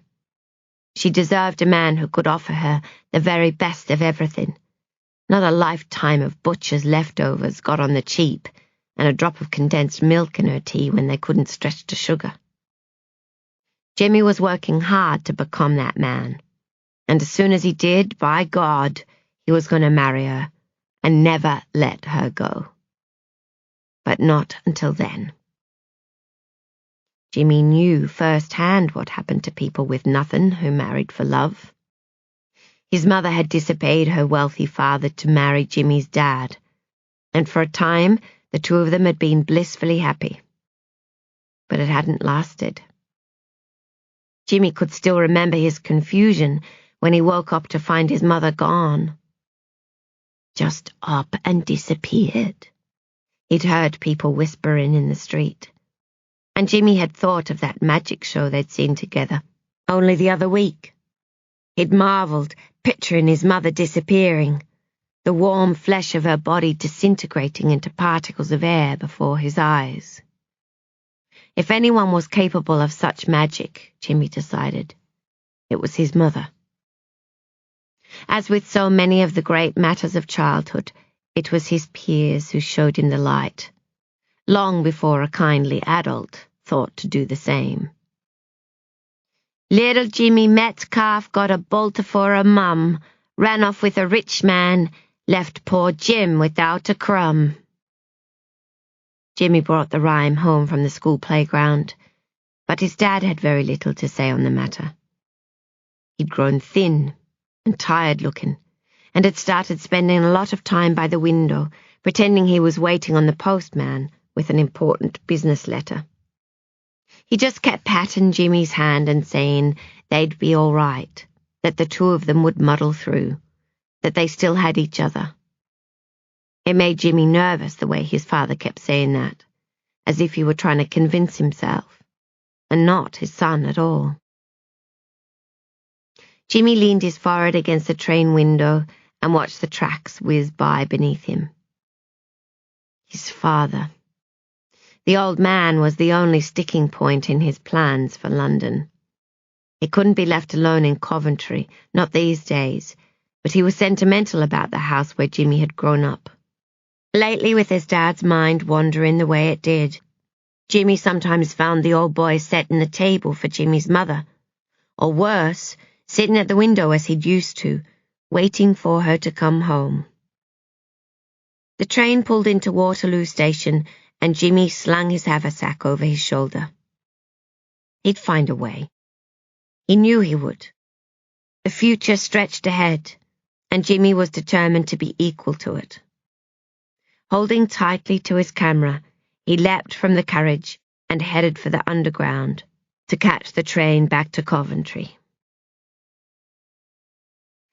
Dolly, meanwhile, was standing in front of the wardrobe mirror in her room at Bellevue, draped in a magnificent piece of silver satin.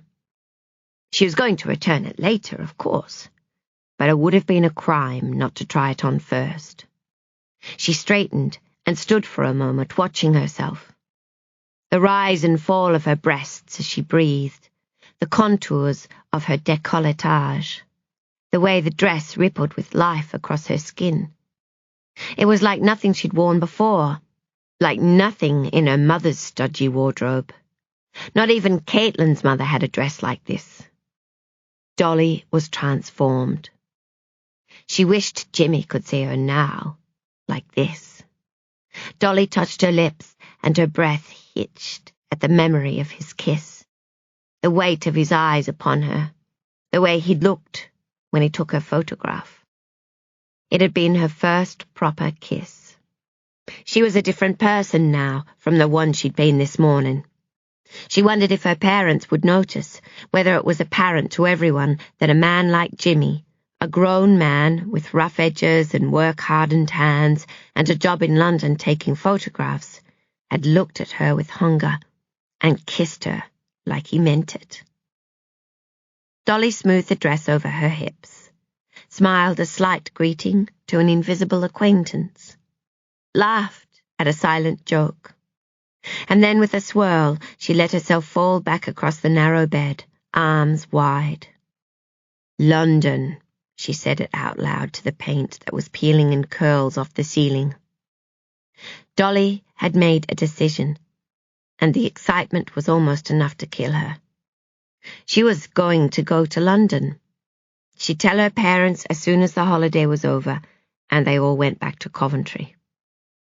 Mother and father would hate the idea, but it was Dolly's life, and she refused to bow to convention. She didn't belong in a bicycle factory. She was going to do exactly what she wanted. There was adventure waiting for her out there in the big wide world. Dolly just had to go and find it. Chapter 9. London, 2011. It was grey out and gloomy, and Laurel was glad she'd brought her heavier coat. The documentary producers had offered to send a car, but she'd said no, the hotel wasn't far and she preferred to walk. She did, too. She enjoyed walking, always had, and it came these days with the added bonus that it kept the doctors happy. Today, though, she was particularly pleased to go by foot. With any luck, the fresh air would help to clear her head. She felt unusually nervous about the afternoon's interview. Just thinking about the glaring lights, the unblinking eye of the camera, the amiable young journalist's questions, drove Laurel's fingers into her bag for a cigarette. So much for keeping the doctors happy. She stopped on the corner of Kensington Church Street to strike a match, glancing at her watch as she shook the flame away. They'd finished the film's rehearsal ahead of schedule, and the interview wasn't until 3. She drew thoughtfully on her cigarette. If she hurried, there was still time to make a little detour along the way. Laurel glanced towards Notting Hill. It wasn't far, it wouldn't take long. Nonetheless, she vacillated. She sensed herself at a crossroads of sorts, a raft of shadowy implications lurking behind the seemingly simple decision. But no, she was overthinking it. Of course she should go and take a look. It would be silly not to, having found herself so near. Hugging her handbag close, she started briskly away from the high street. "Clip along, loves," their mother used to say. "Don't dilly-dally." Just because the words amused her. Laurel had caught herself staring at her mother's face during the birthday party, as if she might find answers to the riddle written there. "How did you know Henry Jenkins, Ma? I take it you weren't good friends." They'd held the party on Thursday morning in the hospital garden, The weather had been fine, and as Iris pointed out, after the sorry excuse for a summer they'd had, it would have been a crime not to take advantage of the sunshine. Such a wonderful face, their mother's. As a younger woman, she'd been beautiful, far more beautiful than Laurel, more so than any of her daughters, with the possible exception of Daphne. She certainly wouldn't have had directors pushing her towards character roles. But the one thing you could bank on was that beauty, the sort that came with youth, didn't last, and their mother had grown old. Her skin had sagged, spots had appeared, along with mysterious puckers and discolorations. Her bones had seemed to subside as the rest of her shrank, and her hair frayed to nothing. But still that face remained, every aspect bright with mischief, even now. Her eyes, though tired, had the glint of one who never stopped expecting to be amused, and her mouth turned up at the corners as if she'd just remembered a joke. It was the sort of face that drew strangers, that enchanted them and made them want to know her better. The way she had of making you feel, with a slight twitch of the jaw, that she too had suffered as you did, that everything would be better now, simply for having come within her orbit. That was her real beauty, her presence, her joy, her magnetism. That and her splendid appetite for make-believe. "My nose is far too big for my face," she'd said once, when Laurel was small and watching her dress for something or other. "My God-given talents were wasted. I'd have made a fine parfumier." She turned from the mirror then, and given the sort of playful smile that always made Laurel's heart beat a little faster in anticipation. "Can you keep a secret?" Laurel, sitting on the end of her parents' bed, had nodded, and her mother had leaned forwards so that the tip of her nose touched Laurel's own little button. "That's because I used to be a crocodile. A long time ago. Before I became a mummy." "Did you really?" Laurel said with a gasp. "Yes, but it became rather tiresome. All that snapping and swimming. And tails can be very heavy, you know, especially when they're wet." "Is that why you changed to become a lady?" "No, not at all. Heavy tails aren't pleasant, but they're no reason to shirk one's duties. One day, I was lying on the banks of a river." "In Africa?" "Of course. You didn't think we had crocodiles here in England, did you?" Laurel shook her head. "There I was, sunning myself, when a little girl wandered by with her mummy. They were holding hands, and I realized that I should very much like to do the same thing. So I did. I became a person, and then I had you. It all worked out rather well, I have to say, except for this nose." "But how?" Laurel blinked wondrously. "How did you turn into a person?" "Well, now." Dorothy returned to the mirror and straightened her shoulder straps. "I can't tell you all my secrets, can I? Not all at once. Ask me again someday. When you're older." Ma always did have an imagination. "Well, she had to, hadn't she?" said Iris with a snort as she drove them home from the birthday party. "All of us to put up with. A lesser woman would have gone stark raving mad." Which, Laurel had to concede, was true. She knew she would have. 5 children squawking and squabbling, a farmhouse that dripped somewhere new each time it rained, birds nesting in the chimneys. It was like some kind of nightmare. Except that it hadn't been. It had been perfect. The sort of home life that was written about by sentimental novelists in the type of books branded nostalgic by critics. Until that whole business with the knife. "That's more like it," the critics would have puffed. Laurel could vaguely remember rolling her eyes from the depths of her teenage glooms and wondering how anyone could be content with such a dull domestic lot. The word bucolic hadn't been invented then, not for Laurel, who was far too busy in 1958 with Kingsley Amis to bother with the darling buds of May. But she hadn't wanted her parents to change.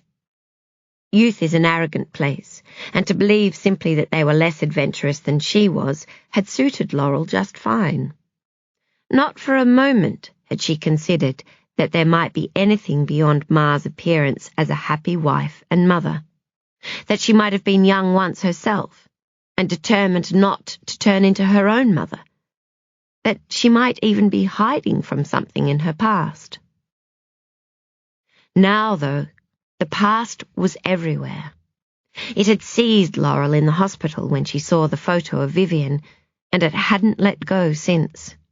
It waited for her around every corner. It muttered in her ear by dead of night. It was cumulative, gathering weight each day, bringing with it bad dreams and knives that glistened, and little boys with tin rockets, and the promise of going back, of fixing things. She couldn't concentrate properly on anything else, not the film that was due to start production next week, nor the documentary interview series she was recording. Nothing seemed to matter except learning the truth about her mother's secret past.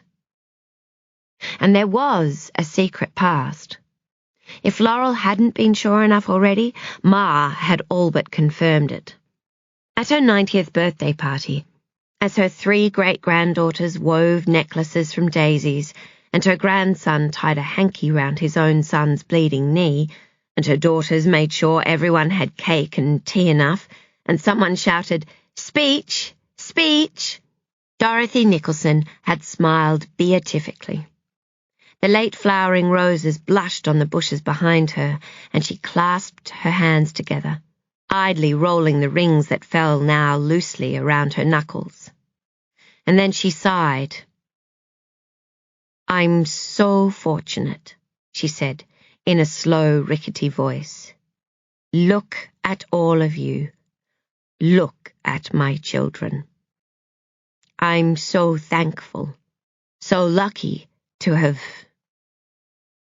Her old lips had trembled then, and her eyelids fluttered shut, and the others had rushed around her with kisses and cries of, "Dearest, darling Mummy," so they'd missed it when she said, "A second chance." But Laurel had heard it, and she'd stared harder at Ma's lovely, tired, familiar, secretive face, scouring it for answers. Answers she knew were there to be found, because people who'd led dull and blameless lives did not give thanks for second chances. Laurel turned into Camden Grove and met a large drift of leaves. The street sweeper hadn't been around yet, and she was glad. She crunched through the thickest clump, and time looped back upon itself, so she was both here and now, and 8 years old again, playing in the woods behind Greenacres. "Fill the bag right to the top, girls. We want our flames to reach the moon." That was Ma, and it was bonfire night. Laurel and Rose in Wellington boots and scarves, Iris, a bundled baby, blinking from the pushchair. Jerry, who had come to love the woods best of all, was but a whisper, a distant firefly in the rosy sky.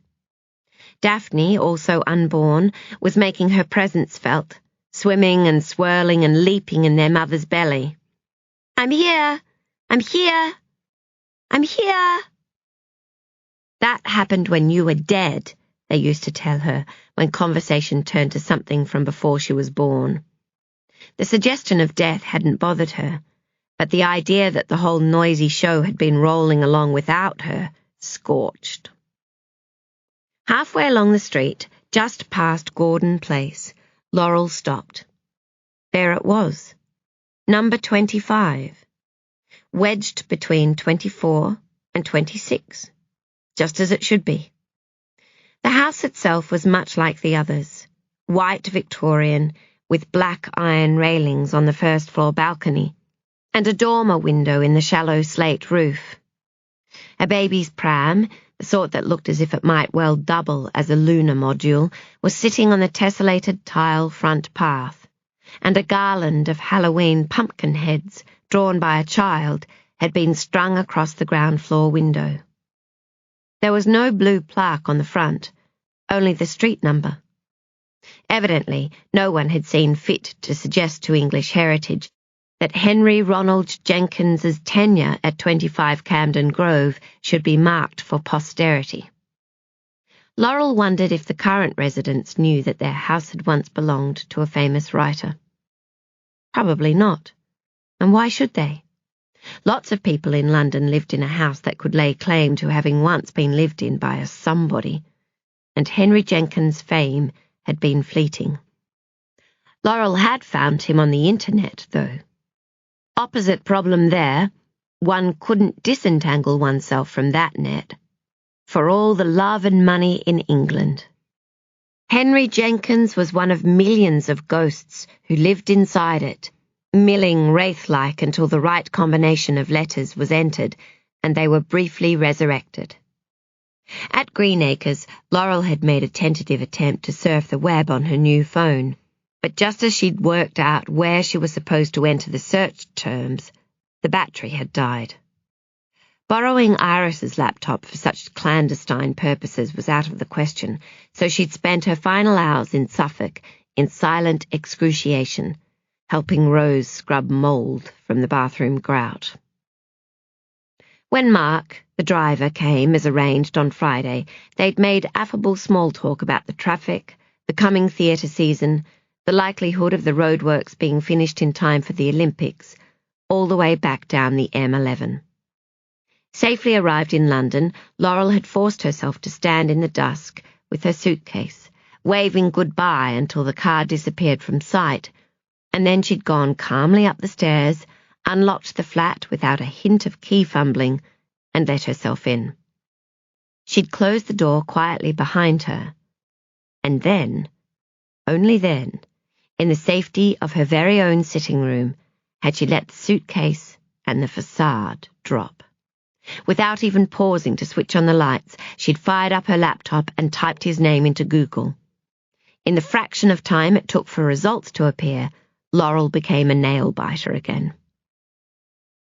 The Henry Jenkins Wikipedia page wasn't detailed, but it provided a bibliography and a brief biography.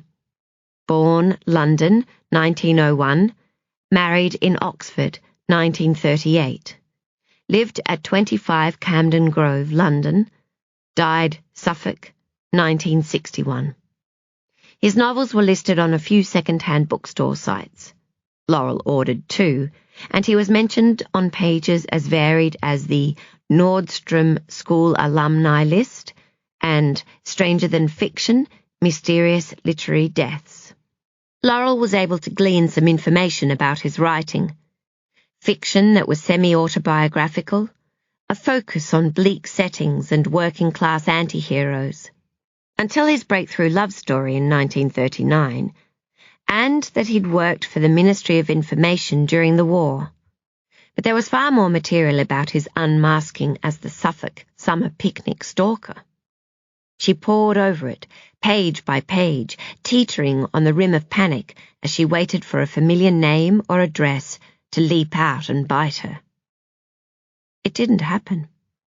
No mention anywhere of Dorothy Nicolson, mother of Oscar-winning actress and the nation's second favourite face, Laurel Nicolson. No more specific geographical reference than a meadow outside Lavenham, Suffolk.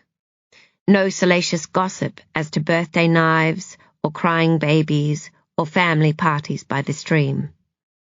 Of course there wasn't. The gentlemanly deceit of 1961 had been shored up nicely by the online history makers. Henry Jenkins was an author who'd enjoyed success preceding the Second World War, but found his star on the wane afterwards. He lost money, influence, friends, and eventually his sense of decency, What he managed to find, in turn, was infamy, and even that had now largely faded. Laurel read the same sorry story over and over again, and each time the pencil-drawn picture became more permanent. She almost started to believe the fiction herself. But then she went one click too far. A seemingly innocuous link to a website titled The Imaginarium of Rupert Holdstock. The photograph appeared on screen like a face at the window. Henry Jenkins, unmistakable, though younger than when she'd watched him coming up the driveway. Laurel's skin flushed hot and cold. Neither of the newspaper articles she'd found when it happened had included a photograph, and this was the first time she'd seen his face since that afternoon from the treehouse. She couldn't help it. She ran an image search. Within 0.27 seconds, Google had assembled a screen tiled with identical photographs of marginally different proportions. Seeing them en masse made him look macabre. Or was it her own associations doing that? The creak of the gate hinge, Barnaby's growl, the white sheet turned russet red. Row upon row of black and white portraits, formal attire, dark moustache, heavy brows framing an alarmingly direct gaze. "Hello, Dorothy." The multiple sets of thin lips seemed to move on the screen. "It's been a long time." Laurel slammed the laptop lid shut and cast the room into darkness. She'd refused to look at Henry Jenkins any longer, but she'd thought about him, and she'd thought about this house, just around the corner from her own, and when the first book arrived by overnight mail and she sat up reading it from cover to cover, she'd thought about her mother, too. The Sometime Maid was the 8th novel by Henry Jenkins, published in 1940, and detailing the love affair between a respected author and his wife's maid companion. The girl, Sally, she was called, was something of a minx, and the male protagonist, a tortured fellow whose wife was beautiful but cold. It wasn't a bad read, once one made allowance for the stuffy prose.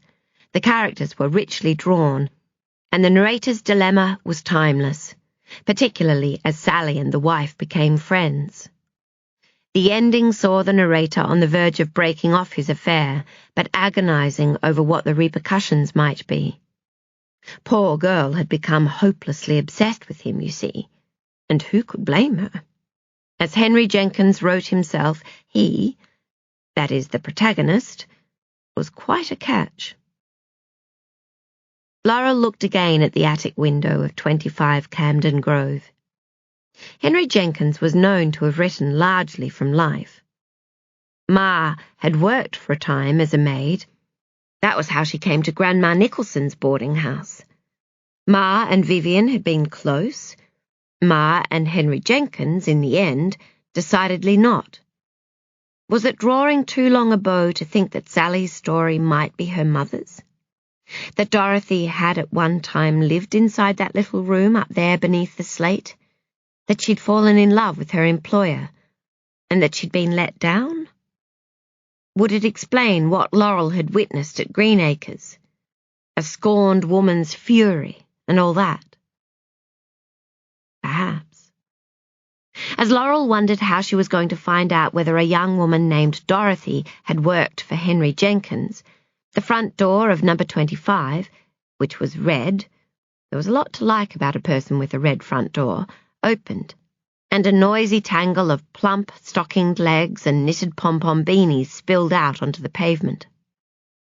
Householders generally didn't appreciate strangers scoping out their homes, so she ducked her head and riffled through her bag, trying to look like a perfectly normal woman on an errand, and not one who'd been chasing ghosts all afternoon. Like any nosy Parker worth her salt, she still managed to keep an eye on the action, watching as a woman emerged, with a baby in a pram, 3 small people at her legs, and, good grief, another childish voice singing at her from somewhere back inside the house. The woman was crab-stepping the pram towards the top of the stairs, and Laurel hesitated. She was about to offer help when the fifth child, a boy, taller than the others but still no more than 5 or 6 years old, emerged from the house and took up the front. Together he and his mother carried the pram downstairs. The family set off towards Kensington Church Street, the little girl skipping ahead, but the boy lingered behind. Laurel watched him. She liked the way his lips moved slightly, as if he might be singing to himself, and the way he was using his hands, flattening them out, and then tilting his head to watch them undulate towards one another, like floating leaves. He was utterly unaware of his surroundings, and his focus made him bewitching. He reminded her of Jerry as a boy. Darling Jerry. He'd never been ordinary, their brother. He hadn't spoken a word for the first 6 years of his life, and people who didn't know him had often presumed he was backward. People who did know the noisy Nicolson girls saw his silence as nothing other than inevitable.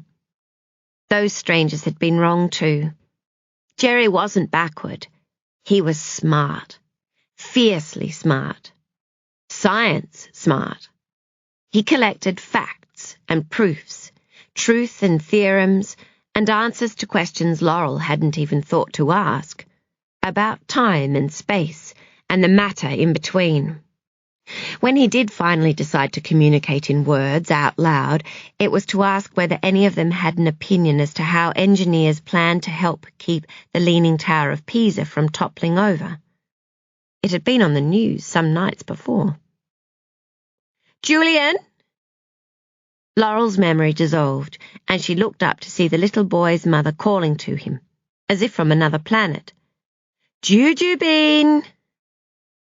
The boy guided his left hand into safe landing before looking up. His eyes met Laurel's and widened. Surprise at first, but then something else. Recognition, she knew. It happened a lot, if not always accompanied by realization. "Do I know you? Have we met? Do you work at the bank?" She nodded and started to leave until... "You're Daddy's lady," the boy deadpanned. "Julian!" Laurel turned back to face the odd little man. "What's that?" "You're Daddy's lady." But before she could ask him what he meant, the lad was gone, tripping over his feet on his way to meet his mother, both hands sailing the invisible currents of Camden Grove. Chapter 10. Laurel hailed a taxi on Kensington High Street.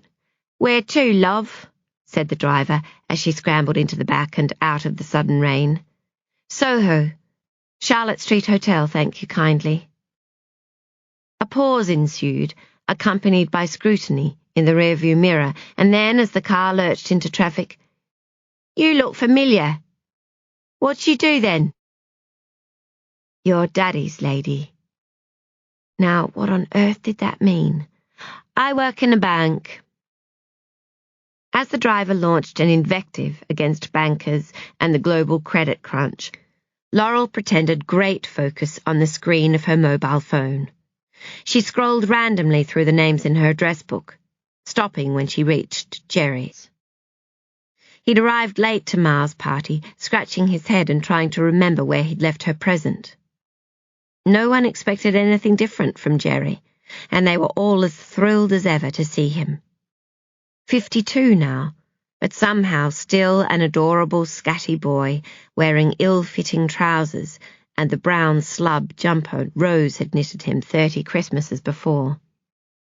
A great fuss was made, the other sisters falling over one another as they fetched him tea and cake, and even Ma had woken from her doze, her tired old face briefly transformed by the dazzling smile of pure joy she'd been saving for her only son.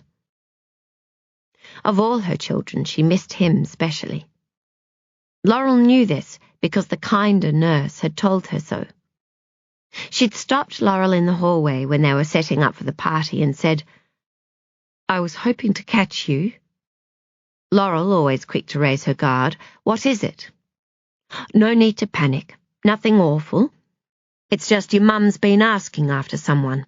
A fellow, I think." "Jimmy? Would that be it?" She wanted to know where he was, why he wasn't visiting. Laurel had considered the name and then shaken her head and told the nurse the truth. She couldn't think that Ma knew any Jimmys.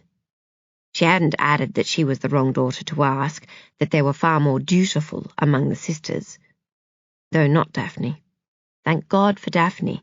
In a family of daughters, it was a happy thing not to be the worst. "Not to worry." The nurse had smiled reassurance. "She's been going in and out a bit lately. It's not unusual for them to get confused at the end." Laurel had flinched at the generic them, the ghastly bluntness of end, but Iris had appeared then with a faulty kettle and a frown for England, and so she'd let the matter go. It was only later, when she was sneaking a cigarette in the hospital portico, that Laurel had realised the mix-up, that of course Jerry was the name Ma was saying, and not Jimmy at all. The driver swerved off the Brompton Road, and Laurel clutched her seat. "Building site," he explained, skirting round the back of Harvey Nichols. "Luxury apartments. 12 months it's been, and still that bloody crane." Irritating. "Sold most of 'em already, you know. 4 million quid a pop." He whistled through his teeth. 4 million quid. I'd buy myself an island for that. Laurel smiled with what she hoped was not encouragement. She loathed being drawn into conversation about other people's money, and held her phone closer to her face. She knew why she had Jerry on her mind, why she was spotting his likeness in the faces of strange little boys. They'd been close once, the pair of them, but things had changed when he was 17. He'd come to stay with Laurel in London on his way up to Cambridge. A full scholarship, as Laurel told everyone she knew, sometimes those she didn't. And they'd had fun. They always did. A daytime session of Monty Python and the Holy Grail, and then dinner from the curry house down the road. Later, riding a delectable tikka masala high, the two of them had climbed out through the bathroom window, dragging pillows and a blanket after them, and shared a joint on Laurel's roof. The night was especially clear. Stars, more stars than usual, surely, and down on the street, the distant, easy warmth of other people's revelry. Smoking made Jerry unusually garrulous, which was fine with Laurel, because it made her wondrous. He'd been trying to explain the origins of everything, pointing to star clusters and galaxies, and making explosion gestures with his delicate, febrile hands, and Laurel had been squinting and making the stars blur and bend, letting his words run together like water. She'd been lost in a current of nebulas and penumbras and supernovas, and hadn't realised his monologue was ended until she heard him say, "Lol," in that pointed way people have when they've already said the word more than once. "Eh?" Closing one eye and then the other, so the stars jumped across the sky. "I've been meaning to ask you something." "Eh?" "God," he laughed. "I've said this in my head so many times, and now I can't get the bloody words out." He pushed his fingers through his hair, frustrated, and made an airy animal noise. "Okay, here goes. I've been meaning to ask you if something happened, lol, back when we were kids. Something..." He dropped his voice to a whisper. "Something violent." She'd known then. Some sixth sense had made her pulse start rippling beneath her skin, and she'd been hot all over. He remembered. They'd always presumed he was far too young, but he remembered. Violent? She sat up, but didn't turn to face him. She didn't think she could look into his eyes and lie. You mean aside from Iris and Daphne in a bid for the bathroom? He didn't laugh. I know it's stupid, only sometimes I get this feeling. You get a feeling? Lol. Because if it's spooky feelings you want to talk about, it really should be Rose. Jesus. I could put a call through to the ashram, if you like. He tossed a cushion at her. I'm bloody serious, lol. It's doing my head in. I'm asking you, because I know you'll tell me the truth. He smiled a little then, because seriousness wasn't something they did often or well, and Laurel thought for the millionth time how deeply she loved him. She knew for a fact that she couldn't have loved her own child more. It's like I'm remembering something, only I can't remember what it is.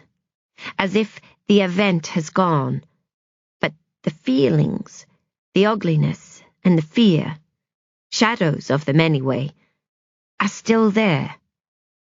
Do you know what I mean? Laurel nodded. She knew exactly what he meant. Well, he lifted one shoulder uncertainly and then dropped it again, almost in defeat, although she hadn't disappointed him yet. Is there anything? Anything at all? What could she have said? The truth? Hardly. There were certain things one didn't tell one's baby brother, no matter how tempting. Not on the eve of his going up to university. Not on the roof of a 4-story building. Not even when it was suddenly the thing she wanted more than anything in the world to share with him. Nothing I can think of, G. He didn't ask again, and he made no sign that he didn't believe her.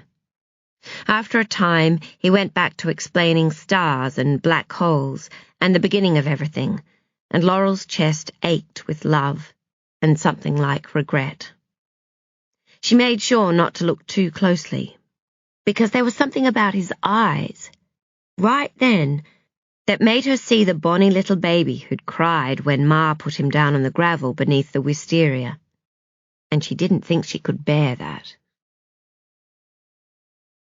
The next day, Jerry left for Cambridge, and there he remained, an award-winning, game-changing, universe-expanding honours student.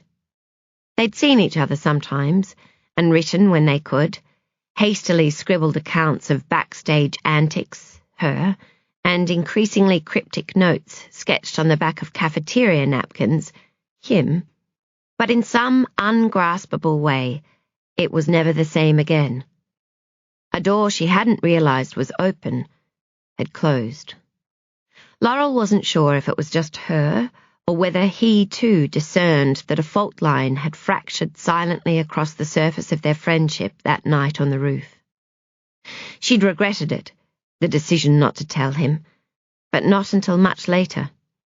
She'd thought she was doing the right thing, protecting him, but now she wasn't so sure. Right then, love. Charlotte Street Hotel. That'll be 12 quid. Thank you. Laurel put her phone into her handbag and gave the driver a 10 and a £5 note. It occurred to her now that Jerry might be the one person aside from their mother whom she might talk to about it. He'd been there too that day. They were tied, the two of them, to each other and to what they'd witnessed. Laurel opened the door, almost hitting her agent, Claire, who was hovering on the pavement with an umbrella. Lord, Claire, you scared me, she said as the taxi pulled away. All part of the service? How are you? All right? Fine. They kissed cheeks and hurried into the dry and the warm of the hotel.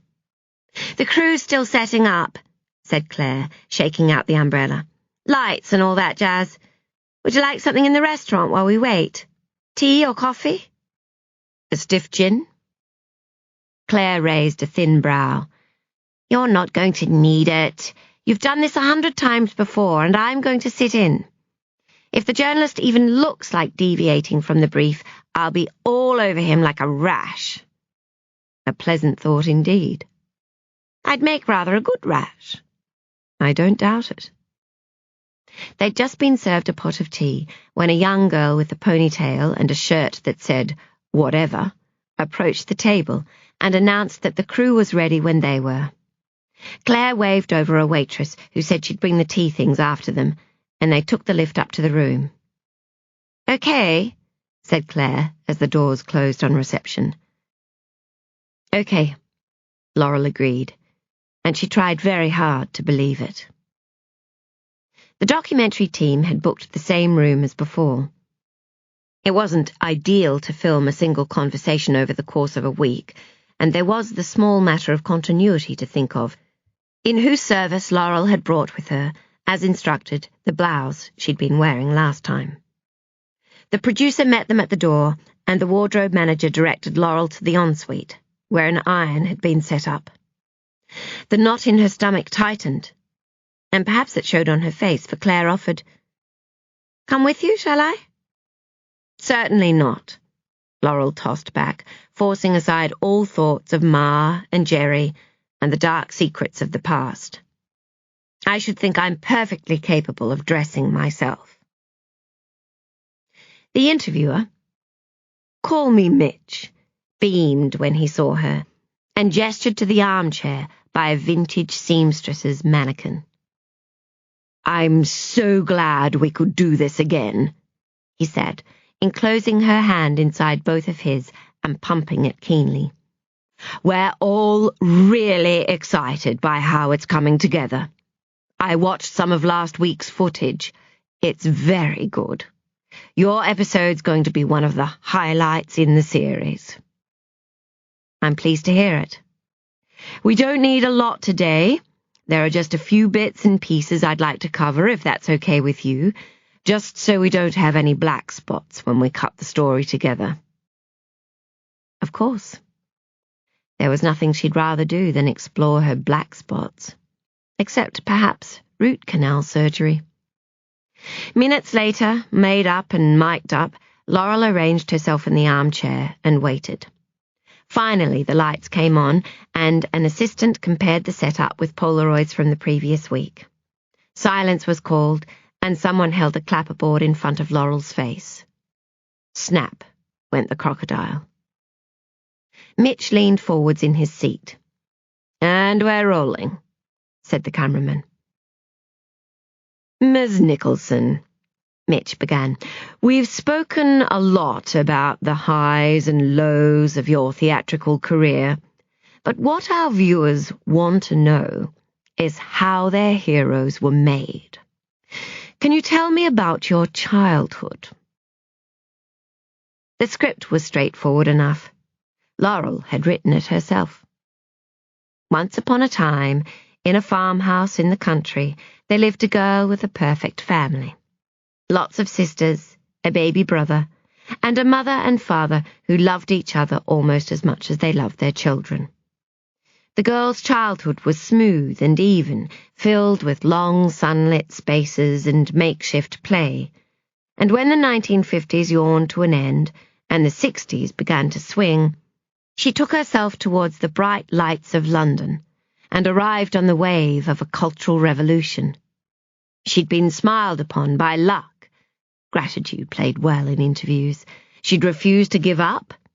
Only the glib ascribe all good fortune to chance, and she hadn't been out of work since finishing drama school. Your childhood sounds idyllic. I suppose it was. Perfect, even. No one's family is perfect. Laurel's mouth felt dry. Do you think your childhood formed you as an actress? I expect so. We're all shaped by that which came before. Isn't that what they say? They, who seem to know everything? Mitch smiled and scribbled something in the notebook on his knee. His pen scratched across the surface of the paper, and as it did, Laurel experienced a jolt of memory. She was 16, and sitting in the Greenacres sitting room, while a policeman wrote down every word she said. You were one of 5 siblings. Was there a battle for attention? Did it force you to develop ways of being noticed? Laurel needed some water. She looked about for Claire, who seemed to have vanished. Not at all. Having so many sisters and a baby brother taught me how to disappear into the background. So adroitly, she could slip away from a family picnic in the middle of a game of hide-and-seek. As an actor, you could hardly be accused of disappearing into the background. But acting isn't about being noticed or showing off. It's about observation. A man had said that to her once at the stage door.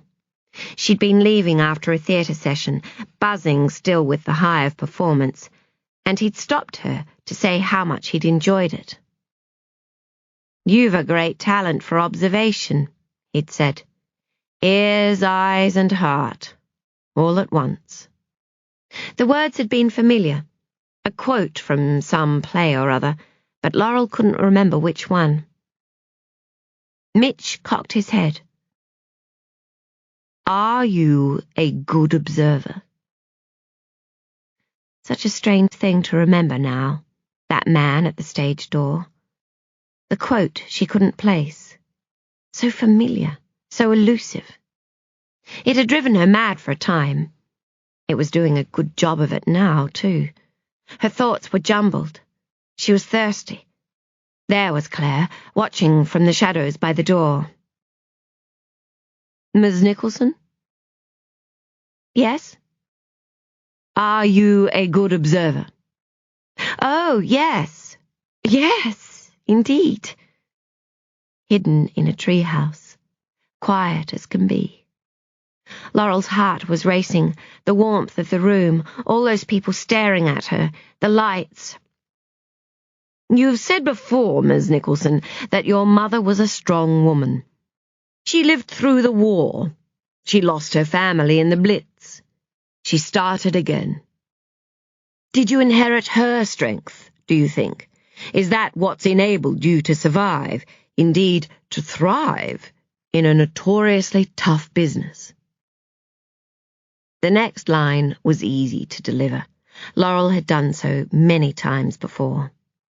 Now, though, the words wouldn't come. She sat like a stunned mullet as they dried to sawdust in her mouth. The thoughts were swimming. The house on Camden Grove, the smiling photograph of Dorothy and Vivien, her tired old mother in a hospital bed, and time thickened so that seconds passed like years. The cameraman straightened. The assistants began to whisper to one another, but Laurel sat, trapped beneath the furious bright lights, unable to see past the glare, seeing instead her mother, the young woman in the photo who'd left London in 1941, running from something, looking for a second chance. A touch on her knee. The young man, Mitch, with a concerned expression. Did she need a break? Would she like a drink? Fresh air? Was there anything at all he could do? Laurel managed to nod. Water, she said. A glass of water, please. And then Claire was by her side. What is it? Nothing. Just a little warm in here. Laurel Nicolson, I'm your agent, and more to the point, one of your oldest friends. Let's try that again, shall we? My mother, said Laurel, tightening her lip as it threatened to quiver. She isn't well. Oh, darling. The other woman took up Laurel's hand. She's dying, Claire. Tell me what you need. Laurel let her eyes close.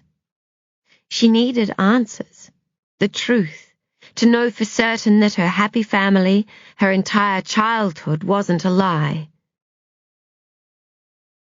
Time, she said eventually. I need time. There isn't much left.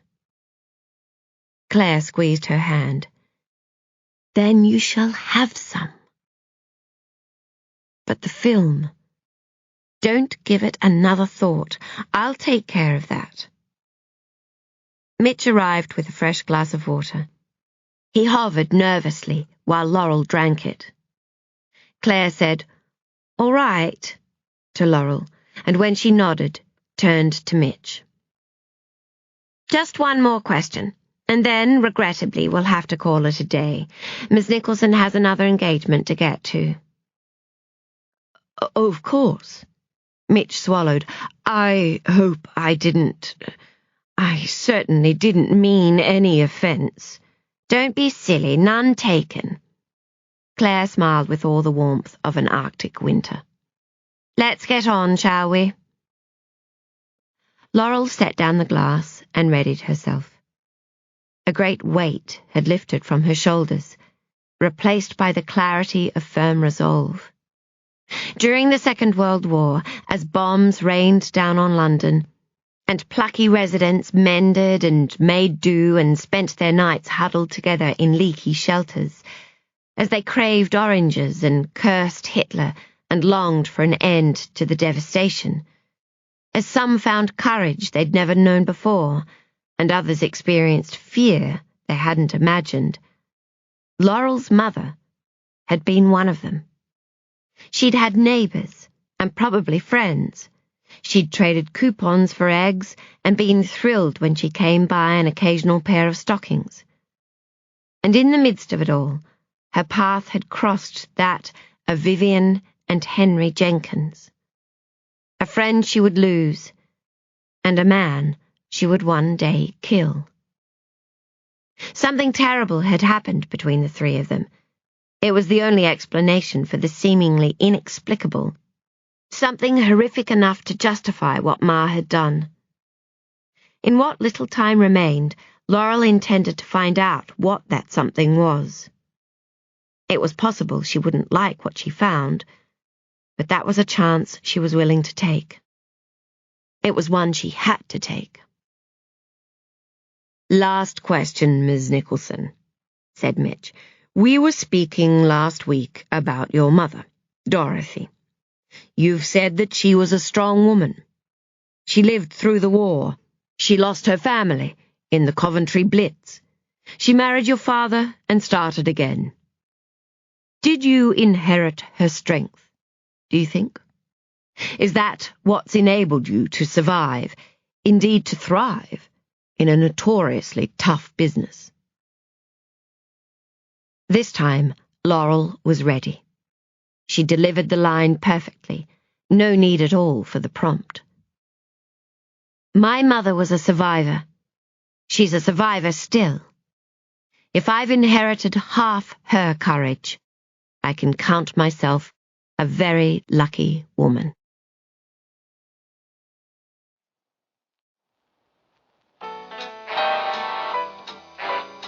Part 2. Dolly.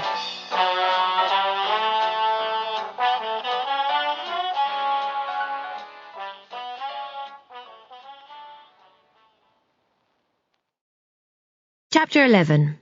London, December 1940. Too hard, silly girl. Too damn hard. The old woman brought down the handle of her cane with a thwomp beside her. Need I remind you, I am a lady, and not a plough horse in need of shodding. Dolly smiled sweetly and shifted back a little further on the bed, out of harm's way.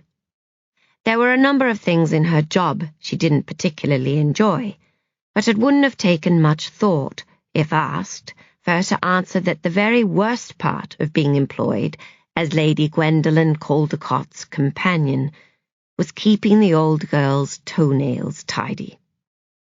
The weekly task seemed to bring out the worst in both of them, but it was a necessary evil, and thus Dolly performed it without complaint. At the time, that is. Later, in the sitting room with Kitty and the others, she complained in such lavish detail that they had to beg through tears of laughter for her to stop. "There you are, then," she said, sliding the file into its sheath and rubbing her dusty fingers together. "Perfect." "Humph!" Lady Gwendolen straightened her turban with the heel of one hand, managing to knock ash from the wilting cigarette she'd forgotten she was holding. She peered down her nose and across the vast purple ocean of her chiffon-draped body as Dolly lifted the pair of tiny polished feet for inspection. "I expect they'll have to do," she said, and then grumbled about it not being like the good old days when one had a proper lady's maid at one's beck and call. Dolly pasted a fresh smile on her face and went to fetch the papers.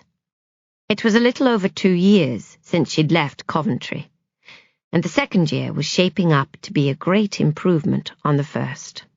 She'd been so green when she arrived. Jimmy had helped her find a small room of her own, in a better part of town than his, he'd said with a grin, and a job selling dresses. And then the war had started, and he'd disappeared. "People want stories from the front line," he'd told her just before he left for France, when they were sitting together by the Serpentine, he sailing paper boats, she smoking moodily. Somebody has to tell them. The closest Dolly had come to glamour or excitement that first year was the occasional glimpse of a finely dressed woman on her way past John Lewis to Bond Street, and the wide-eyed focus of the other tenants at Mrs. White's boarding house when they gathered in the sitting room after dinner and pleaded with Dolly to tell them again how her father had shouted at her when she'd left home and told her she was never to darken his doorstep again. It made her feel interesting and intrepid when she described how the gate had closed behind her, the way she'd flicked her scarf over her shoulder and marched to the station with not so much as a glance back at her family home.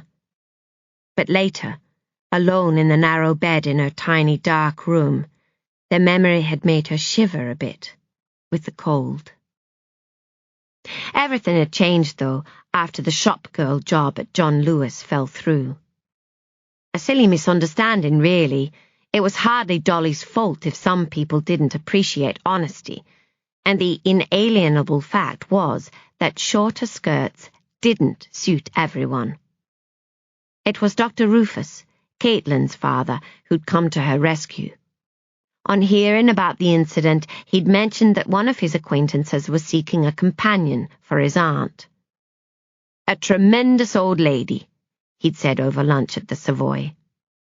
He took Dolly out for a treat each month when he came to London, usually when his wife was busy shopping with Caitlin. "Rather eccentric, I believe. Lonely. Never recovered after her sister left to get married. Do you get on with the elderly?" "Yes," said Dolly, concentrating on her champagne cocktail. It was the first time she'd had one, and it made her a bit dizzy, though in a lovely unexpected way. "I expect so. Why not?" Which had been good enough for the beaming Dr. Rufus. He wrote her a reference and put in a word with his friend. He even offered to drive her to the interview. The nephew would have preferred to close up the ancestral house for the duration, Dr. Rufus explained, as they wound their way through Kensington, but his aunt had put the stopper on that. The stubborn old thing, you really did have to admire her spirit, he said, had refused to go with her nephew's family to the safety of their country estate, digging in her heels and threatening to call her lawyer if she wasn't left in peace. Since then, in the 10 months she'd been working for Lady Gwendolen, Dolly had heard the story again, many times.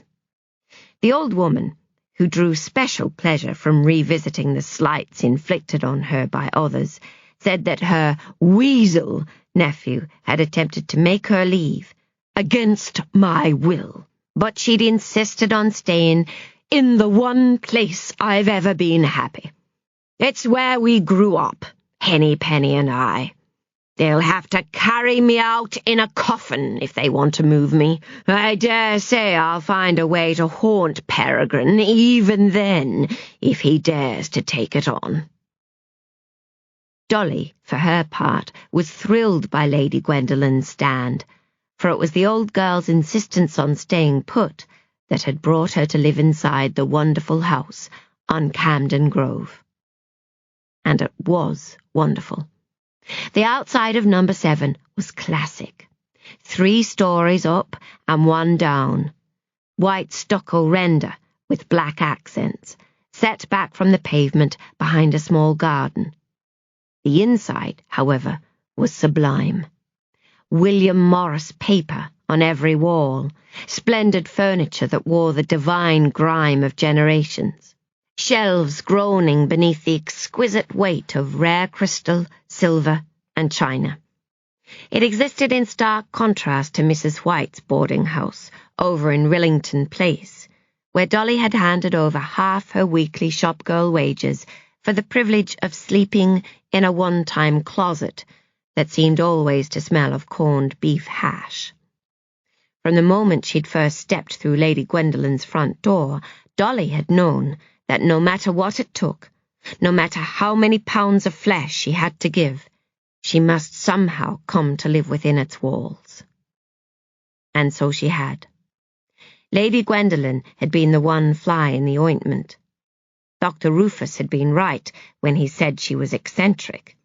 He'd failed, though, to mention she'd been marinating in the bitter juices of abandonment for the better part of 3 decades. The results were somewhat frightening, and Dolly had been convinced for the first 6 months that her employer was on the verge of sending her off to B. Cannon and Co. to be turned into glue. She knew better now. Lady Gwendolyn could be brusque at times, but that was just her way. Dolly had also discovered recently, much to her gratification, that where the old woman's companion was concerned, curtness masked a real affection. "Shall we run through the headlines, then?" said Dolly brightly, returning to perch on the end of the bed. "Suit yourself."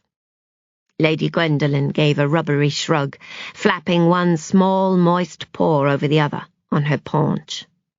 "I'm sure I don't mind either way." Dolly opened the latest edition of The Lady and flicked through to the society pages. She cleared her throat, adopted a voice of fitting reverence, and began to read out the goings-on of people whose lives sounded like fantasy. It was a world Dolly had never known existed. Oh, she'd seen the grand houses on the outskirts of Coventry, and occasionally heard father speak in important tones about a special order for one of the better families. But the stories Lady Gwendolyn told, when the mood took her, about the adventures she'd had with her sister Penelope, lounging at the Café Royal, living together for a time in Bloomsbury, posing for a sculptor who was in love with them both. Well, they were beyond Dolly's wildest imaginings. And that really was saying something. As Dolly read now about today's best and brightest, Lady Gwendolyn, propped fulsomely against her satin pillows, feigned disinterest while listening intently to every word. It was always the same. Her curiosity was such that she never could hold out for long. "Oh dear, it seems things aren't at all well for Lord and Lady Horsquith." "Divorce, is it?" the old woman sniffed. "Reading between the lines, she's out with that other fellow again, the painter." "No surprises there. No discretion at all, that woman, ruled only by her ghastly—" Lady Gwendolyn's top lip curled as she spat out the culprit. "Passions." Only She said patience, a lovely posh pronunciation Dolly liked to practice when she knew herself alone. Just like her mother before her. Which one was she again? Lady Gwendolen raised her eyes to the Bordeaux ceiling medallion. Really, I'm quite sure Lionel Rufus never said that you were slow. I might not approve entirely of smart women, but I certainly won't abide a fool. Are you a fool, Miss Smitham? I do hope not, Lady Gwendolen. Humph, she said, in a tone that suggested she had yet to make her final ruling. Lady Horsquith's mother, Lady Prudence Dyer, was an outspoken bore who used to tire us all silly with her agitations for the female vote. Hennypenny used to do the most amusing imitation of the woman. She could be terribly entertaining when the mood took her. As tends to happen, Lady Prudence wore people down to the brink of their patience until no one in society could tolerate a minute more of her company. Be selfish, be churlish, be bold or wicked, but never, Dorothy, never be tedious. After a time, she upped and disappeared. Disappeared? Lady Gwendolen gave a lazy flourish of the wrist, dropping ash like magic dust. Boarded a boat for India, Tanzania, New Zealand. God only knows. Her mouth collapsed into a trout-like pout, and she appeared to be chewing something over. Whether a small piece of lunch she'd found between her teeth, or a juicy morsel of secret intelligence, it was hard to guess.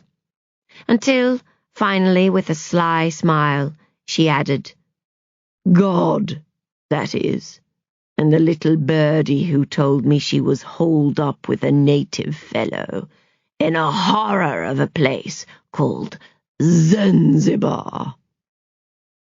Really? Quite. Lady Gwendolen drew so emphatically on her cigarette that her eyes became 2 penny-sized slots. For a woman who hadn't ventured from her boudoir in the 30 years since her sister left, she really was exceedingly well informed. There were very few people in the pages of The Lady that she didn't know, and she was remarkably adept at getting them to do precisely as she wished. Why, even Caitlin Rufus had married her husband at the decree of Lady Gwendolen. An elderly chap, dull, it had to be said, but stupendously wealthy. Caitlin, in turn, had become the worst sort of bore, spending hours complaining about how beastly it was finally to marry. Oh, so very well, doll, and acquire her own home, just as all the best wallpapers were being withdrawn from shops. Dolly had met the husband once or twice and swiftly come to the conclusion that there had to be a better way of acquiring the finer things than by marrying a man who thought a game of whist and a grope with the maid behind the dining-room curtains was jolly good sport. Lady Gwendolen flapped her hand impatiently for Dolly to continue, and Dolly promptly obliged. Oh, now look, here's a cheerier one. Lord Dumphy has become engaged to the Honourable Eva Hastings. Nothing cheery about an engagement. Of course not, Lady Gwendolen. It was always a subject round which to tread lightly. All very well for a dull sort of girl to hitch her wheel to a man's wagon, but consider yourself warned, Dorothy. Men enjoy a bit of sport, and they all like to catch the brightest prize. But once they do, that's when the fun and games end. His games, her fun. She rolled her wrist. "Go on, then. Read the rest. What does it say?" "There's a party to celebrate the engagement this Saturday evening." That news brought a mildly interested grumble. "Dunphy House. Tremendous place. Hennypenny and I went there for a grand ball once. By the end, people had taken off their shoes and were dancing in the fountain. It is being held at Dunphy House, I suppose?" "No." Dolly scanned the announcement. "It would appear not. They're having guests to an invitation-only party at the 400 Club." As Lady Gwendolen launched into a blustering tirade against the low tone of such places, "Nightclubs!" Dolly drifted. She'd only been to the 400 once, with Kitty and some of her soldier friends. Deep down in the cellars next door to where the Alhambra Theatre used to stand in Leicester Square. Dark and intimate, and deepest red as far as the eye could see. The silk on the walls, the plush banquettes with their single flickering candles, the velvet curtains that spilled like wine to meet the scarlet carpets. There'd been music and laughter and servicemen everywhere, and couples swaying dreamily on the small shadowy dance floor. And when a soldier with too much whiskey under his belt and a rather uncomfortable swelling in his trousers leaned against her and slurred wetly of all the things he'd like to do when he got her alone, Dolly had spied over his shoulder a stream of bright young things, better dressed, more beautiful, just more than the rest of the club-goers, slipping behind a red cord and being greeted by a small man with a long black moustache. "Luigi Rossi," Kitty had said with an authoritative nod, when they were drinking a nightcap of gin and lemon under the kitchen table back at Camden Grove. "Didn't you know? He runs the whole shebang." "I've had enough of that now," said Lady Gwendolen, squishing the butt of her cigarette into the open tub of corn ointment on the table beside her. "I'm tired, and I'm not feeling well. I need one of my sweets. Oh, but I fear I'm not long for this world. I barely slept a wink last night, what with the noise, the terrible noise." "Poor Lady Gwendolen," said Dolly, putting the lady aside and digging out the Grand Dame's bag of boiled sweets. "We have that nasty Mr. Hitler to thank for that. His bombers really are—" "I don't mean the bombers, silly girl. I'm talking about them. The others, with their infernal—" She shuddered theatrically, and the timbre of her voice lowered. "Giggling." "Oh," said Dolly. "Them." "A ghastly lot of girls," declared Lady Gwendolen, who was yet to meet any of them. "Office girls at that, typing for the ministries. They're bound to be fast. What on earth was the War Office thinking? I realize, of course, that they must be accommodated, but here, in my beautiful house, Peregrine is beside himself. The letters I've had. Can't bear to think of such creatures living amongst the heirlooms." Her nephew's displeasure threatened to bring a smile, but the profound bitterness at Lady Gwendolen's core quickly smothered it. She reached to grip Dolly's wrist. "They're not entertaining men in my home, are they, Dorothy?" "Oh, no, Lady Gwendolen. They know your feelings on the matter. I made sure of that." "Because I won't have it. I won't have fornication under my roof." Dolly nodded soberly. This, she knew, was the great matter at the heart of her mistress's asperity. Dr. Rufus had explained all about Lady Gwendolen's sister, Penelope. They'd been inseparable when they were young, he'd said. Similar enough in looks and manner that most people took them for twins, even though there were 18 months between them. They'd gone to dances, country house weekends, always the two of them together. But then Penelope committed the crime for which her sister would never forgive her. She fell in love and got married, Dr. Rufus had said, drawing on his cigar with the storyteller's satisfaction at having reached his punchline. And, in the process, broke her sister's heart. There, said Dolly soothingly now. It won't come to that, Lady Gwendolen. Before you know it, the war will be over, and they'll all go back to wherever it is they came from. Dolly had no idea if that was true. For her part, she hoped it wasn't. The big house was very quiet at night, and Kitty and the others were a bit of fun. But it was the only thing to say, especially when the old lady was so worked up. Poor thing, it must be terrible to lose one's soulmate. Dolly couldn't imagine life without hers. Lady Gwendolen fell back against her pillow. The diatribe against nightclubs and their ills, her rich imaginings of the Babylonian behaviour within, memories of her sister, and the threat of fornication beneath her roof, all had taken their toll. She was weary and drawn, as crumpled as the barrage balloon that had come down over Notting Hill the other day. "Here now, Lady Gwendolen," said Dolly. "Look at this lovely butterscotch I've found. Let's just pop it in and put you down for a rest, shall we?" "Well, all right then," the old woman grumbled. "Just an hour or so, though, Dorothy. Don't let me sleep past 3. I don't want to miss our game of cards." "Perish the thought," Dolly said, posting the boiled sweet through her mistress's pursed lips. With the old girl sucking away furiously, Dolly went to the window to pull the blackout curtains shut.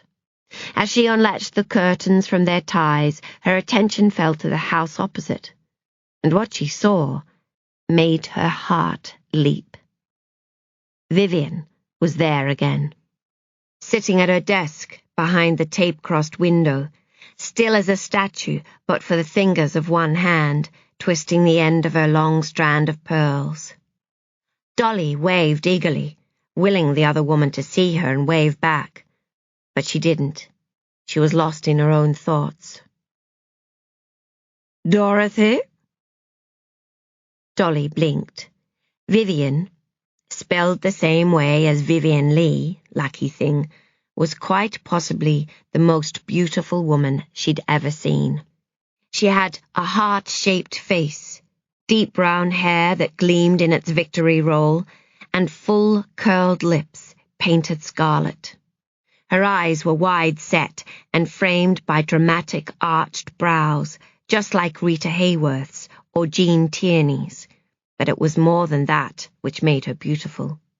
It wasn't the fine skirts and blouses she wore, it was the way she wore them, easily, casually.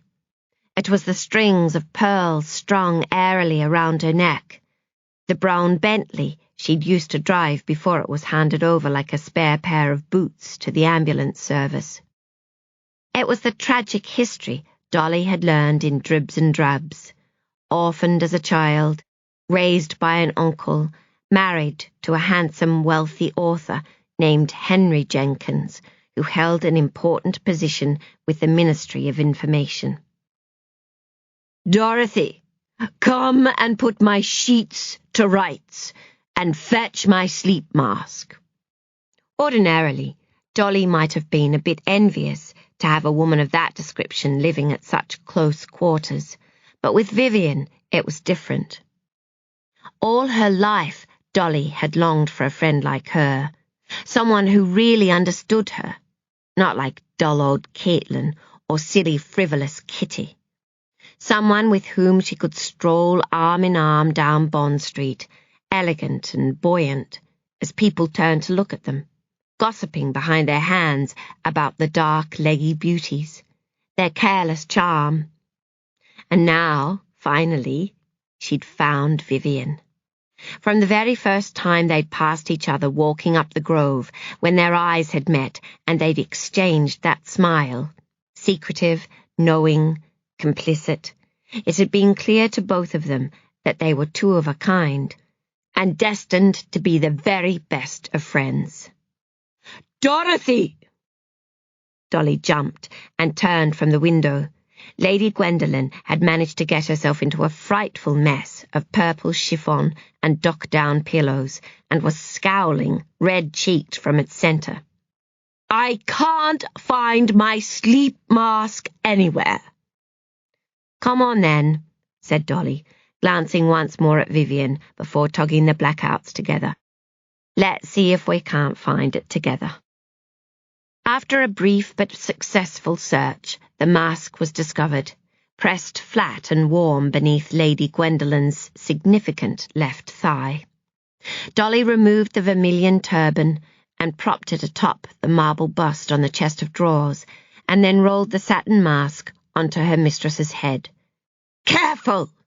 Lady Gwendolen snapped. "You'll stop me breathing if you hold it over my nose like that." "Oh dear," Dolly said. "We wouldn't want that now, would we?" "Humph!" The old woman let her head sink back so far into the pillows that her face seemed to float above the rest of her, an island in a sea of skin folds. 75 years, all of them long, and what have I got to show for it? Deserted by my nearest and dearest, my closest companion, a girl who takes my money for her trouble." Now, Dolly said, as if to a fractious child, "what's all this about trouble? You mustn't even joke about such a thing, Lady Gwendolen. You know I'd care for you if I wasn't paid a penny." Yes, the old lady grumbled. "Well, that's enough of that." Dolly pulled Lady Gwendolen's blankets up, nice and high. The old woman adjusted her chins over the satin ribbon edging and said, "You know what I ought to do?" "What's that, Lady Gwendolen?" "I ought to leave it all to you. That would teach my scheming nephew a lesson. Just like his father, that boy. Out to steal everything I hold dear. I've a good mind to call in my solicitor and make it official." Really, there was nothing to say in the face of such comments. Naturally, it was thrilling to know Lady Gwendolen held her in such high esteem, but to seem pleased would have been terribly coarse. Brimming with pride, Dolly turned away and busied herself with straightening the old woman's turban. It was Dr. Rufus who'd first made Dolly aware of what Lady Gwendolen was thinking. They'd been having one of their lunches a few weeks ago, and after a good long chat about Dolly's social life. "What about boyfriends, Dorothy? Surely a girl like you must have dozens of young men chasing her round the block. My advice? Look for an older, professional fellow, someone who can give you everything you deserve." He'd asked about life at Camden Grove. When she told him she thought it was all going well, he'd swirled his whiskey so that the ice cubes tinkled, and given her a wink. "Better than well, from what I hear. I had a letter from old Peregrine Wolsey just last week. He wrote that his aunt was so fond of my girl, as he put it." At this, Dr. Rufus seemed to drift into his own reverie, before remembering himself and continuing, "that he was worried for his inheritance. He was awfully upset with me for putting you in his aunt's path." He'd laughed then, but Dolly had managed only a thoughtful smile. She'd continued to think about what he'd said for the rest of that day and all through the following week. The fact of the matter was that what Dolly had told Dr. Rufus was true. After a rather shaky start, Lady Gwendolen, widely reputed, not least by her own account, to disdain all other human beings, had taken quite a shine to her young companion, which was all to the good. It was just a terrible shame Dolly had been forced to pay such a high price for the old woman's affection. The telephone call had come in November. Cook had answered and called out to Dorothy that it was for her. It stung to remember now, but Dolly had been so excited to be wanted on the telephone in such a grand house that she'd hurried down the stairs, snatched up the receiver, and put on her most important voice. "Hello, Dorothy Smitham speaking." And then she'd heard Mrs. Potter, her mother's friend from next door in Coventry, shouting down the line that her family was all dead, the lot of 'em. Incendiary bomb, no time to get out to the Andy. A gulf had opened up inside Dolly in that moment. It felt as if her stomach had dropped, leaving a great swirling sphere of shock, loss, and fear in its place. She'd let go of the phone and stood there in the enormous entrance hall of number 7 Camden Grove, and she'd felt infinitesimally small and alone and at the whim of the next wind that might blow. All the parts of Dolly, the memories she had of different instances in her life, fell like a deck of cards, landing out of order, the images on them fading already. Cook's help arrived right then and said, "Good morning," and Dolly wanted to scream at her that it wasn't a good morning at all, that everything had changed. Couldn't the stupid girl see that? But she didn't. She'd smiled in return and said, "Good morning," and taken herself back upstairs to where Lady Gwendolen was ringing her silver bell furiously and flapping about in search of the eyeglasses she'd carelessly lost. Dolly didn't speak to anyone about her family at first. Not even Jimmy, who'd heard, of course, and was desperate to console her. When she told him she was all right, that there was a war on and everyone must suffer their losses, he thought she was being brave. But it wasn't courage that kept Dolly quiet. Her feelings were so complicated, the memories of the way she'd left home so raw, it just seemed better not to start talking, for fear of what she might say and how she might feel. She hadn't seen either of her parents since she'd gone to London. Her father had forbidden her from making contact unless to say she was going to start behaving properly. But her mother had written secret letters, regularly, if not warmly, her most recent hinting at a trip to London to see for herself the fancy house and the grand lady you write about so often. But it was too late for all that now. Her mother would never meet Lady Gwendolen, or step inside number 7 Camden Grove, or see the great success Dolly had made of her life. As for poor Cuthbert, Dolly could hardly bear to think of him. She remembered his last letter, too, every word of it, the way he'd described in minute detail the Anderson shelter they were building in the back garden, the pictures of Spitfires and hurricanes he'd collected to decorate inside, what he was planning to do with the German pilots he captured. He'd been so proud and deluded, so excited about the part he was going to play in the war, so plump and ungainly, such a happy little baby. And no, he was gone.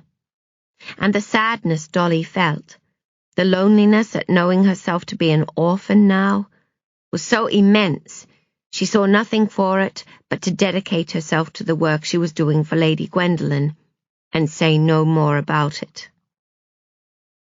Until one day the old woman was reminiscing about the lovely voice she'd had when she was a girl, and Dolly had thought of her mother and the blue box she'd kept hidden in the garage, filled with dreams and memories that were now nothing more than rubble, and she'd burst into tears, right there on the end of the old lady's bed, nail file in hand. "Whatever's the matter?" Lady Gwendolen had said, her small mouth falling open to register the same amount of shock she might have felt if Dolly had taken off her clothes and started dancing round the room. Caught in a rare, unguarded moment, Dolly had told Lady Gwendolen everything. Her mother and father and Cuthbert, what they were like, the sorts of things they said. The times they'd driven her mad, the way her mother used to try to brush her hair smooth and Dolly had resisted. The trips to the seaside, the cricket and the donkey. Finally, Dolly had recounted the way she'd flounced out of home when she left, barely stopping when her mother called to her. Janice Smitham, who'd sooner have gone without food than raise her voice in earshot of the neighbours, and ran out, wielding the book she'd bought for Dolly as a going-away present. "Humph," Lady Gwendolen had said when Dolly finished speaking. "It hurts, of course, but you're not the first to lose your family." "I know." Dolly drew in a deep breath. The room seemed to echo with the sound of her own voice of moments before, and she wondered if she was about to be let go. Lady Gwendolen did not like outbursts, unless they were her own. "When Henny Penny was taken from me, I thought I'd die." Dolly nodded, still waiting for the axe to fall. "You're young, though. You'll make a go of it. Just look at her across the road." It was true. Vivien's life had come up roses in the end, but there were a few marked differences between them. "She had a wealthy uncle who took her in," said Dolly quietly. "She's an heiress, married to a famous writer.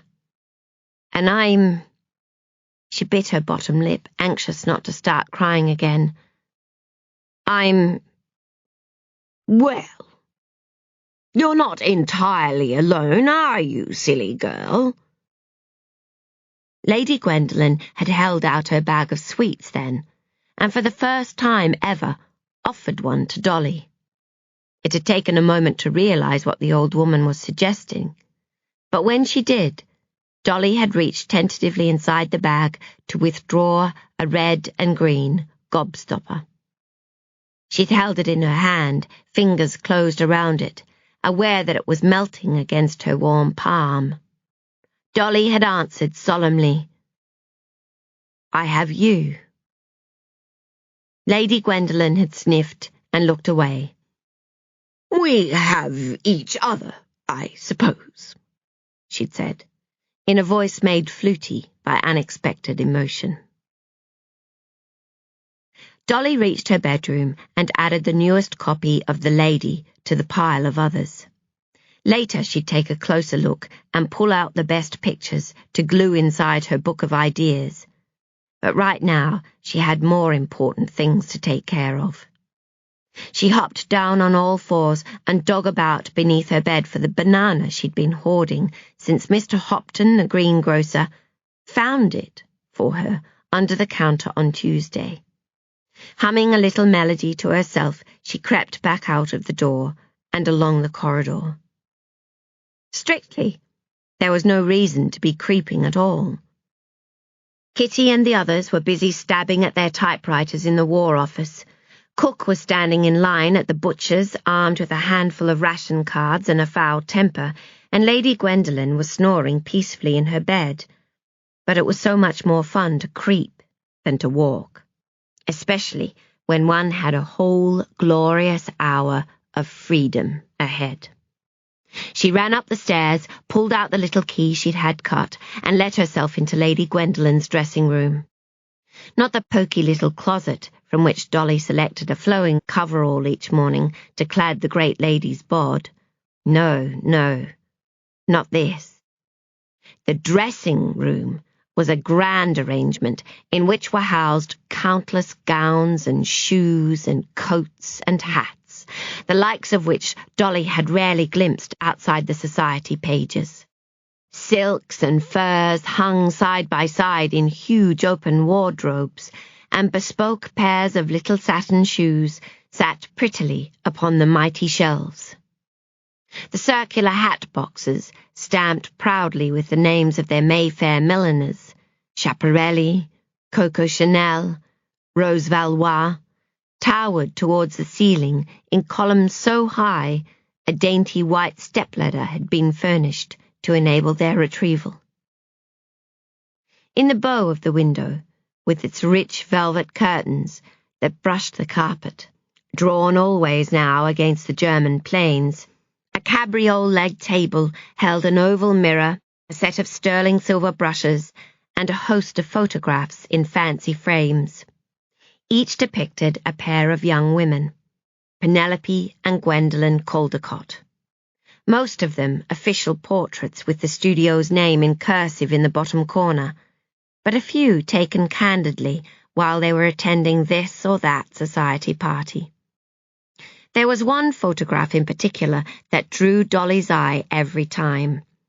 The two Caldecott sisters were older here, 35 at least, and had been photographed by Cecil Beaton on a grand spiral staircase. Lady Gwendolen was standing with one hand low on her hip, eyeballing the camera, while her sister was glancing at something or someone out of shot. The photograph had been taken at the party where Penelope fell in love, the night her sister's world came tumbling down. Poor Lady Gwendolen. She wasn't to know her life was set to change that night. She looked so pretty, too. It was impossible to believe that the old woman upstairs had ever been that young or striking. Dolly, like all the young, perhaps, didn't for a second imagine the same fate lay in store for her.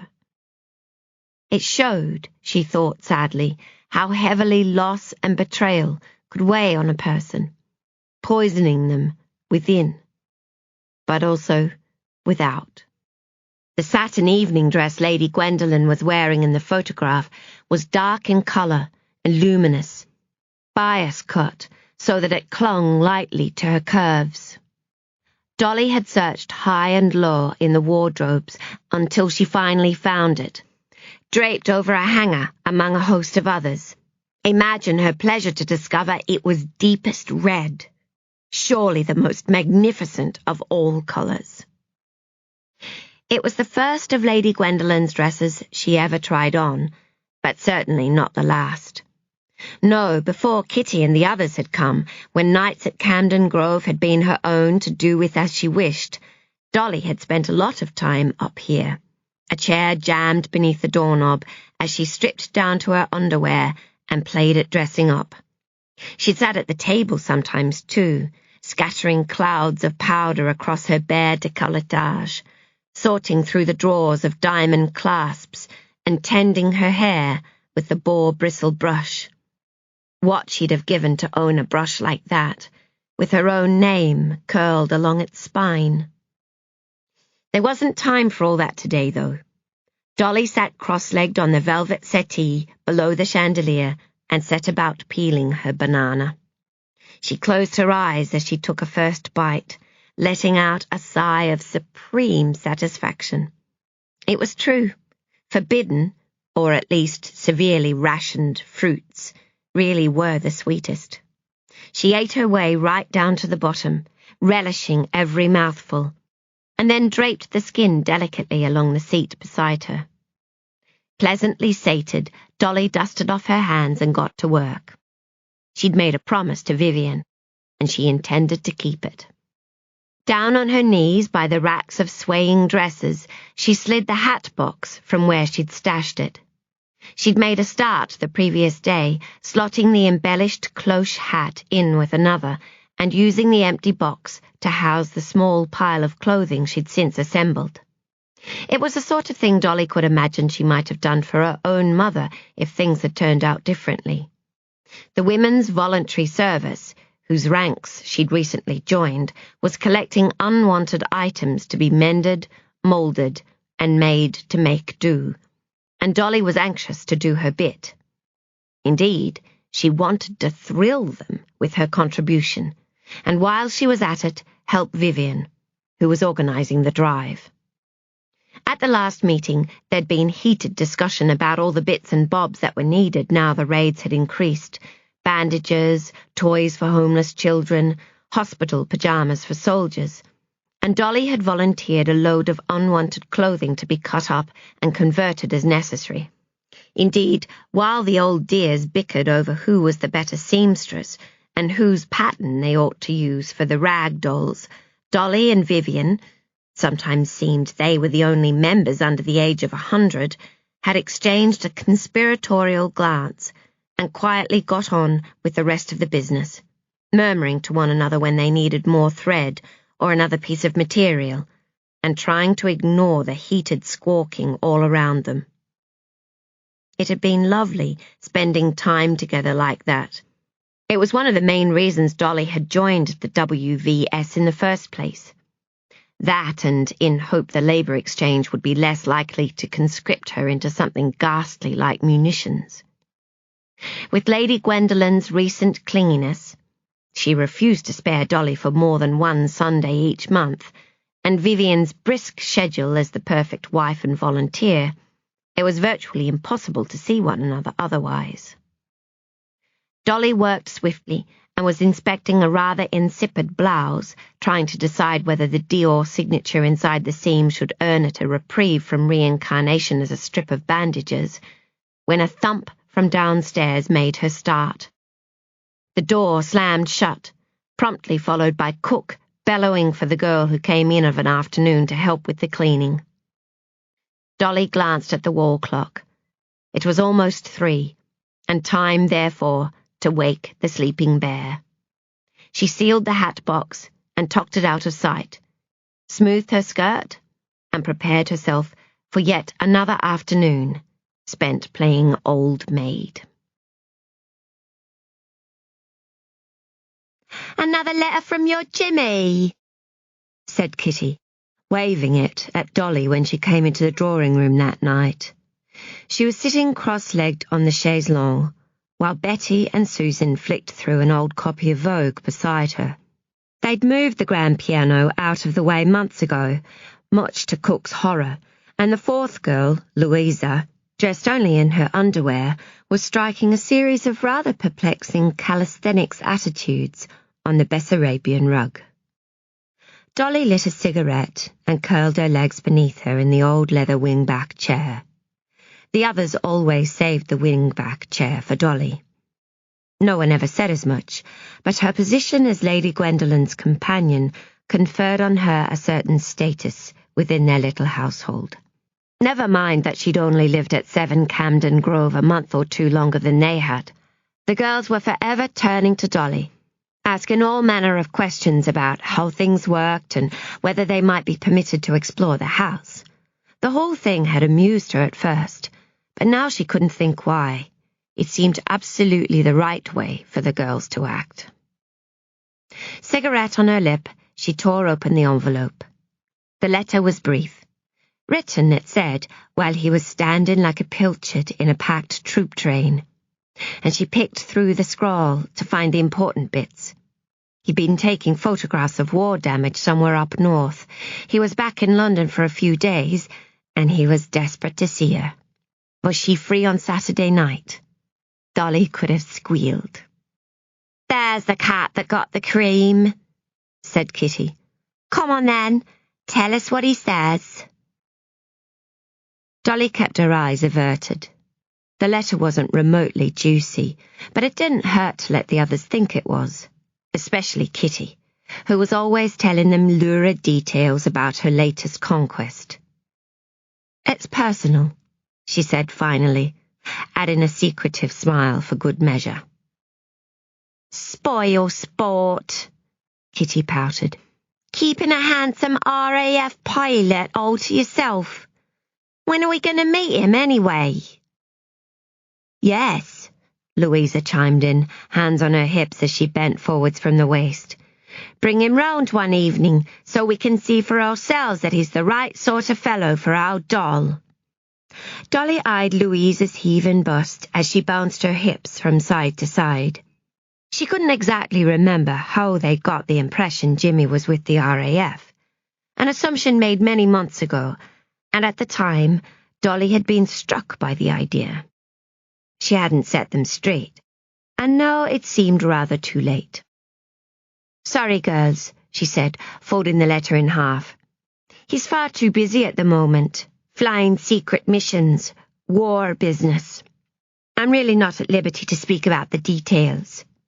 And even if he weren't, you know the rules." "Oh, come on," Kitty said. "The old battle-axe will never know.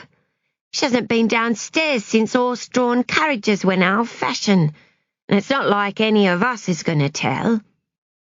"She knows more than you think," Dolly said. "Besides, she relies on me. I'm the closest thing she has to family. She'd let me go if she even suspected I was seeing a fellow." "Will that be so bad?" Kitty said. "You could come and work with us. One smile and my supervisor would take you in a jiffy. Bit of a lech, but jolly good fun once you know how to handle him." "Oh, yes," said Betty and Susan, who had a curious knack for speaking in unison. They looked up from their magazine. "Come and work with us." "And give up my daily flaying? I hardly think so." Kitty laughed. "You're mad, doll. Mad or brave, not sure which." Dolly shrugged. She certainly wasn't going to discuss her reasons for staying with a busybody like Kitty. She took up her book instead. It was lying on the side table where she'd left it the night before. The book was new, the first she'd ever owned, except for the unread copy of Mrs. Beaton's book of household management her mother had thrust so hopefully into her hands. She'd gone to Charing Cross Road, especially on one of her Sundays off, and bought it from a bookseller there. "The Reluctant Muse." Kitty leaned forward to read the cover. "Haven't you actually read that one?" "Twice, actually." "That good?" "'Tis rather." Kitty wrinkled her pretty little nose. "Not much of a reader, myself." "No?" Dolly wasn't either, not usually, but Kitty didn't need to know that. "Henry Jenkins. That name's familiar. Oh, now isn't he the fellow across the street?" Dolly gave a vague wave of her cigarette. "I believe he lives around here somewhere." Of course, it was the very reason she'd chosen the book. Once Lady Gwendolen had let slip that Henry Jenkins was well known in literary circles for including rather too much fact in his fiction. "A fellow I could mention was furious to find his dirty laundry aired, threatened to bring a lawsuit, but died before he had the chance. Accident-prone, just like his father. Lucky for Jenkins." Dolly's curiosity had worked at her like a file. After careful discussion with the bookseller, she'd divined that The Reluctant Muse was a love story about a handsome author and his much younger wife, and had eagerly handed over her treasured savings. Dolly had spent a delicious week thereafter, eye pressed up close to the window of the Jenkins marriage, learning all sorts of details she'd never have dared to ask Vivien outright. "Terrifically good-looking chap," Louisa said, lying prone, on the rug, arching her spine cobra style to blink at Dolly. "Married to that woman with the dark hair, the one who walks around like she's got a broomstick up her—" "Oh!" cried Betty and Susan, wide-eyed. "Her!" "Lucky girl," Kitty said. "I'd kill for a husband like him. Have you seen the way he looks at her? Like she's a piece of perfection, and he can't quite believe his luck." "I wouldn't mind if he glanced my way," said Louisa. "How do you think a girl meets a man like him? Dolly knew the answer to that. How Vivien met Henry. It was right there in the book, but she didn't volunteer it. Vivien was her friend. To discuss her like this, to know that the others had noticed her too, that they'd speculated and wondered and drawn their own conclusions, made Dolly's ears burn with indignation. It was as if something that belonged to her, something precious and private that she cared about deeply, was being riffled through like a hat box of salvaged clothes. "I heard she's not entirely well," Louisa said. "That's why he never takes his eyes off her." Kitty scoffed. "She doesn't look one bit ill to me. Quite the contrary. I've seen her reporting to the WVS canteen round on Church Street when I'm coming home of an evening." She lowered her voice and the other girls leaned close to hear her. "I heard it was because she had a wandering eye." "Ooh," Betty and Susan cooed together. "I love her. Haven't you noticed how careful she is?" Kitty continued, to the rapt attention of the others. "Always greeting him at the door when he gets home, dressed to the nines and placing a glass of whiskey in his waiting hand. Please, that's not love, it's a guilty conscience. You mark my words, that woman's hiding something, and I think we all know what that something is." Dolly had heard as much as she could stand. In fact, she found herself in rather emphatic agreement with Lady Gwendolen that the sooner the girls left number 7 Camden Grove, the better. They really were an unsophisticated lot. "Is that the time?" she said, clapping her book closed. "I'm going to go and have my bath." Dolly waited until the water had reached the 5-inch line and turned the tap off with her foot. She poked her big toe inside the spout to stop it dripping. She knew she ought to call someone about fixing it, but who was there left nowadays?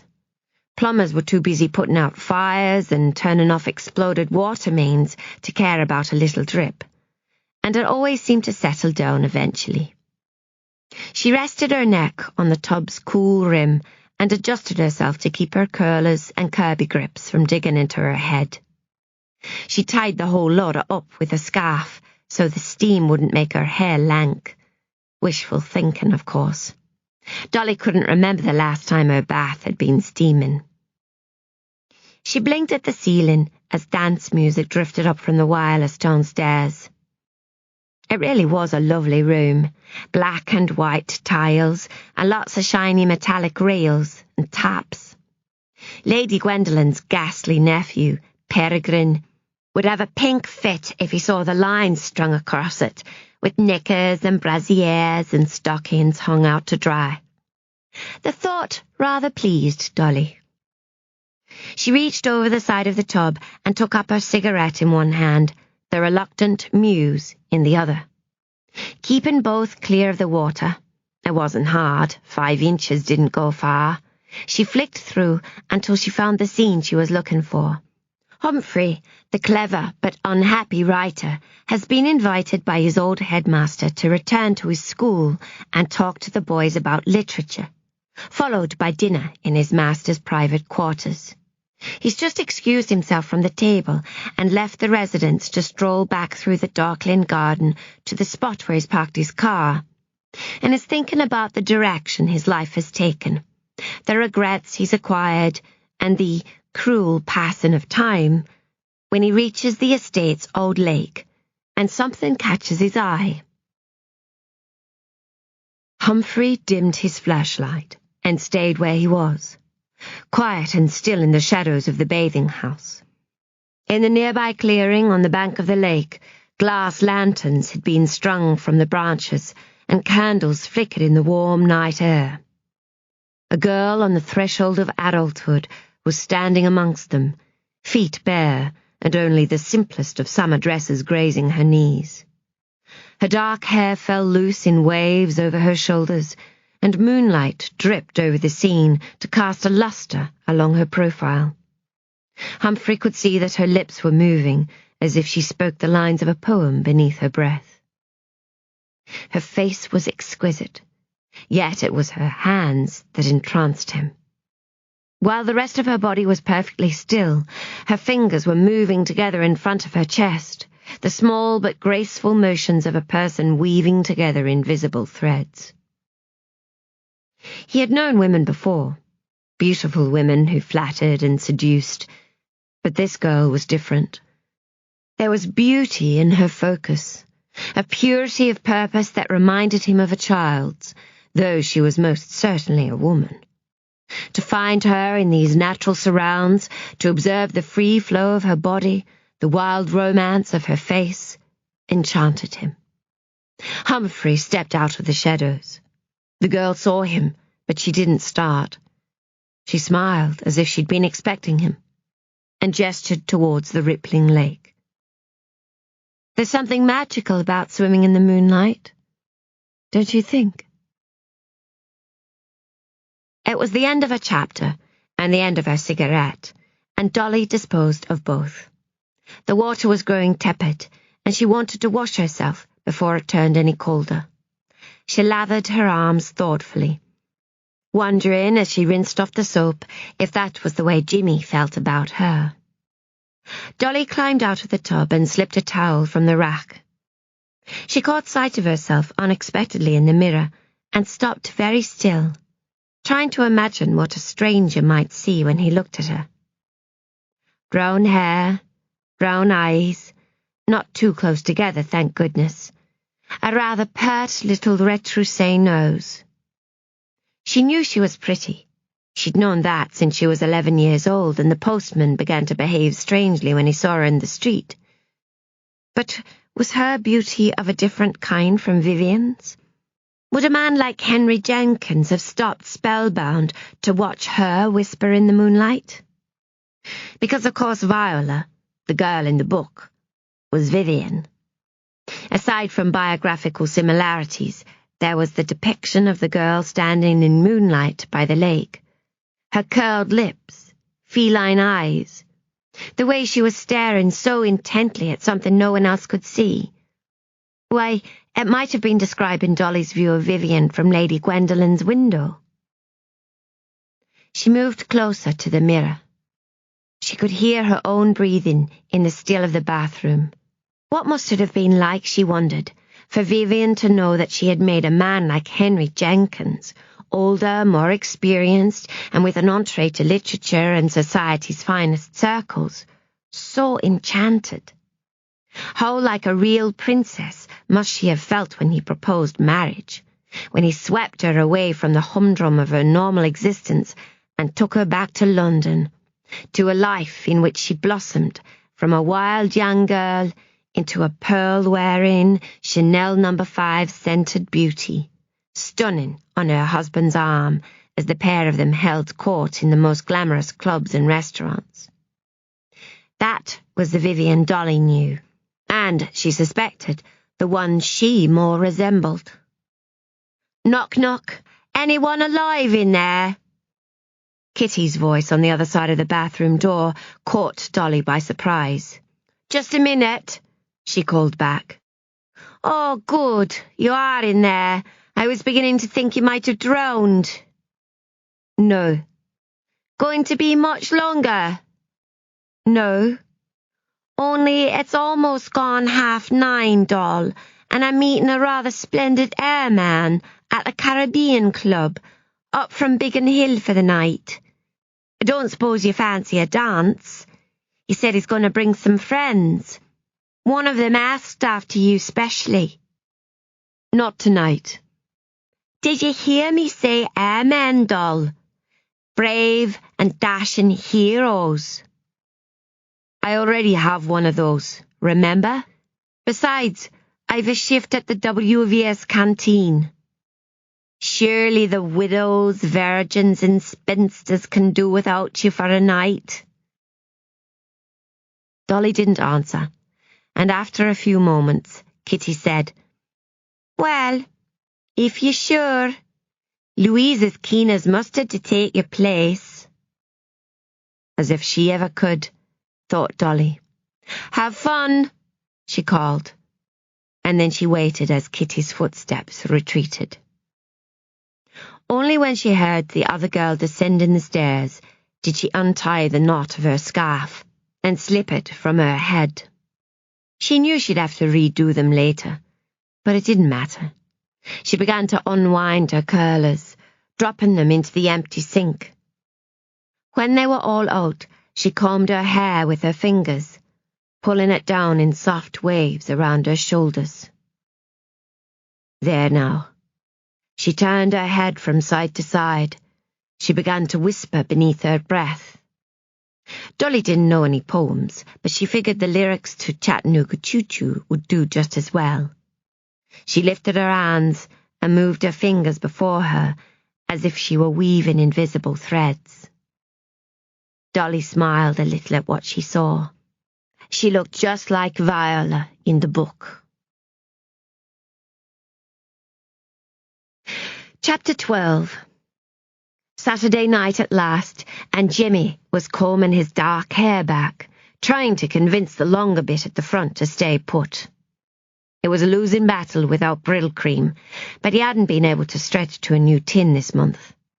He'd been doing his best with water and a bit of sweet talking, but the results were not encouraging. The light bulb flickered above him, and Jimmy glanced upwards, willing it not to die yet. He'd already robbed the sitting-room lamps, and the bathroom was next. He didn't fancy bathing in the dark. The bulb dimmed, and Jimmy stood in the half-light, strains of music drifting through the floor from the wireless in the flat downstairs. When it brightened again, his spirits lifted with it, and he started whistling along to Glenn Miller's In the Mood. The dinner suit belonged to his dad, from back in the days of W.H. Metcalf and Sons, and it was a whole lot more formal than anything Jimmy owned. He felt a bit of a chump, to be honest. There was a war on, and it was bad enough, he always thought, not to be in uniform, let alone all done up like a playboy. But Dolly had said to dress well. Like a gentleman, Jimmy, she'd written in her letter. A real gentleman. And there wasn't much in his wardrobe that met that brief. The suit had come with him when they moved down from Coventry, just before the war started. It was one of the few vestiges of the past Jimmy had been unable to part with. Just as well, as things turned out. Jimmy knew better than to disappoint Dolly when she got an idea in her head, especially lately. There'd been a distance between them the past few weeks, ever since her family was hit. She'd been avoiding his sympathy, putting on a brave face, stiffening if he tried to embrace her. She wouldn't even talk about their deaths, turning the conversation instead to her employer, speaking about the old woman in a far more affectionate way than she'd used to. Jimmy was glad she'd found someone to help her with her grief. Of course he was. He just wished it could have been him. He shook his head. What a conceited bugger he was, feeling sorry for himself when Doll was trying to deal with such enormous loss. It was just so unlike her, clamming up like that. It scared Jimmy. It felt as if the sun had gone behind thick clouds, and he glimpsed how cold it would be if he no longer had her in his life. That's why tonight was so important. The letter she'd sent him, her insistence that he dress like a toff. It was the first time since the Coventry Blitz that he'd seen her old spirit returned, and he wasn't about to risk losing it again. Jimmy turned his attention back to the suit. He couldn't quite believe it fitted so closely. His father in his suit had always seemed to Jimmy a giant. Now it seemed possible he had merely been a man. Jimmy sat down on the worn patchwork quilt of his narrow bed and took up his socks.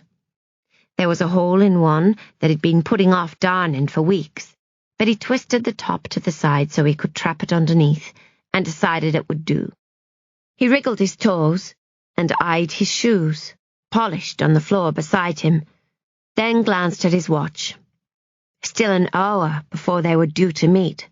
He'd gone and got himself ready far too early. No surprises there. Jimmy was as jumpy as a cat.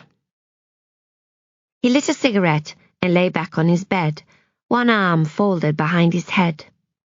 There was something hard beneath him, and he reached under his pillow, pulling out Of Mice and Men. It was a library copy, the very same he'd borrowed back in the summer of '38. But Jimmy had paid the lost book fee rather than return it. He'd enjoyed the novel well enough, but that wasn't why he'd kept it. Jimmy was superstitious. He'd had it with him that day at the seaside, and even to look at the book's cover was to bring back the sweetest memories. It was also the perfect repository for his most prized possession.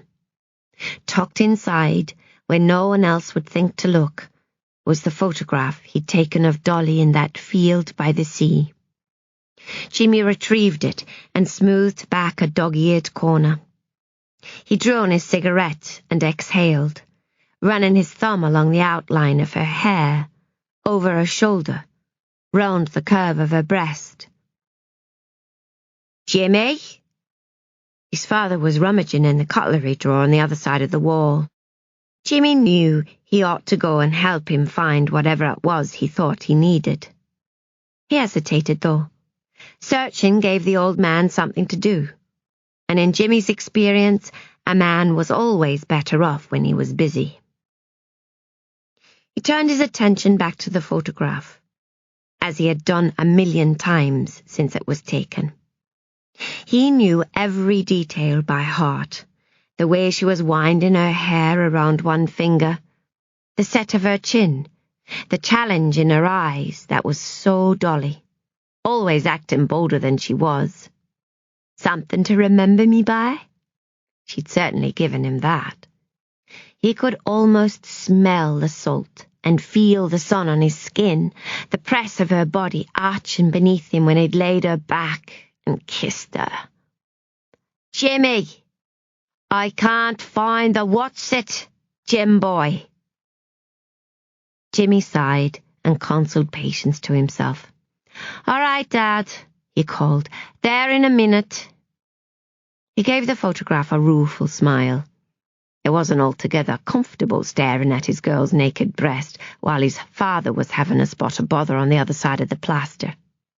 Jimmy slid the picture back between the book's pages and sat up. He pulled on his shoes and tied the laces, took his cigarette from his lip and glanced around the walls of his small bedroom. Since the war began, he hadn't stopped working, and the faded green wallpaper was covered with prints of his best photographs. His favourites, at any rate.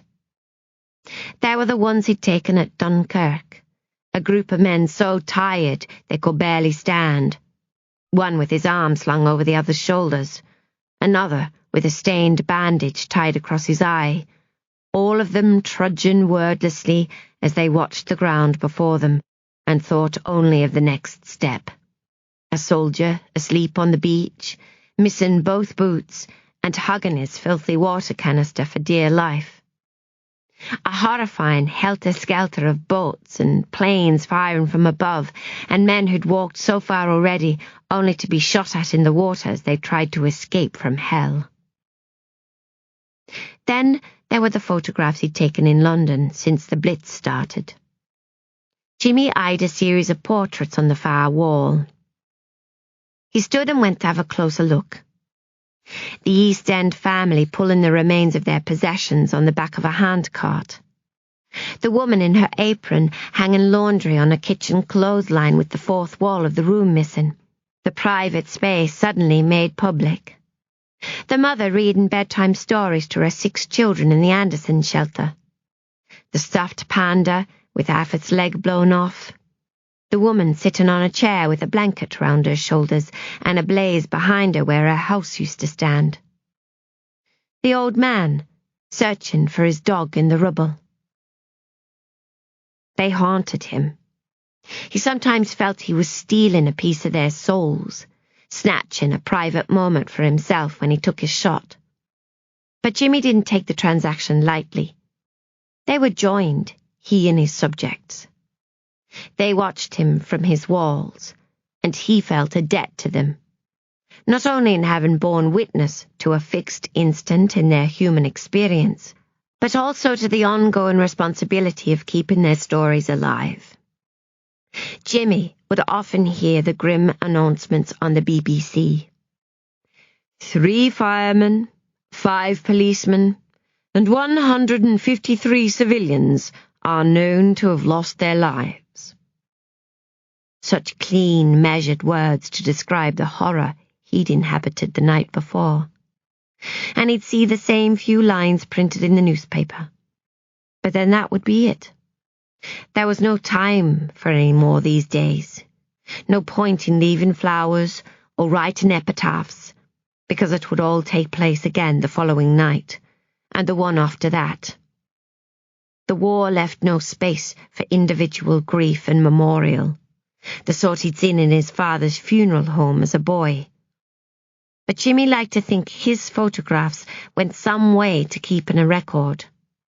That one day, when it was all ended, the images might survive, and people of the future would say, "That's how it was." By the time Jimmy made it to the kitchen, his father had forgotten his search for the mysterious What's-it and was sitting at the table, dressed in pyjama bottoms and a singlet. He was feeding his golden canary crumbs of broken biscuits Jimmy had got for him on the cheap. "Yeah, Finchy," he was saying, sticking his fingers through the bars of the cage. "Here you are, Finchy, love. There's a good lad now." He turned his head when he heard Jimmy behind him. "Hello there. You're dressed up, boyo?" "Not really, Dad." His father was looking him up and down, and Jimmy made a silent prayer he wouldn't realise the provenance of the suit. Not that his father would have minded the loan, the old man was generous to a fault, rather that the whole thing was likely to bring back confusing memories that would upset him. In the end, his father merely nodded approval. "You look very nice, Jimmy," he said, bottom lip trembling with paternal feeling. "Very nice indeed. You make a fellow proud, you do." "All right, Dad, easy does it," said Jimmy gently. "I'll get big-headed if you're not careful. I'll be a right horror to live with then."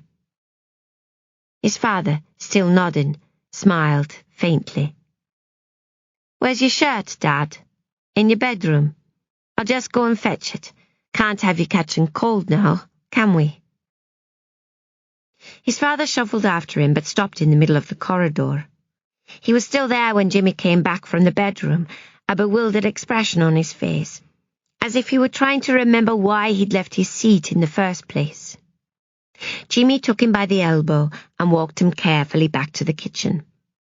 He helped him into his shirt and sat him in his usual seat. Dad got confused if he had to use any of the others. The kettle was still half full, and Jimmy put it back on the stove to boil. It was a relief to have the gas back on. The mains had been hit by an incendiary bomb a few nights back, and Jimmy's father had had an awful time trying to settle overnight without his milky cuppa. Jimmy spooned a careful portion of leaves into the pot, but held off putting in more. Stocks were low at Hopwood's, and it couldn't risk running short. "Will you be home for supper, Jimmy?" "No, Dad, I'm going to be out till late tonight. Remember? I've left you some sausages on the stove." "Righto. Rabbit, sausages, worse luck. But I've found you something special for after. You'll never guess. An orange." "An orange?" The old man's face flickered with the light of a passing memory. "I got an orange once for Christmas, Jimmy." "Did you, Dad?" "Back when I was a nipper on the farm. Such a beautiful big orange. My brother Archie ate it when I wasn't looking. The kettle started to whistle, and Jimmy topped up the pot. His father was crying softly, as he always did when Archie's name came up. His older brother killed in the trenches 25 years or so before, but Jimmy ignored the fact. He'd learned over time that his father's tears for past grief would dry as quickly as they'd come, that the best thing to do was to push on cheerfully. "Well, not this time, Dad," he said. "Nobody's going to eat this one but you." He poured a good slug of milk into his father's cup. His dad liked a milky tea, and it was one of the few things they didn't run short of, thanks to Mr. Evans and the pair of cows he kept in the barn at the side of his shop. Sugar was another story, and Jimmy scraped a small portion of condensed milk into the tea in lieu. He gave it a stir and carried the cup and saucer to the table. "Now listen, Dad. The sausages will stay warm in the saucepan till you're ready, so there's no need for you to turn on the burner. All right?" His father was brushing Finchie's crumbs along the tablecloth. "Right, Dad?" "What's that?" "Your sausages are cooked, so don't go turning on the stove." "Righto." His father took a sip of tea. "No need to turn on the taps either, Dad." "What's that, Jim?" "I'll help you get cleaned up when I get in." His father looked up at Jimmy, perplexed for a second, and then he said, "You look nice, boyo. Off somewhere tonight, are you?" Jimmy sighed. "Yes, Dad." "Somewhere fancy, is it?" "I'm just catching up with someone." "A lady friend?" Jimmy couldn't help smiling at his father's coy term. "Yes, Dad, a lady friend." "Someone special?" "Very. You'll have to bring her home one of these days." His father's eyes held a hint of their old cleverness and mischief, and Jimmy ached suddenly for how things used to be, back when he was the child and his dad did the looking after. He was immediately ashamed. He was 22 now, for Christ's sake, far too old to be longing for childish things. His shame was only increased when his father smiled, eager but uncertain, and said, "Bring your young lady home one evening, Jimmy. Let your mother and me see she's good enough for our old boy." Jimmy leaned to kiss his father on the head. He didn't bother explaining about his mother anymore, that she was gone, that she'd left the pair of them over a decade ago to be with a new fellow with a smart car and a big house. To what end would he tell him? It made the old man happy to think she'd just popped out to stand in line for rationed groceries. And who was Jimmy to remind him how things really were? Life could be cruel enough these days without the truth making it worse. "You take care now, Dad," he said. "I'm going to lock the door after me, but Mrs. Hamblin next door has the key, and she'll help you down to the shelter when the raids start." Never know, Jimmy. 6 o'clock already, and still no sign of Jerry. He might have given himself a night off. "I wouldn't bet on it. There's a moon out there like a rubber's lantern. Mrs. Hamblin will come for you, all right, soon as the alert sounds." His father was playing with the edge of Finchie's cage. "All right, Dad." Yes. All right, Jimmy. You have a good time now and stop worrying so much. Your old man's not going anywhere. Didn't get me in the last lot. Ain't going to get me in this."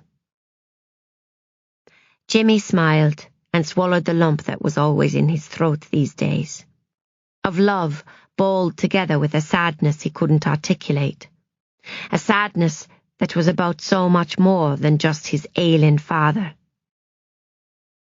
That's the way, Dad. No, you enjoy your tea and have a good listen to the wireless. I'll be back before you know it. Dolly was hurrying through a moonlit street in Bayswater. There'd been a bomb 2 nights ago, an art gallery with an attic full of paints and varnishes, and an absentee landlord who'd made no provisions, and the place was still in disarray. Bricks and charred pieces of wood, dislodged doors and windows, mountains of broken glass everywhere.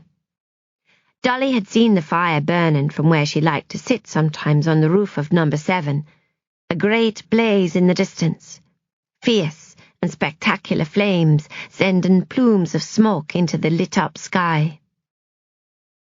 She pointed her shaded torch at the ground, skirted around a sandbag, almost lost her heel in a blast hole, and had to hide from an overzealous warden when he blew his whistle and told her she ought to be a sensible girl and get herself inside. Couldn't she see there was a bomber's moon on the rise? In the beginning, Dolly had been afraid of the bombs like everybody else. But lately, she found she rather liked being out in the blitz. Jimmy, when she mentioned it to him, had been worried that after what happened to her family she was looking to be hit herself. But it wasn't that at all. There was just something utterly invigorating about it, and Dolly experienced a curious lightness of heart, a feeling very like elation as she scurried along the nighttime streets. She wouldn't have been anywhere but London. This was life, this blitz. Nothing like it had ever happened before, and likely it never would again. No, Dolly wasn't one bit frightened anymore, not of being hit by the bombers. It was difficult to explain, but somehow she just knew it wasn't her fate. To be faced with danger and find oneself fearless was thrilling. Dolly was aglow, and she wasn't alone either. A special atmosphere had gripped the city, and it sometimes felt that everybody in London was in love. Tonight, though, it was something above and beyond the usual excitement that had her hurrying through the rubble. Strictly speaking, she needn't have been racing at all. She'd left in good time, having administered to Lady Gwendolen her nightly 3 drams of sherry, just enough to send her into the arms of blissful slumber and keep her there through even the loudest of raids. The old dear was both too grand and too sad to use the shelter. But Dolly was so excited by what she'd done that merely to walk was a physical impossibility. Propelled by the force of her own daring, she could have run 100 miles and still not been out of breath.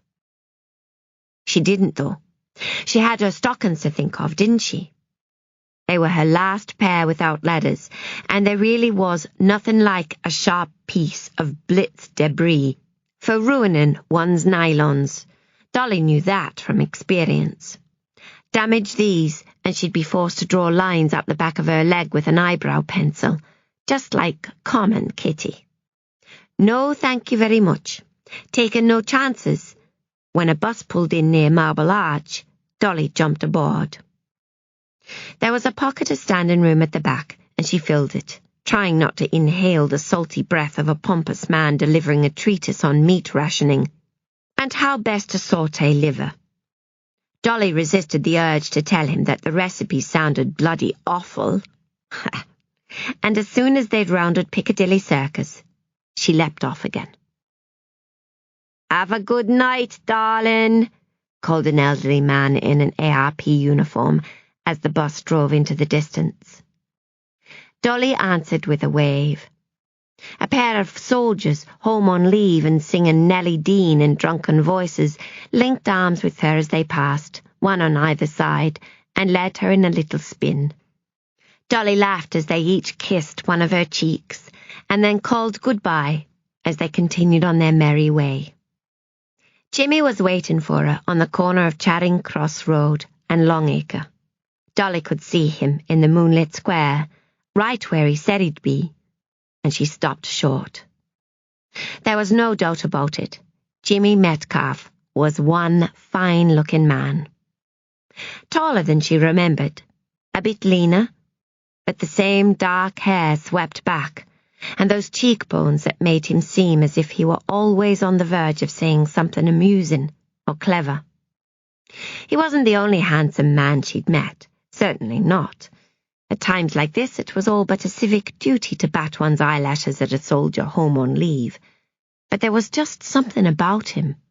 Some dark animal quality, perhaps. A strength, both physical and of character, that made Dolly's heart pound against her ribs like nobody's business. He was such a good person, so honest and straightforward, that being with him made Dolly feel as if she'd won a race of sorts. Seeing him tonight, dressed in a black dinner suit just as she told him to, made her want to squeal with glee. It really did look tremendous on him. If she hadn't known better, Dolly would have presumed him a real gentleman. She took her lipstick and compact mirror from her handbag, angled herself to catch the moonlight, and accentuated her Cupid's bow. She made a kissing motion to the mirror, and then snapped it shut.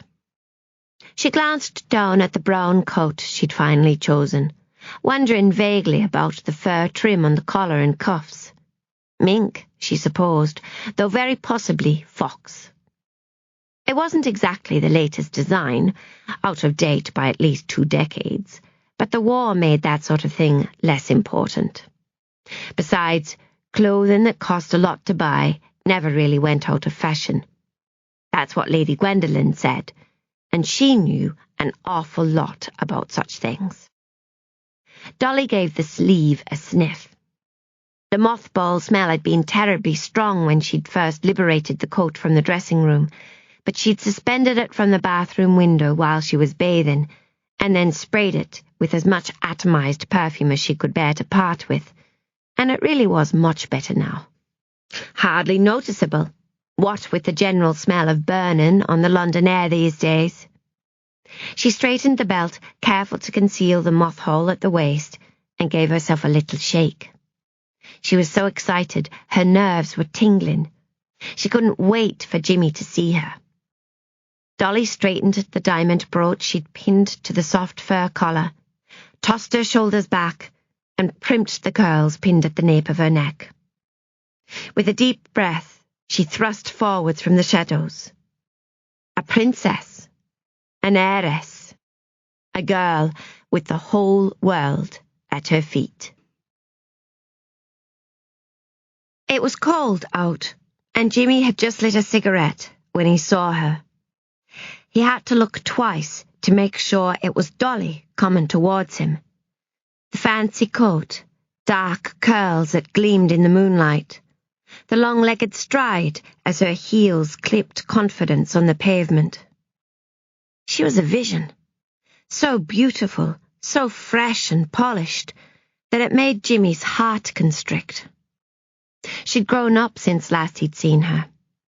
More than that, he knew suddenly, as he took in her new poise and glamour, as he shifted uncomfortably in his father's old suit. She'd grown away from him. He felt the distance with a jolt. She arrived wordless in a cloud of perfume. Jimmy wanted to be witty. He wanted to be suave. He wanted to tell her she was perfection, the only woman in the world he could ever love. He wanted to say the very thing that would bridge this horrid new distance between them once and for all, to tell her about the progress he was making with his work, his editor's excited talk on evenings when they'd made their print deadline, about the opportunities that lay ahead for Jimmy when all this war business was over, the name he could make for himself with his photographs, the money he stood to earn. But her beauty, and its contrast with the war and its cruelty, the hundreds of nights he'd gone to sleep picturing their future and their past in Coventry and that long-ago picnic by the sea, all combined to blindside him, and the words wouldn't come. He managed half a smile, and then, without giving it another thought, grabbed a handful of Dolly's hair and kissed her. The kiss was like a starter's gun. She felt at once a welcome settling of her nerves and a great rush of excitement at what was yet to come. Her plans, since she'd formed them, had been eating away at her all week, and now, finally, it was time. Dolly was anxious to impress him, to show him how grown up she was now, a woman of the world, not the schoolgirl she'd been when he first met her. She allowed herself a moment to relax, to imagine herself into character, before pulling back to gaze up at his face.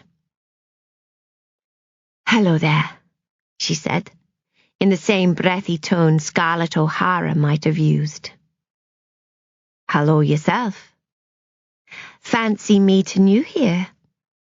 She ran her fingers lightly down his suit lapels. "And dressed very smartly, I see." He shrugged a shoulder. "What? This old thing?" Dolly smiled, but tried not to laugh. He always made her laugh. "Well then," she said, glancing at him from beneath her lashes, "I expect we should get started. We've a lot to do tonight, Mr. Metcalf." She hooked her arm through his and tried not to drag him as they walked quickly down Charing Cross Road to join the snaking queue for the 400 Club. They shuffled forwards as guns fired in the east and searchlights swept the sky like so many Jacob's ladders. A plane flew overhead when they were almost at the door, but Dolly ignored it. Even a full-blown air raid wouldn't have induced her to give up her spot in the line now. They reached the top of the stairs, and music drifted up towards them. Chatter and laughter and a furious, sleepless energy that made Dolly so giddy she had to hold on tightly to Jimmy's arm to keep from falling. "You're gonna love it inside," she said. "Ted Heath and his band really are divine. And Mr. Rossi, who runs the place, is such a darling." "You've been here before?" "Oh, sure. Loads of times." A teensy exaggeration. She'd been once.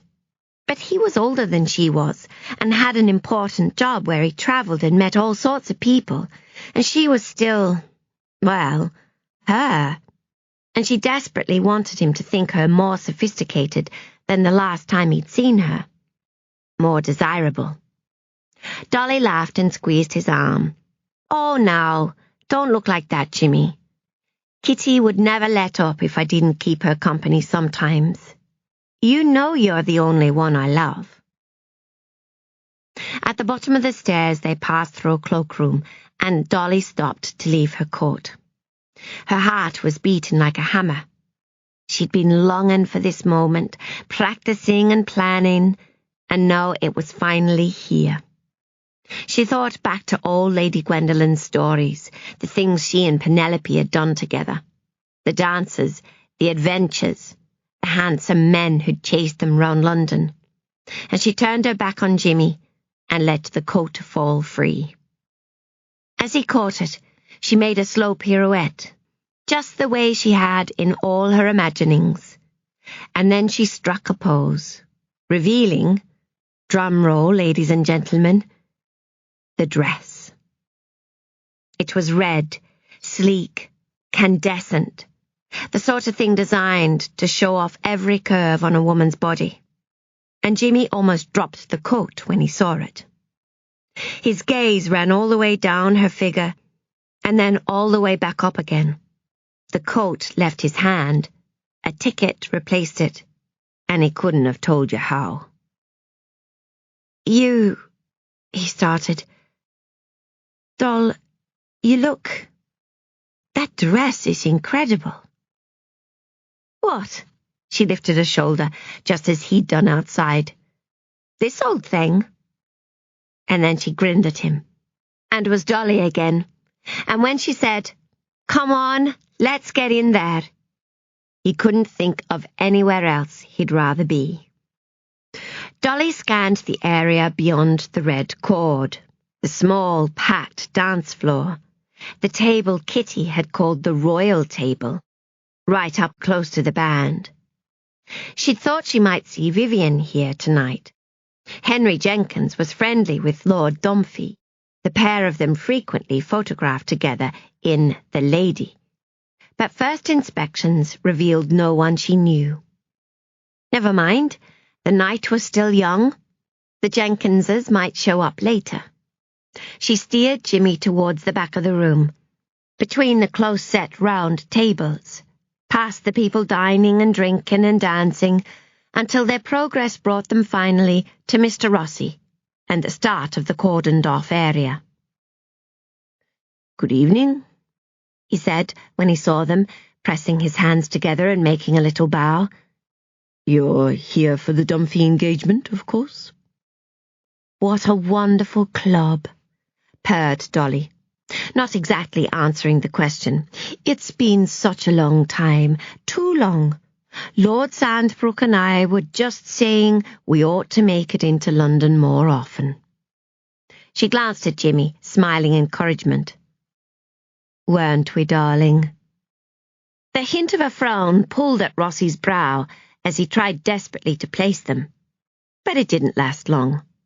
Years at the helm of his nightclub had left him adept at keeping society's ship on course and her passengers well flattered. "Dear Lady Sandbrook," he said, taking Dolly's hand and brushing a light kiss on its top, "the place has been dark for the want of you. But you're here now, and light returns." He shifted his attention to Jimmy. "And you, Lord Sandbrook, I trust you've been well?" Jimmy said nothing, and Dolly held her breath. She knew how he felt about her games, as he called them, and she'd felt his hand stiffen against her back the second she started talking. If she were honest, the uncertainty of how he'd react only added to the adventure. Until he responded, everything else was magnified. Dolly could hear the beating of her own heart as she waited for his answer. A happy squeal in the crowd, the shattering of a glass breaking somewhere, the band beginning another song. The little Italian fellow who'd called him by another man's name was watching keenly for an answer. And Jimmy had a sudden vision of his father at home in his striped pyjamas, the walls of their flat with the sad-looking green paper, Finchy in his cage with the broken biscuits. He could feel Dolly's stare, urging him to play his part. He knew she was watching. He knew what she wanted him to say. But it seemed to Jimmy there was something somehow crushing in answering to a name like that one. Something deeply disloyal to his poor old dad, whose mind was so mixed up, who waited for a wife who wouldn't come, and cried for a brother dead these past 25 years, and who'd said of the crummy flat when they arrived in London, "This is real nice, Jimmy. You've done a good job, boy. You make your mum and dad as proud as punch." He glanced sideways at Dolly's face and saw what he'd known he would. Hope, writ large on every feature. These games of hers, they drove him mad, not least because more and more lately they seemed to highlight the distance between what she wanted from life and what he could afford to give her. They were harmless enough, though, weren't they? No one was going to be hurt tonight because Jimmy Metcalf and Dorothy Smitham stood on the other side of a red cord. And she wanted it so badly. She'd gone to so much trouble with the dress and all, getting him to wear a suit. Her eyes, for all the mascara she was wearing, were as wide and expectant as a child's. And he loved her so well he couldn't stand to be the one to spoil things for her. Not for the sake of his own foolish pride. Not for some vague notion that his lack of standing was something to hold firm to. And certainly not when it was the first time since her family died that Dolly had seemed like her old self. Mr. Rossi, he said with a broad smile, holding his hand out to shake the other man's firmly. Terribly good to see you, old man. It was the poshest voice he could muster at short notice. He hoped to God it would do. Being on the other side was every bit as wonderful as Dolly had dreamed it would be. Every bit as glorious as she'd gleaned from Lady Gwendolyn's stories. It wasn't that anything was obviously different. The red carpets and silk-covered walls were just the same. Couples danced cheek to cheek on both sides of the rope. Waiters carried meals and drinks and glasses back and forth. Indeed, a less intelligent observer might not even have perceived that there were two sides at all. But Dolly knew, and she rejoiced to be on this one. Of course, having achieved the Holy Grail, she was at something of a loss as to what to do next. For want of a better idea, Dolly helped herself to a glass of champagne, took Jimmy by the hand, and slid into a plush banquette against the wall. Really, if she were honest, to watch was enough. The ever-shifting carousel of colourful dresses and smiling faces kept her enthralled. A waiter came by and asked what they'd like to eat, and Dolly said eggs and bacon, and they arrived. Her champagne flute never seemed to empty. The music didn't stop. "It's like a dream, isn't it?" she said glowingly. "Aren't they all wonderful?" At which Jimmy paused in striking his match to offer a non-committal, "Sure." He dropped the flaming match into a brass ashtray and drew on his cigarette. "What about you, though, doll? How's old Lady Gwendolyn? Still commanding all 9 circles of hell?" "Jimmy, you shouldn't say that sort of thing. I know I probably complained a bit at first, but she's really quite a darling once you get to know her. Calling on me a lot lately. We've become very close in our way." Dolly leaned close so that Jimmy could light her cigarette. "Her nephew's worried she's going to leave me the house in her will." "Who told you that?" "Dr. Rufus." Jimmy gave an ambiguous grunt. He didn't like it when she mentioned Dr. Rufus. It didn't matter how many times Dolly reassured him that the doctor was her friend's father and far too ancient, really, to be interested in her in that way. Jimmy just frowned and changed the subject. No, he took her hand across the table. "And Kitty? How's she?" "Oh, well, Kitty..." Dolly hesitated, remembering the unfounded talk of Vivien and love affairs the other night. "She's fighting fit. Of course, her type always is." "Her type?" Jimmy repeated quizzically. "I just mean she'd do well to pay more attention to her work and less to what's happening in the street and at the nightclubs. I expect some people simply can't help themselves." She glanced at Jimmy. "You wouldn't like her, I think." "No?" Dolly shook her head and drew on her cigarette. "She's a gossip, and I have to say, inclined to wantonness." "Wantonness?" He was amused now, a smile playing around his lips. "Dear, dear me." She was serious. Kitty made quite a habit of sneaking her male friends in after dark. She thought Dolly didn't know, but really, the noise sometimes one would have had to be deaf not to realize. "Oh yes, quite," said Dolly. There was a single candle flickering in its glass on the table, and she swiveled it idly, this way and that.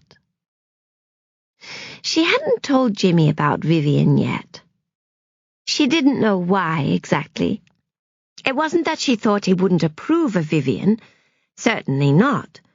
Rather that she'd felt an instinct to keep the blossoming friendship a secret. Something all her own. Tonight, though, seeing him in person, fizzing a bit with the sweet champagne she was sipping, Dolly had the urge to tell him everything. Actually, she said, nervous suddenly, I don't know that I've mentioned in my letters, but I've made a new friend. Oh? Yes. Vivien. Just saying her name made Dolly thrill a little with happiness. Married to Henry Jenkins, you know, the author. They live across the street at number 25, and we've become rather firm friends. Is that right? He laughed. It's the oddest coincidence, but I just recently read one of his books. Dolly might have asked which one, but she didn't, because she wasn't really listening. Her mind was swirling with all the things she'd been wanting to say about Vivien and had been holding in. She's really something else, Jimmy. Beautiful, of course, but not in an ordinary, showy sort of way. And very kind, always helping at the WVS. I told you about the canteen we're running for service folk, didn't I? I thought so. She understands, too, about what happened. My family in Coventry. She's an orphan herself, you see, raised by her uncle after her parents died. A great old school near Oxford, built on the family estate. Did I mention she's an heiress? She actually owns the house on Camden Grove. Not her husband. It's hers.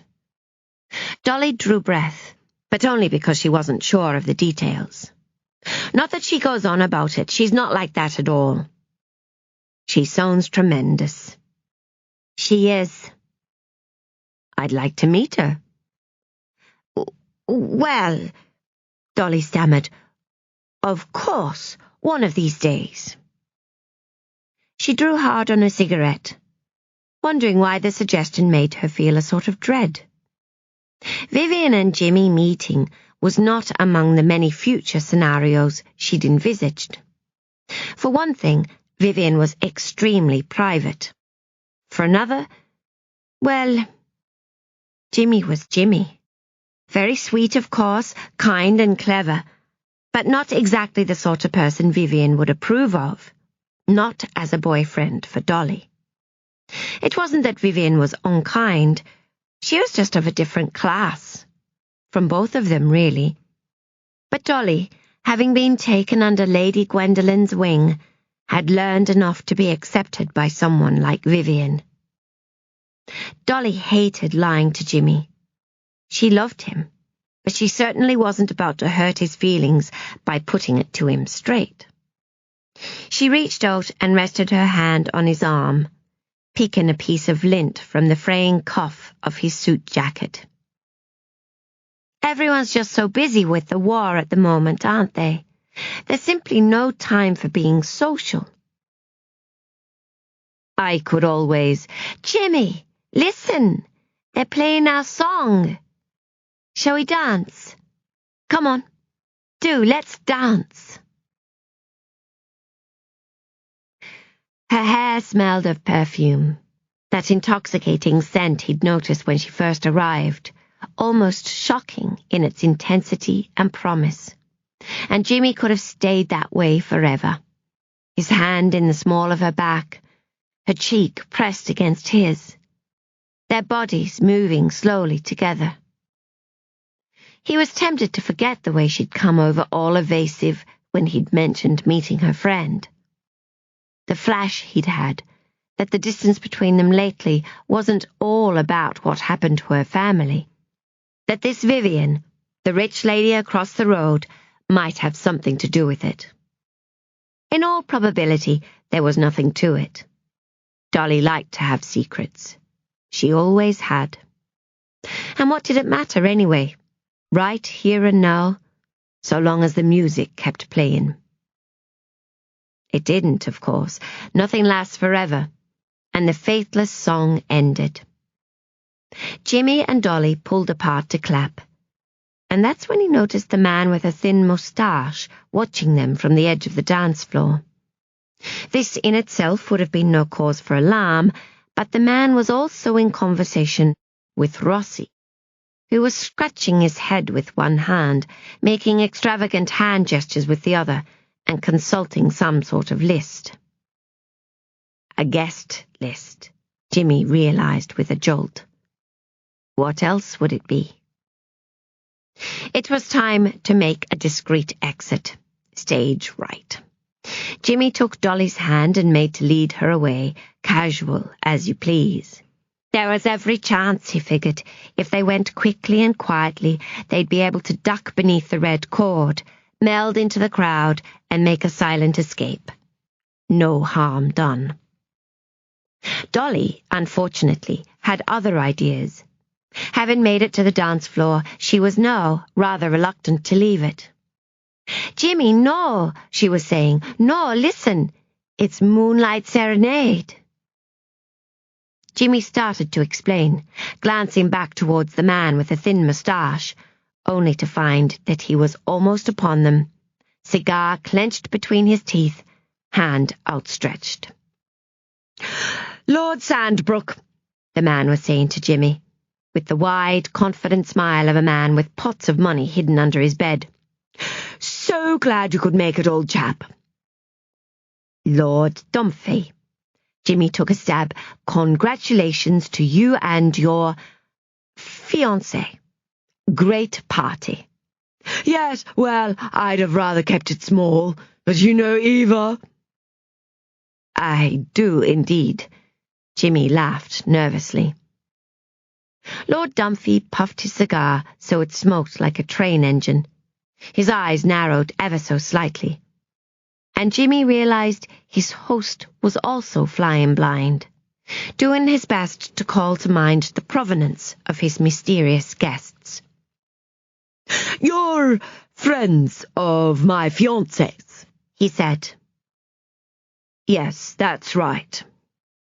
Lord Dumphy was nodding. Of course.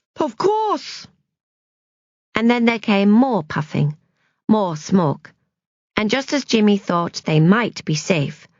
"Only, it must be my memory. Quite appalling it is, old chap. I blame the war and these blasted nights without sleep, but I can't think Eva mentioned a Sandbrook. Old friends, are you?"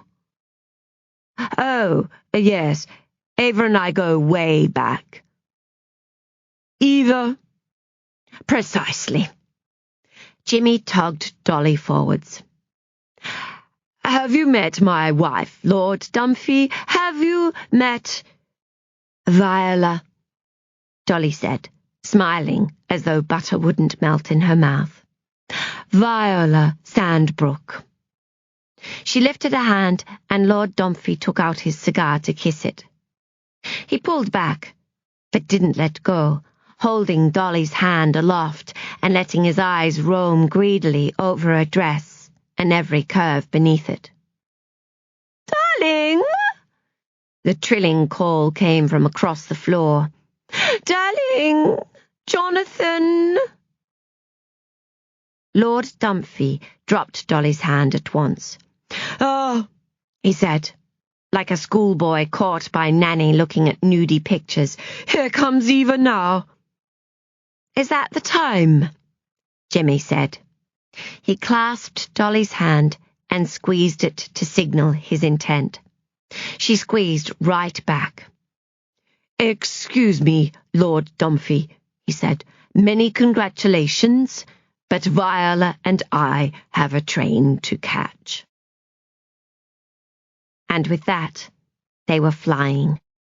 Dolly could hardly keep from laughing as they dashed and weaved through the crowded nightclub, paused at the cloakroom for Jimmy to thrust forward the ticket and seize Lady Gwendolyn's coat, before hurrying up the stairs, two at a time, and into the dark cool of nighttime London. There'd been someone behind them in the 400 as they ran. Dolly had glanced back to see a red-faced man puffing like an overfed hound. And they didn't stop until they'd crossed Lichfield Street, blended with the theatre crowd coming out of St. Martin's, and ducked into tiny Tower Lane. Only then did they collapse against the bricks, both of them breathless and laughing. "His face," Dolly said, gasping for air. "Oh, Jimmy, I don't think I'll ever forget it as long as I live. When you said about the train, he was so flummoxed." Jimmy laughed too, a warm sound in the dark. It was pitch black where they were standing. Even the full moon hadn't managed to spill over the eaves to flood the narrow laneway with its silvery light. Dolly was giddy, infused with life and happiness, and the peculiar energy that came from having slipped inside another skin.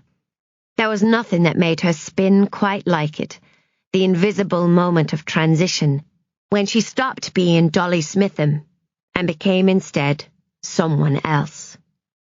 The details of that someone else weren't particularly important. It was the frisson of performance she adored, the sublime pleasure of masquerade. It was like stepping into another person's life, stealing it for a time. Dolly looked up at the starlit sky. There were so many more stars in the blackout. It was one of the most beautiful things about the war. There were great rumpling eruptions in the distance, anti-aircraft guns giving it back as best they could. But up there, the stars just kept on twinkling for all they were worth. They were like Jimmy, she realized. Faithful, steadfast, something you could count on in your life. "You really would do anything for me, wouldn't you?" she said with a contented sigh. "You know I would." He wasn't laughing anymore, and swift as the wind, the mood in the lane changed. "You know I would." She did know it, too, and in that instant the fact both thrilled and frightened her. Rather, her reaction did. To hear him say it, Dolly felt a string pluck deep down low within her belly. She trembled. Without thinking, she reached for his hand in the dark. It was warm, smooth, large, and Dolly lifted it to brush a kiss along his knuckles. She could hear him breathing, and she matched her own breaths to his. She felt brave and grown up and powerful. She felt beautiful and alive. Heart racing, she took his hand and placed it on her breast. A soft sound in his throat, a sigh. Dull. She silenced him with a delicate kiss. She couldn't have him talking. Not now. She might not find the nerve again. Calling to mind everything she'd ever heard Kitty and Louisa laughing about in the kitchen at number 7, Dolly reached her hand down to rest it on his belt. She let it slide further. Jimmy groaned, leaned to kiss her, but she shifted her lips to whisper in his ear. "You said you'd do anything I asked?" He nodded against her neck and answered, "Yes. How about you walk a girl home and put her safely to bed?" Jimmy sat up long after Dolly had fallen asleep. The night had been exhilarating, and he didn't want it to be over yet. He didn't want anything to break the spell. A heavy bomb crashed somewhere nearby, and the framed pictures rattled on the wall. Dolly stirred in her sleep, and Jimmy laid a hand gently on her head. They'd hardly spoken on the walk back to Camden Grove, each of them too aware of the weighted meaning in her words, of the fact that a line had been crossed, and they were now on a course that couldn't be reversed. He'd never been to the place she lived and worked. Dolly was funny about it. The old woman had rather definite ideas on the matter, she'd said, and Jimmy had always respected the fact. When they arrived at number 7, she'd led him past the sandbags and through the front door, closing it softly behind them. It was dark inside the house, even blacker than out, due to the curtains, and Jimmy had almost stumbled before Dolly switched on a small table lamp at the bottom of the staircase. The bulb threw a fluttery circle of light across the carpet and up the wall, and Jimmy glimpsed for the first time how grand this house of Dolly's really was. They didn't linger, and he was glad. The grandeur was unsettling. It was evidence of everything he wanted to give her, but couldn't, and to see her so comfortable in it made him anxious. She'd unbuckled the straps of her high-heeled shoes, hooked them over one finger, and taken him by the hand. With a finger to her lips and a tilt of her head, she'd started up the stairs. "I'll take care of you, doll," Jimmy had whispered when they made it to her bedroom.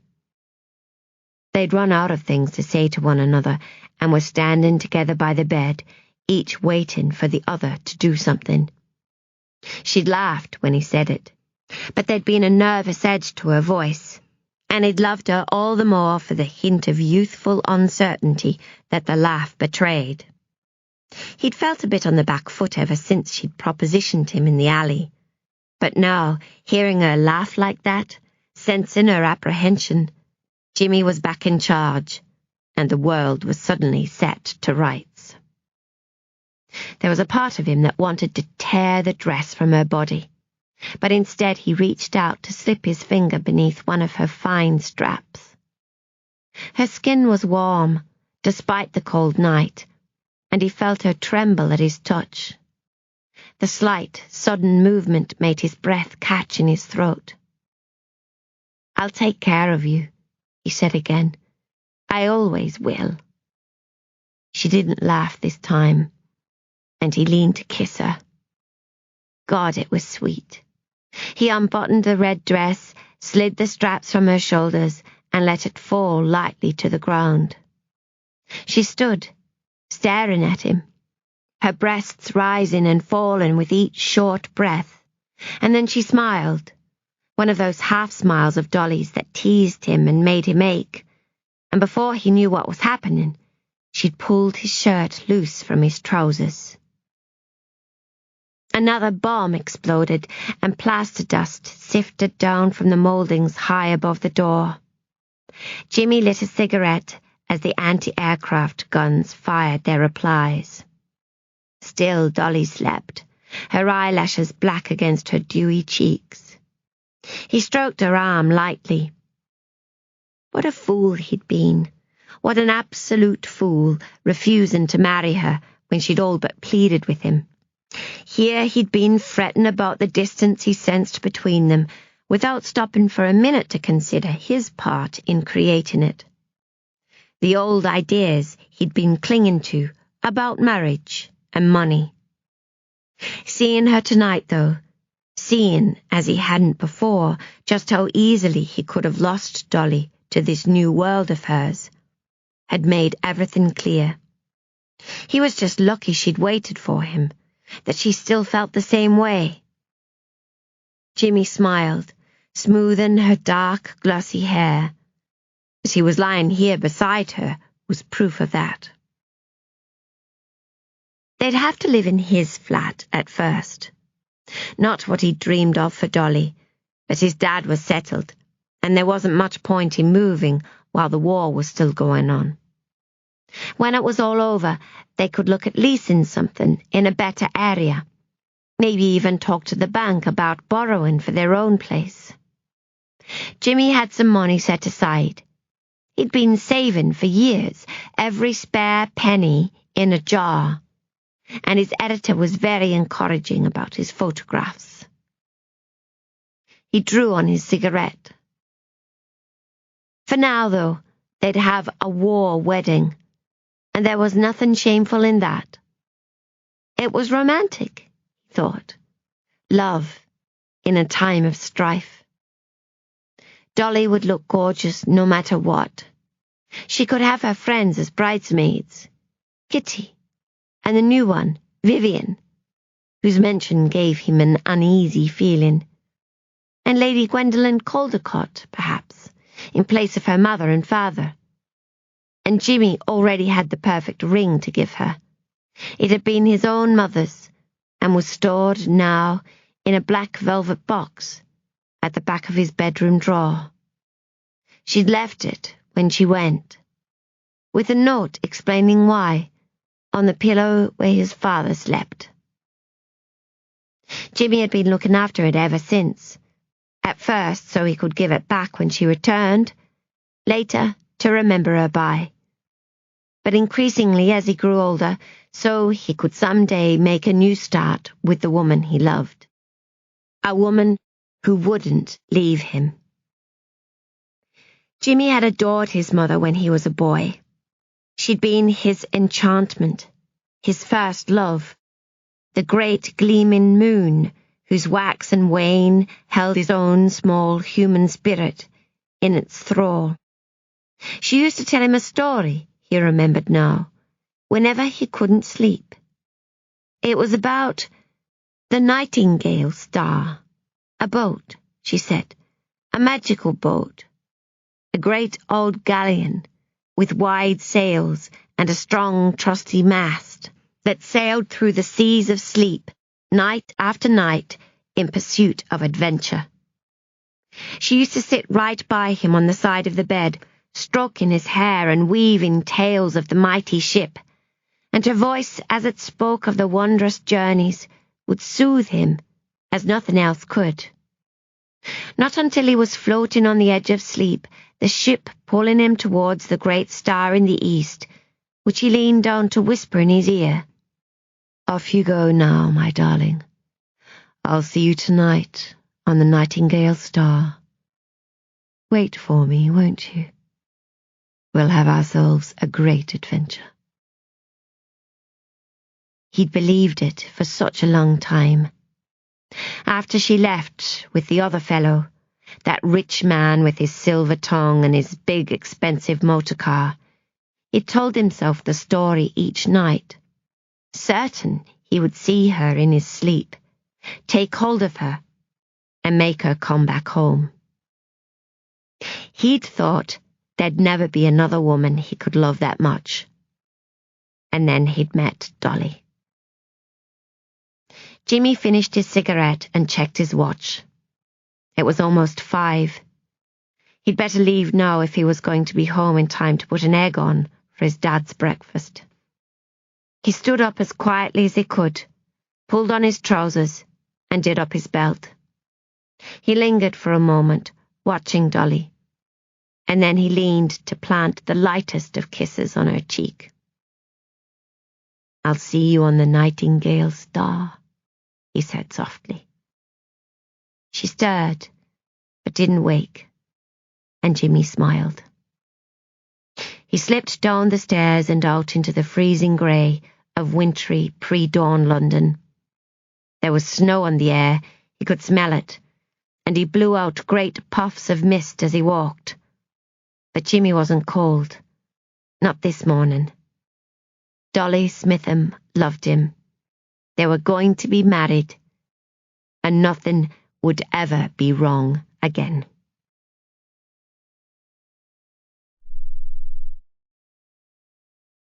This audiobook has been broken into multiple parts to make the download faster. You have reached the end of a part, but not the end of the complete audiobook, so please check your library for the next part of this audio.